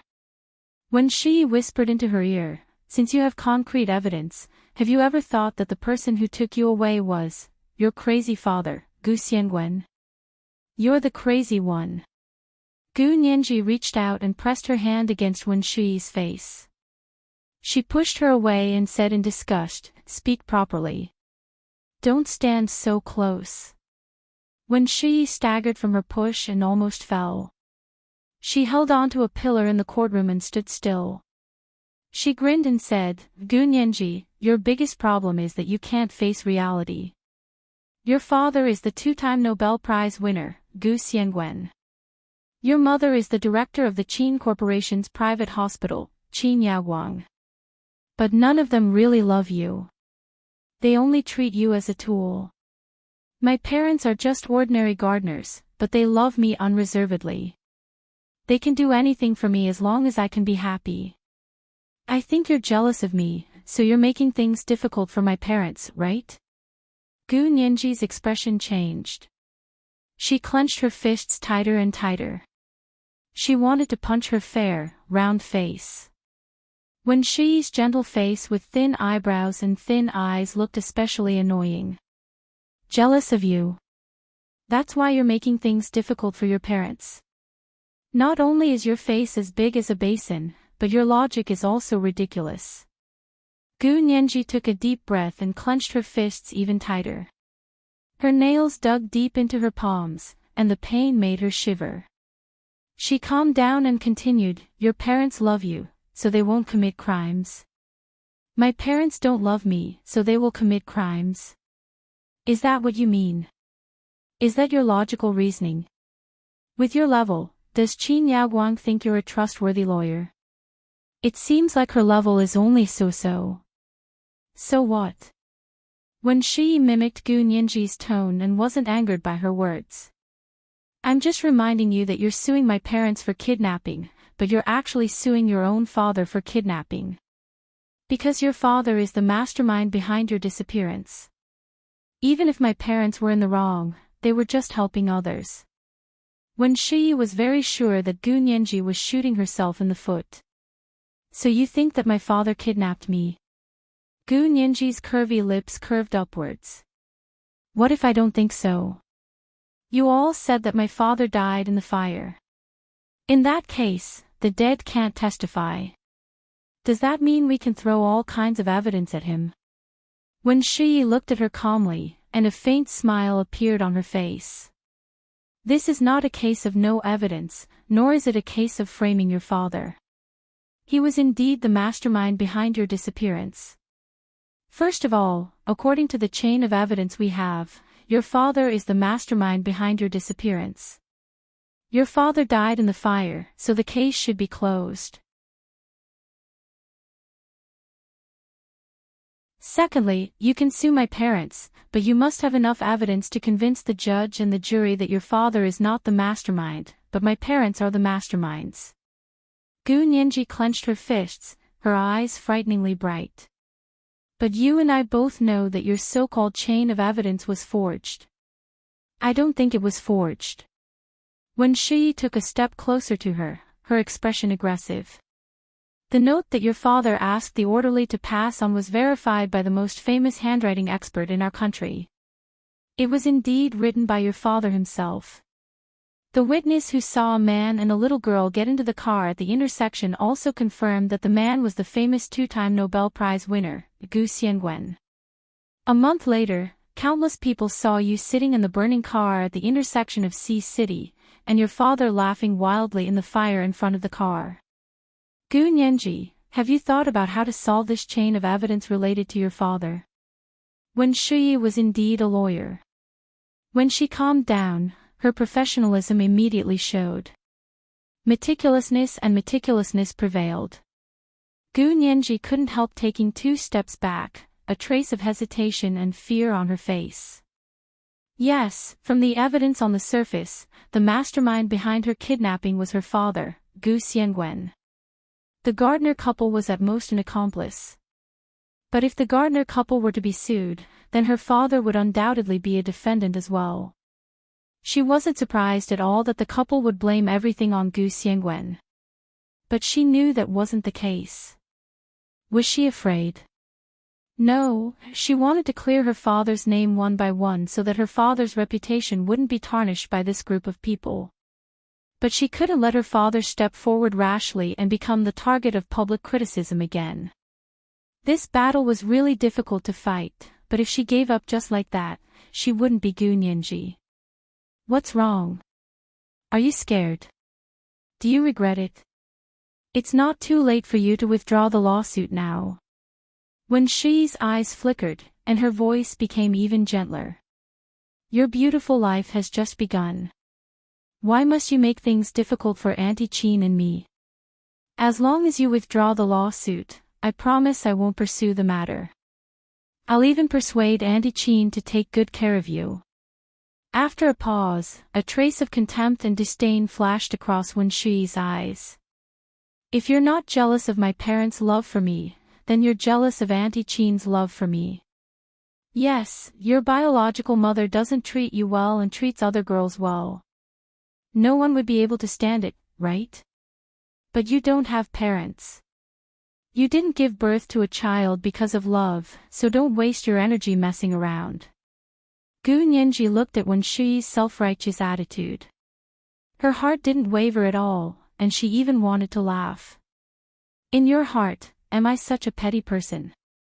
A human life is at stake. Lawyer Wen, do you have any respect and reverence for justice, the law, and order in your heart? Gu Nianji stopped retreating and gradually straightened her back. She looked down at Wen Shi, who had a dark expression on her face. Gu Nianji took 2 steps forward and clicked her tongue.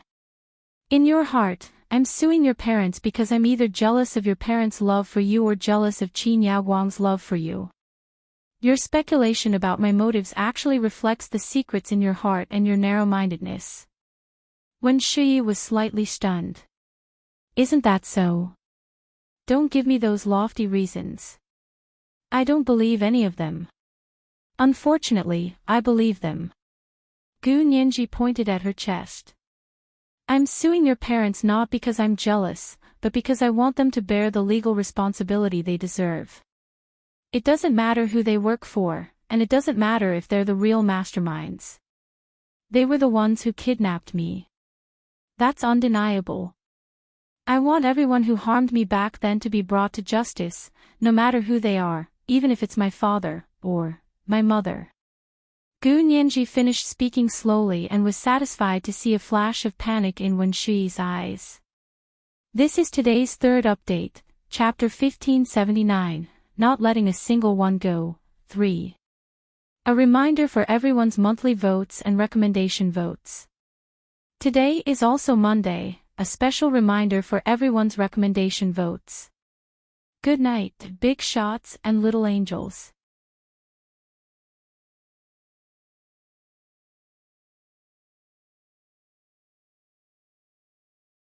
Chapter 1591. When Shi's heart sank, but she quickly calmed down when she saw Gu Nianji's sly smile. She picked up her phone and began searching for a number in her contacts. She said nonchalantly, "Do whatever you want. After all, you cut Auntie Qin's hand the moment you came back. It's hard to say who's hurting who, really." Gu Nianji smiled adorably and slung the LV twist handbag over her shoulder. She planned to leave as well. "Then you can ask her to sue me. I'll play with her to the end." She turned around and left the entrance hall of the Imperial Capital Intermediate People's Court. She got into the car that was waiting for her outside. When Shi happened to walk out of the gate and saw the license plate of the car, she curled her lips in disdain. Was she trying to use the He family's power to put her parents in jail? He Jichu had already broken off his engagement with her, but she was still staying at the He family's house to cheat, when Shi narrowed her eyes, and the phone in her hand rang. She quickly unlocked the phone and rushed down the stairs. "Auntie Qin, Gu Nianji just reported the case to the police. The police have launched a cold case investigation, and the court has approved an arrest warrant to arrest my parents." Qin Yaoguang had just come out of the bathroom.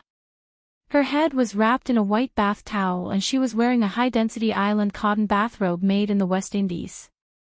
This kind of cotton fabric was extremely expensive and was usually used by luxury brands to make custom-made clothes.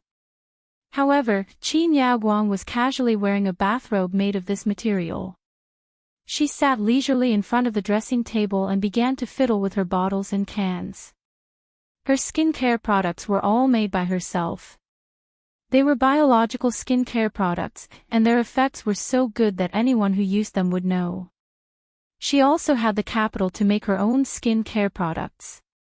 Qin Yaoguang, the director of the Qin Corporation's private group, was not only a world-renowned brain surgeon, but also a biomedical expert. She had made epic-making contributions in genetic engineering. Making some biological beauty and skincare products was a piece of cake.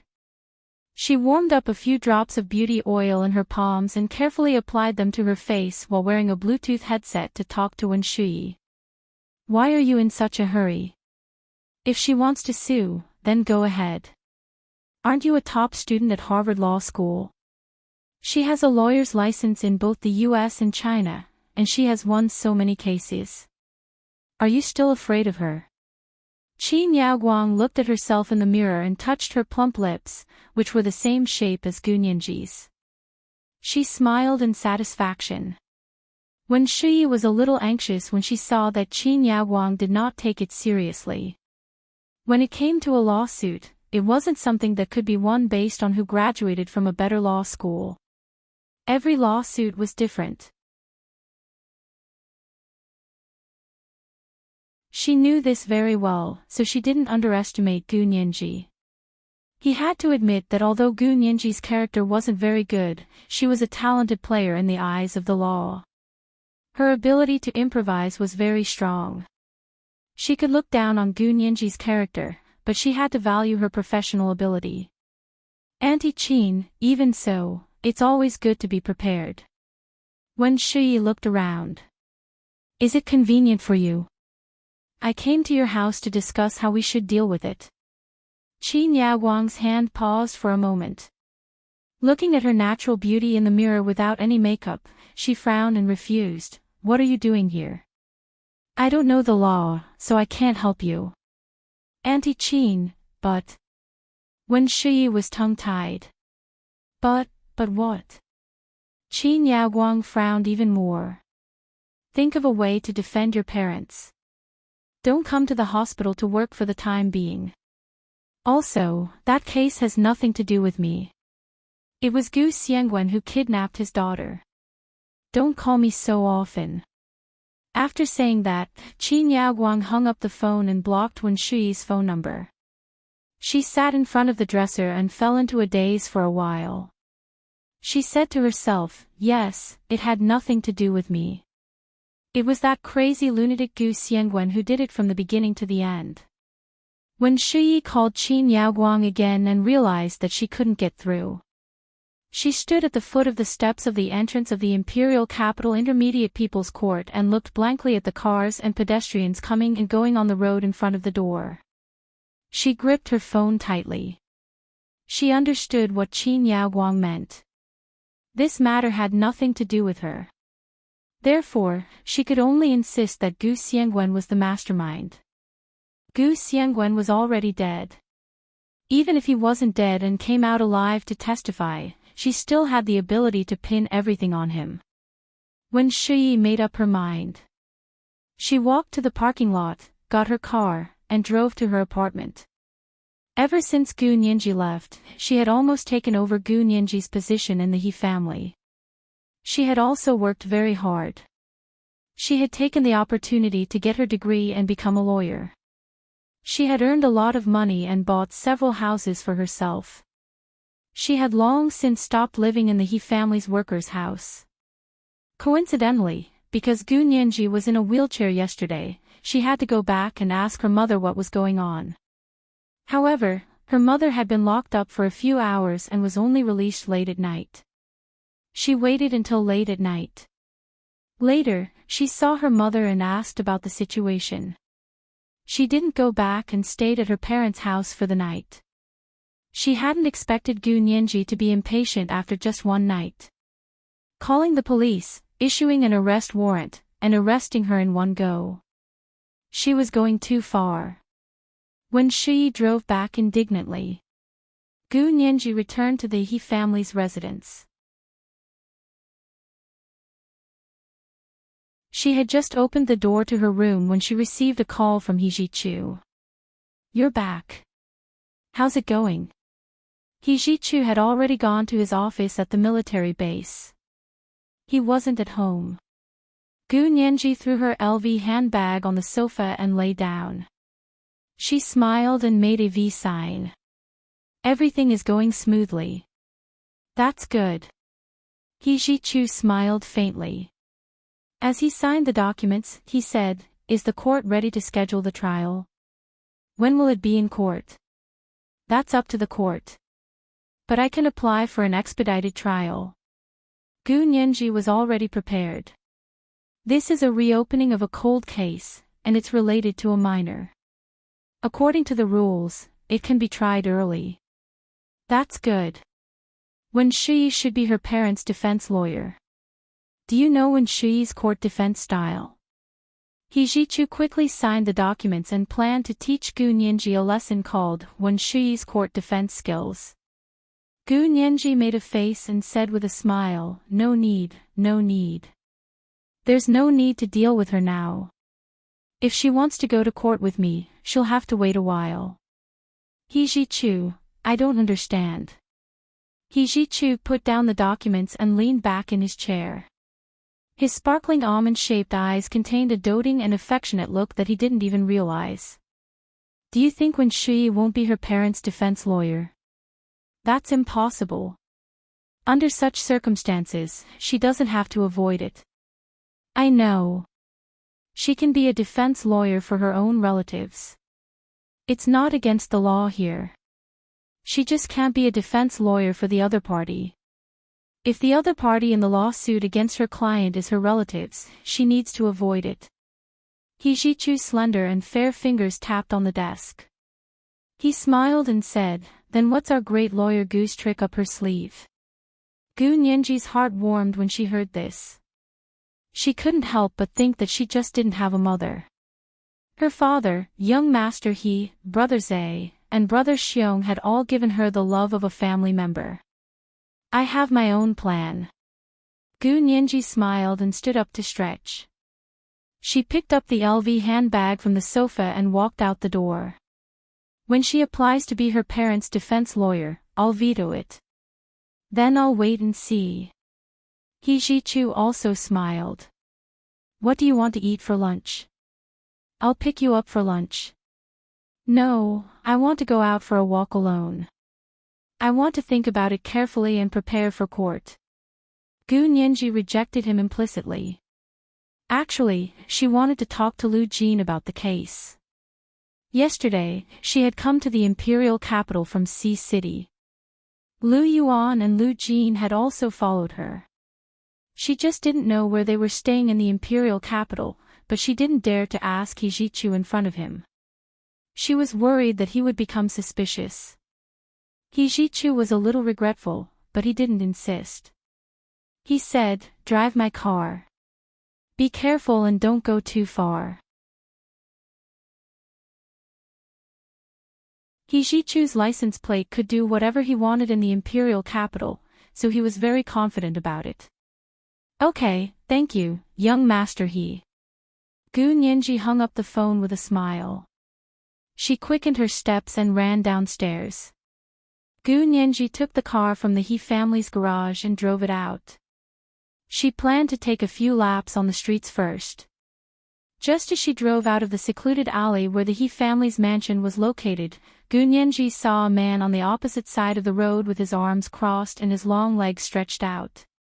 He was leaning against the front door of a modified Grand Cherokee luxury SUV. It was the KGB's ace of the Far East, Peter Huashaoheng. He was also the new deputy chief of the consulate general in Sea City. The corners of her eyes twitched. What was the ace of the Far East doing here? Not far away was the heavily guarded He family's mansion. Of course, he was now a diplomat and enjoyed diplomatic immunity. She pretended not to see him and drove straight ahead. The ace of the Far East, who was standing across the street, smiled. He turned around and got into the car. He slammed on the accelerator and drove over quickly, following behind her at a leisurely pace. Gu Nianji, she slammed on the accelerator and sped towards the highway like a bolt of lightning. However, no matter how she walked on the crowded commercial street or ran on the highway, the Grand Cherokee luxury SUV followed her like a shadow. She couldn't shake it off at all. An hour later, Gu Nianji was discouraged. She drove off the highway and planned to go back to the He family's house. At that moment, she heard her phone ring. It was her father's special ringtone. Gu Nianji was delighted and quickly answered the call with her Bluetooth headset. Lu Jin held the phone in front of the floor-to-ceiling window of a high-rise apartment and asked with a smile, "Nianji, when are you coming home?" "Gu Nianji, where are you?" She quickly said, "I wanted to send you a message later." Lu Jin smiled and sent the address to her phone. "I guess you're almost done with your work by now. Boss Lu is cooking. What do you want to eat?" Gu Nianji felt hungry at the mention of eating. She couldn't help asking. "Does President Lu know how to cook paella?" Lu Jin laughed. "I have to. I'll go find the recipe and let him learn it on the spot." Gu Nianji, after the call, Gu Nianji saw in the rearview mirror that the big and flashy Grand Cherokee luxury SUV behind her had disappeared. She breathed a sigh of relief. Looking at the address on her phone, Gu Nianji quickly turned around and drove towards Lu Jin and Lu Yuan's apartment. What she didn't know was that while she was focused on making the phone call, the ace of the Far East had quickly changed cars with his own people. Now, he was driving the most ordinary black Volkswagen sedan and continued to follow behind her car at a moderate pace. This was the first update of the day, Chapter 1580, Not a Single One Will Be Spared, 4.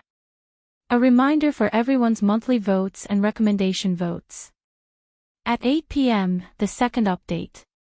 P.S. Thank you to Fy001 for your 10,000 Chidian coins yesterday.